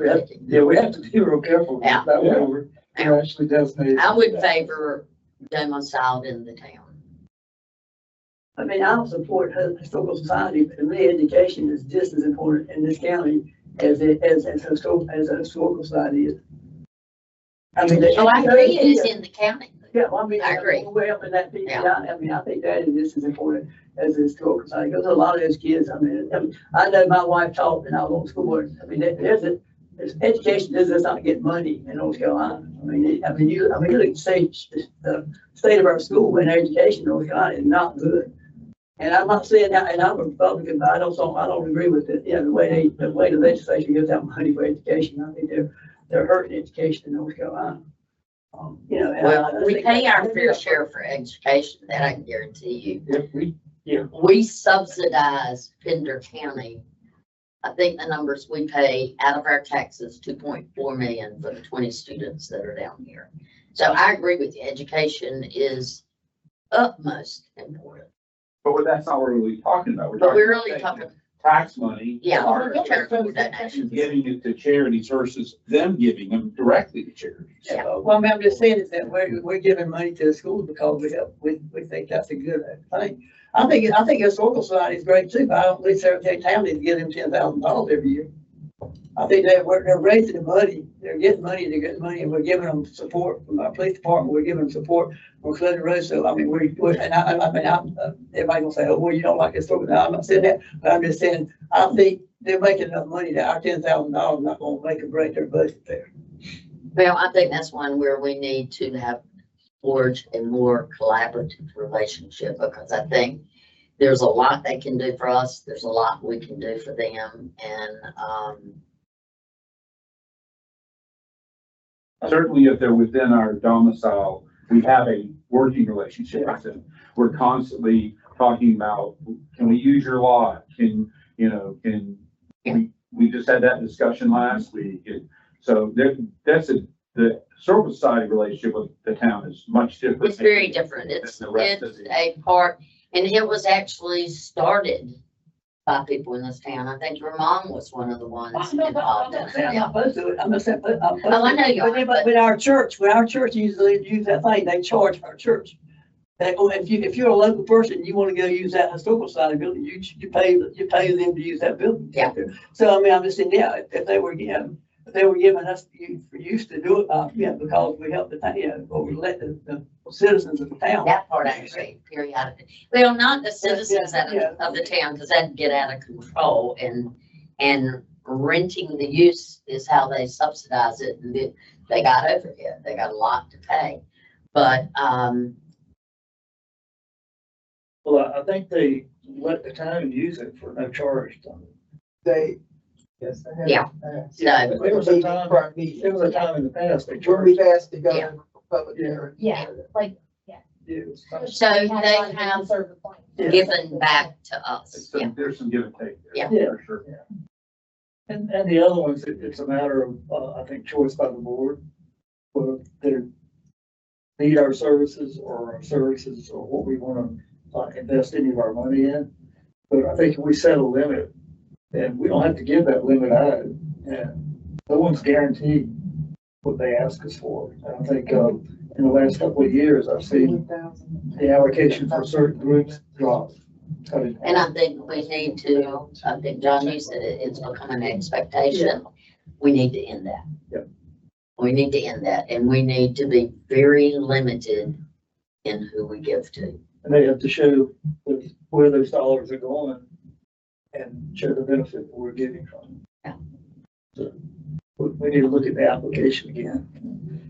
Well, we need to, Well, we need to actually, we need to figure that process out. That has definitely changed over the last couple of years on how it was done, how they applied for it, when particularly. So we've always put in a certain amount in the budget, and then the budget was passed, and then the nonprofits would come as they did and come before the board and ask. And then it was, they wanted applications and requests made prior to the budget so that we can budget for them. Right. That's how we were doing it. That's how we have been doing it. I guess staff is a little confused on how we should be doing it. Do we want to wait, let you guys set an amount to budget for, period? And kind of like Commissioner Bell said, set that limit. And then just as whoever wants to come in and make requests to the board, make requests to the board. we had one, and I'm not gonna call no names, because it don't matter. We had one that said, oh, we heard you had some extra money, we'd like to come in and ask for some more. That's what I want to stop right there. You just named it. And we were, So I guess. and we didn't, we said, oh, we took the information and it was presented and all that, but. Maybe switch from the concept of, go ask Topsail, they'll give you money, to, we will consider very judiciously who, if anyone, we give money to outside that is not domiciled within our town.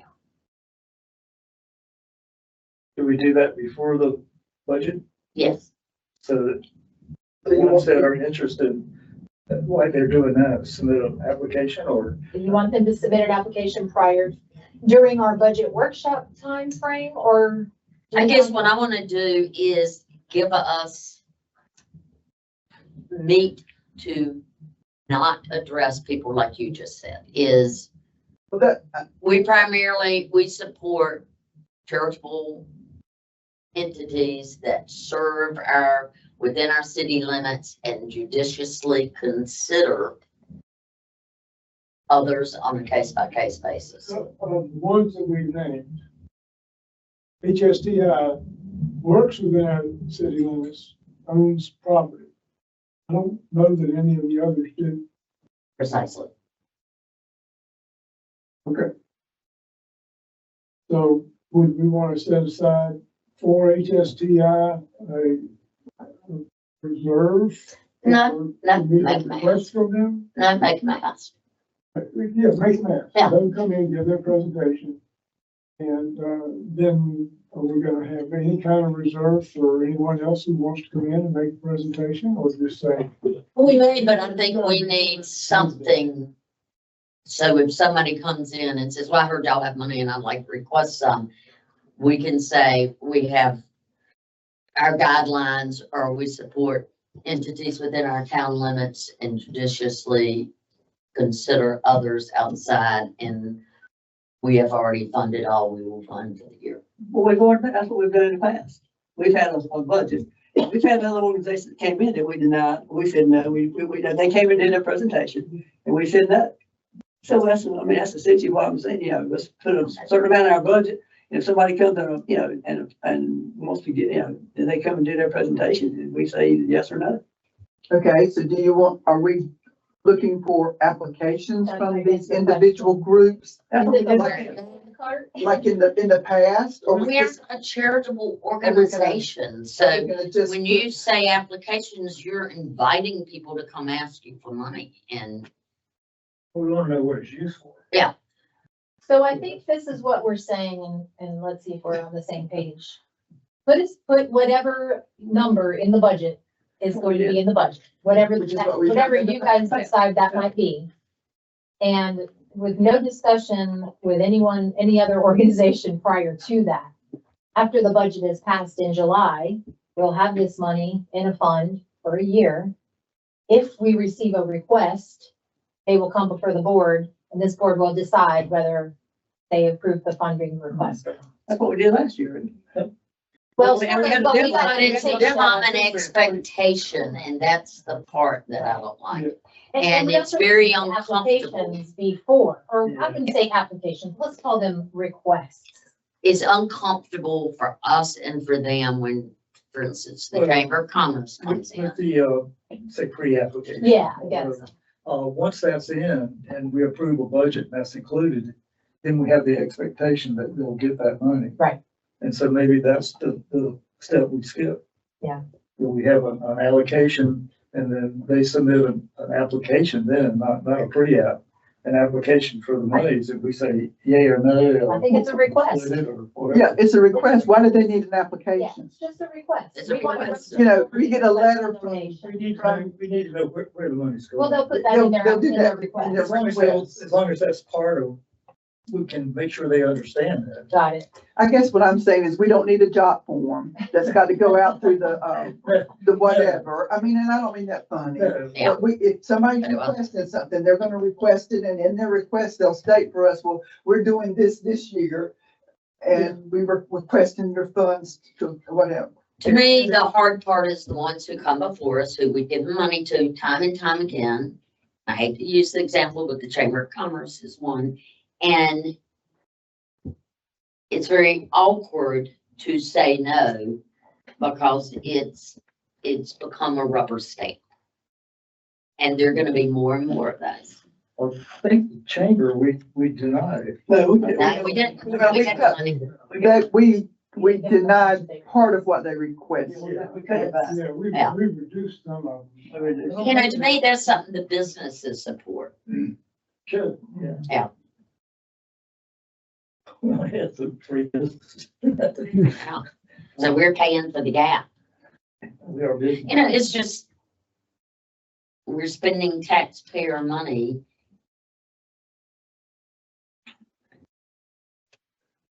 Okay, so we're gonna put X amount in there, just like what we've always done.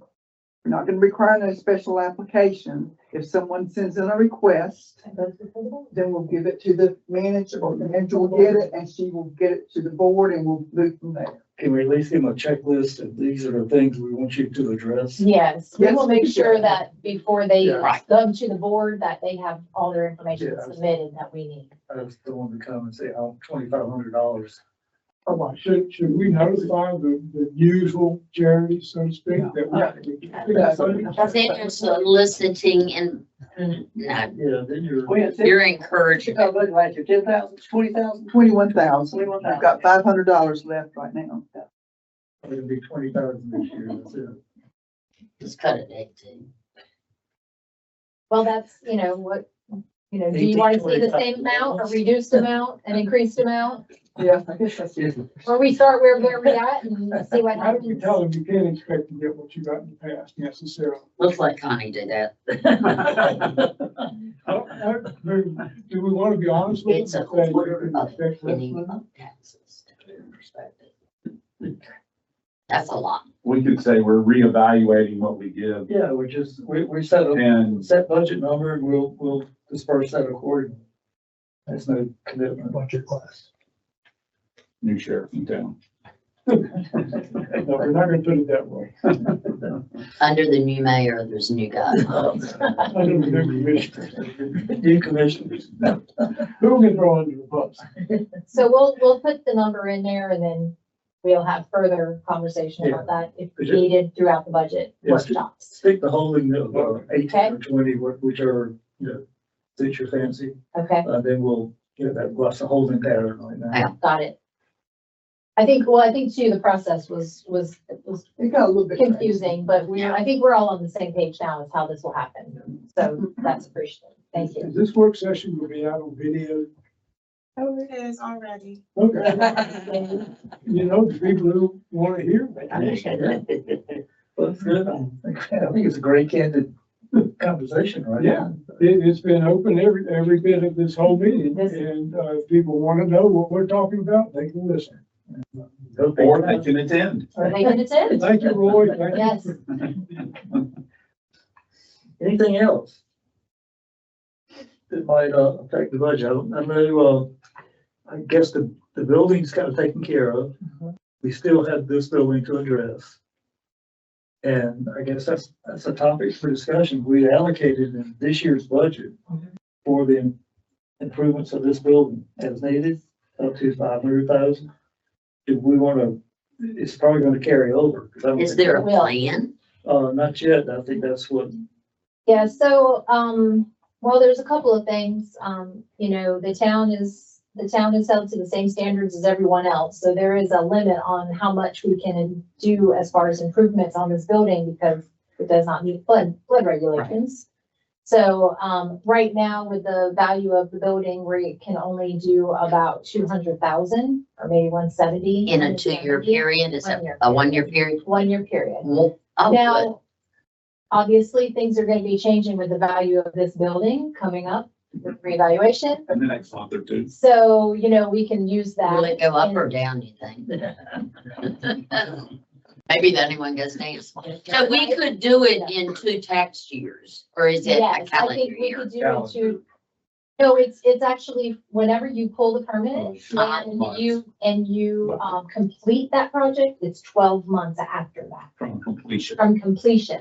Okay, is repair and maintenance is excluded, correct?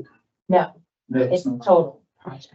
HVAC would fall under that, replacing your HVAC? Yeah, but it's all still has to be 50%. It's all repair.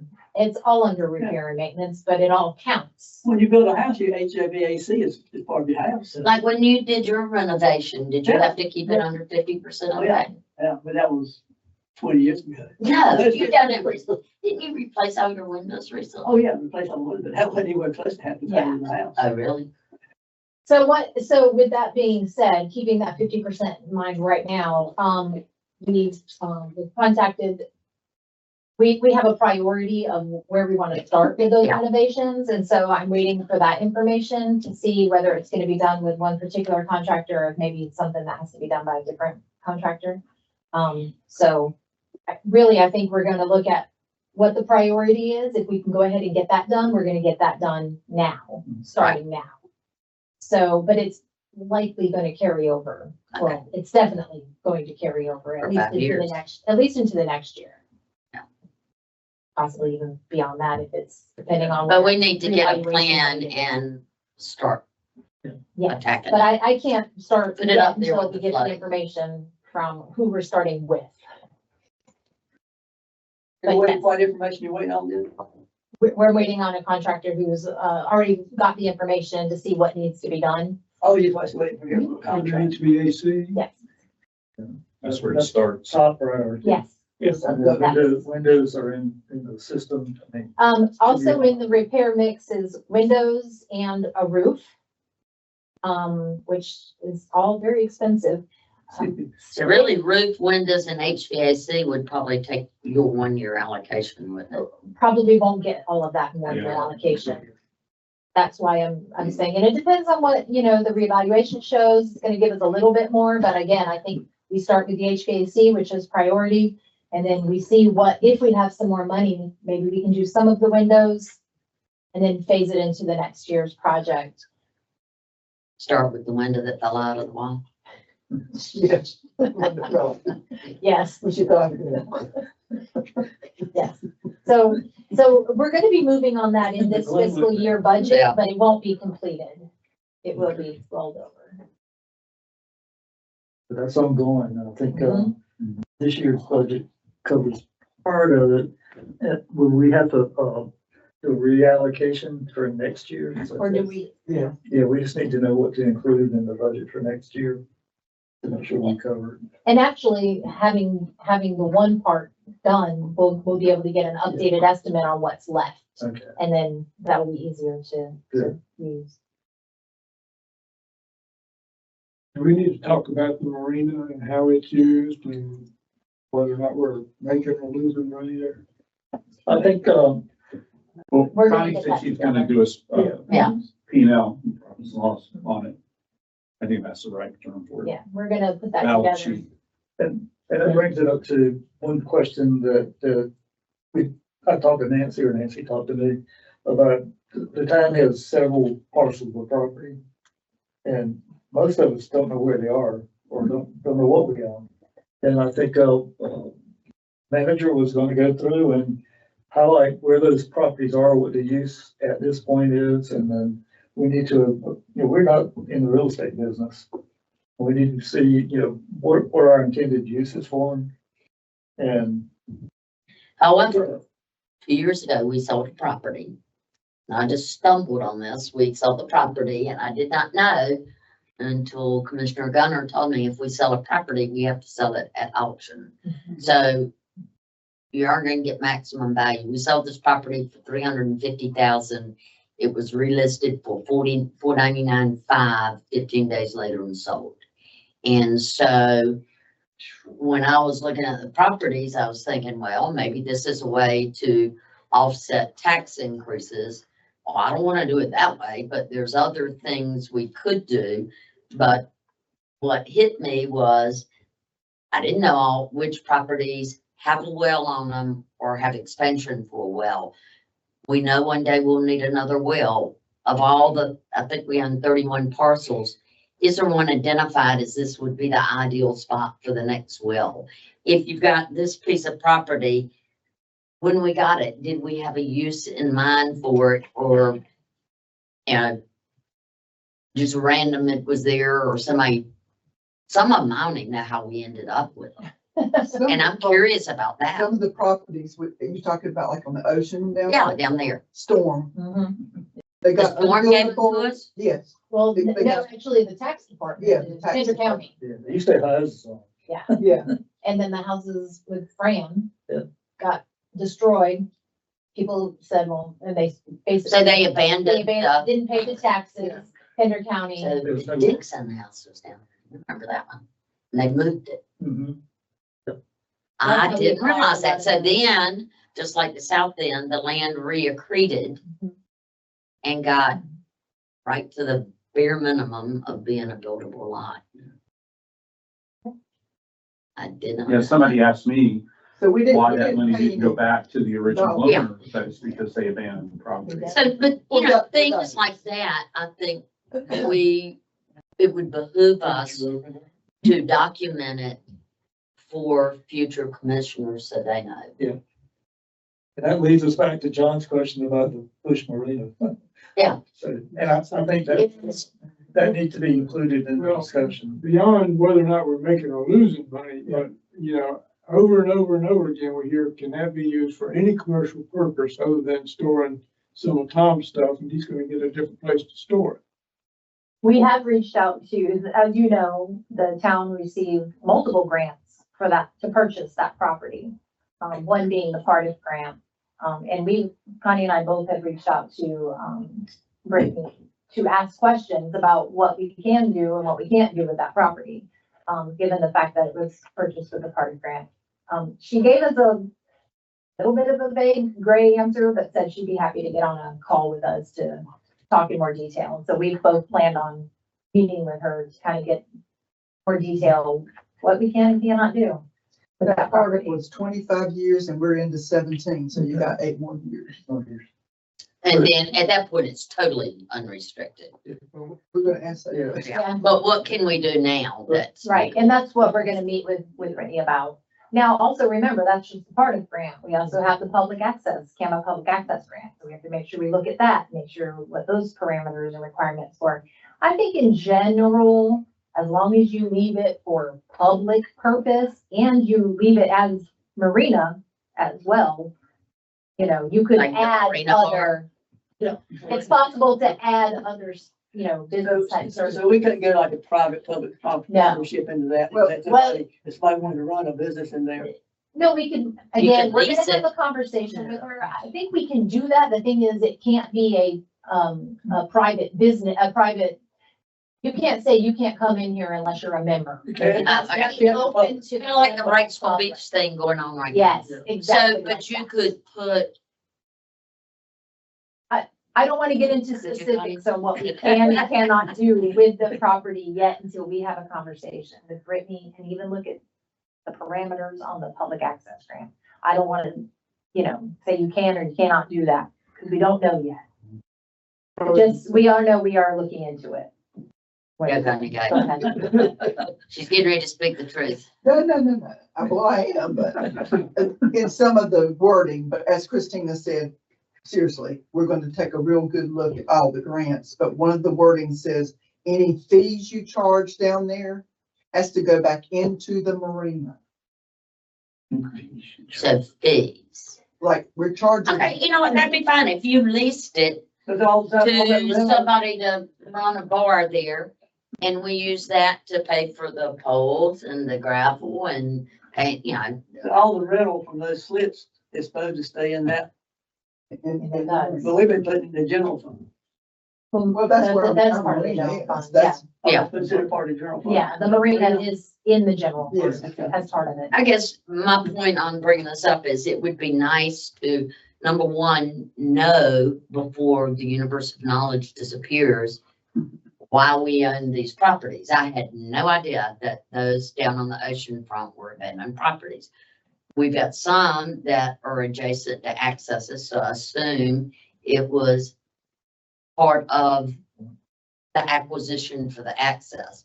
But we may have land that nobody can look and say, why do we own this? And we should know that, whether we do anything with it or not. And if we have land that we could find a way to monetize it, I probably would not be in favor of voting to auction anything ever. I think that's a travesty, but there's different ways to skin that cat.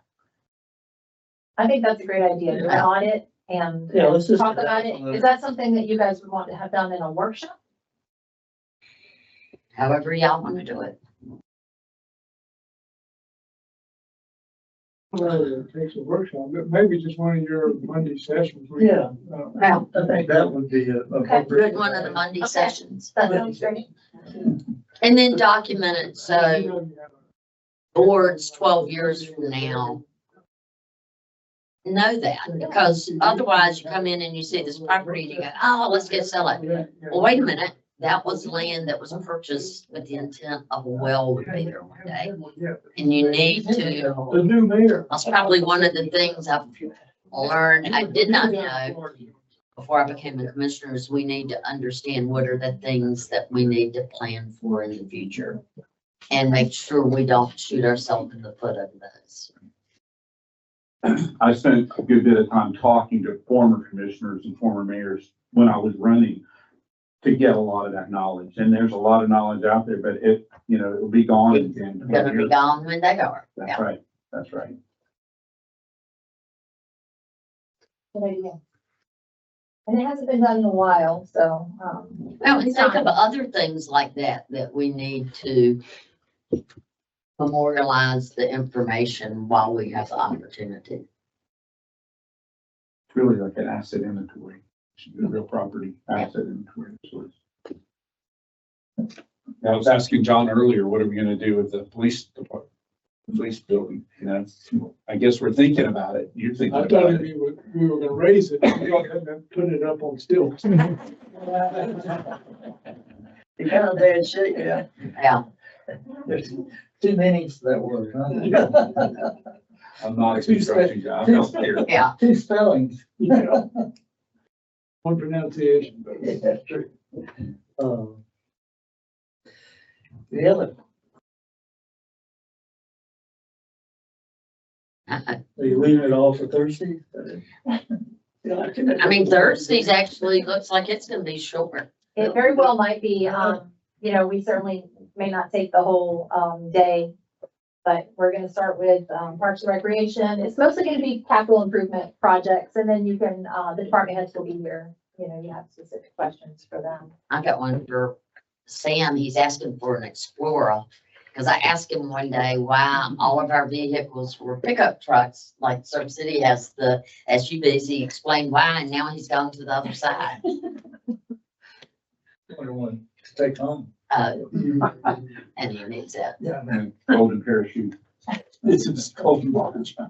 I'd give him that to stay. True, true. No, I, We could trade there, Christina. I'll do my best. I know. I think this is a good example that a lot of people are satisfied with the time right now. We're operating at a good, efficient rate. And it's making my job easy. This is a lot better than the past budget sessions we've had. I think we're getting good answers, so we're asking good questions. And we don't have really big ticket items, except one thing we can talk. Building. Except, I'm not talking about that one. The fire truck. And the fire truck. Fire truck, we still need to get a better handle on that. I think we know we need it, we know how much it's gonna cost roughly. But we haven't I think we put a little money aside for it. But no. Well, We got it in the budget. We put 2.5 million in last year to pay for it. wasn't Not this year's budget. No, we the show model. it, we show in the model It's in the the model. loan to pay for it. He said, where's Yeah. that? Yeah. You didn't see that? Yes. All right.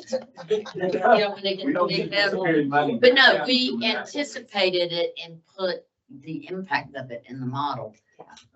But still, there's not money. There's for not it. money, but Yeah. I'm real hoping there's a grant for that. Well, we need to be sure we're exploring all of those. Yes. And there's a good chance, there's a good chance. and, which would be nice. At least for some. That's in the model. Right. It's in there. But, I don't kind anything before that. So wait a minute, if we don't get the truck, we don't need the building, do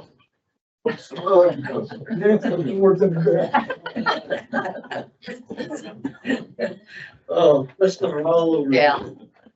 I'm sitting on a good note. Yeah. But I think we are in good shape, and it's funny, the residents feel it. The residents are constantly, I've learned from Alex when I'm out talking to people, tell me what you're thinking of. I've had a bunch of people text me that surprisingly they're watching this that had comments.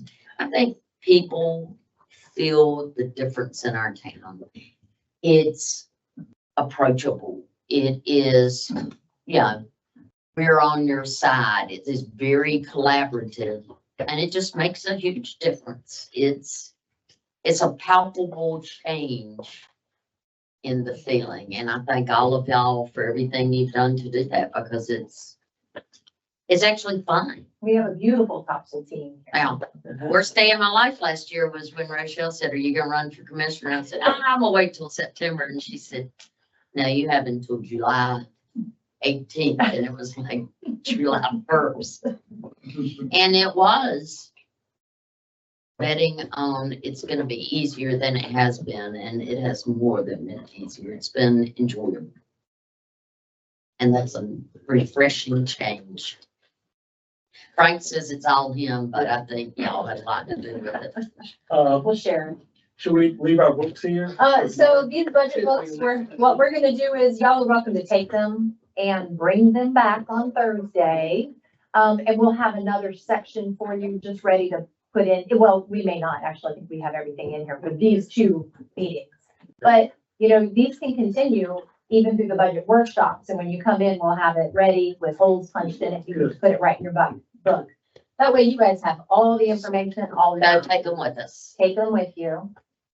Again, we'll start on Thursday, 9 o'clock. We'll have some refreshments, we'll have lunch, but, I don't anticipate that day taking all day. Yeah. And, we'll start with Parks and Rec and then your department heads, and that'll be about it. And maybe we'll have some of this information for you as well. Yeah, let me just take a minute and thank Christina and Connie for your preparation for today. This is brilliant. This is So easy. ever going. And, your preparation book and everything else really shows you made a good day. So, thank you. Rochelle, I was gonna say that. Rachel, the assembler. Rochelle, Rose, Second that. yeah, the team, yes, the team, absolutely. Tom, you got one? with Tom, Bo, and Sam. They, we really have, We have agreed. I gave them an expectation when it had to be in. They were right on it. If they had questions, they asked me. And we do have a wonderful, wonderful Topsail team. Department heads right on down to the employees. And I hope you're proud of everyone. We are, Yes, we are. residents out there, we're proud of them. Thank you. So do I hear a motion to adjourn? So moved. Second. All in favor? I'm Adjourn. Thank you. See you Thursday.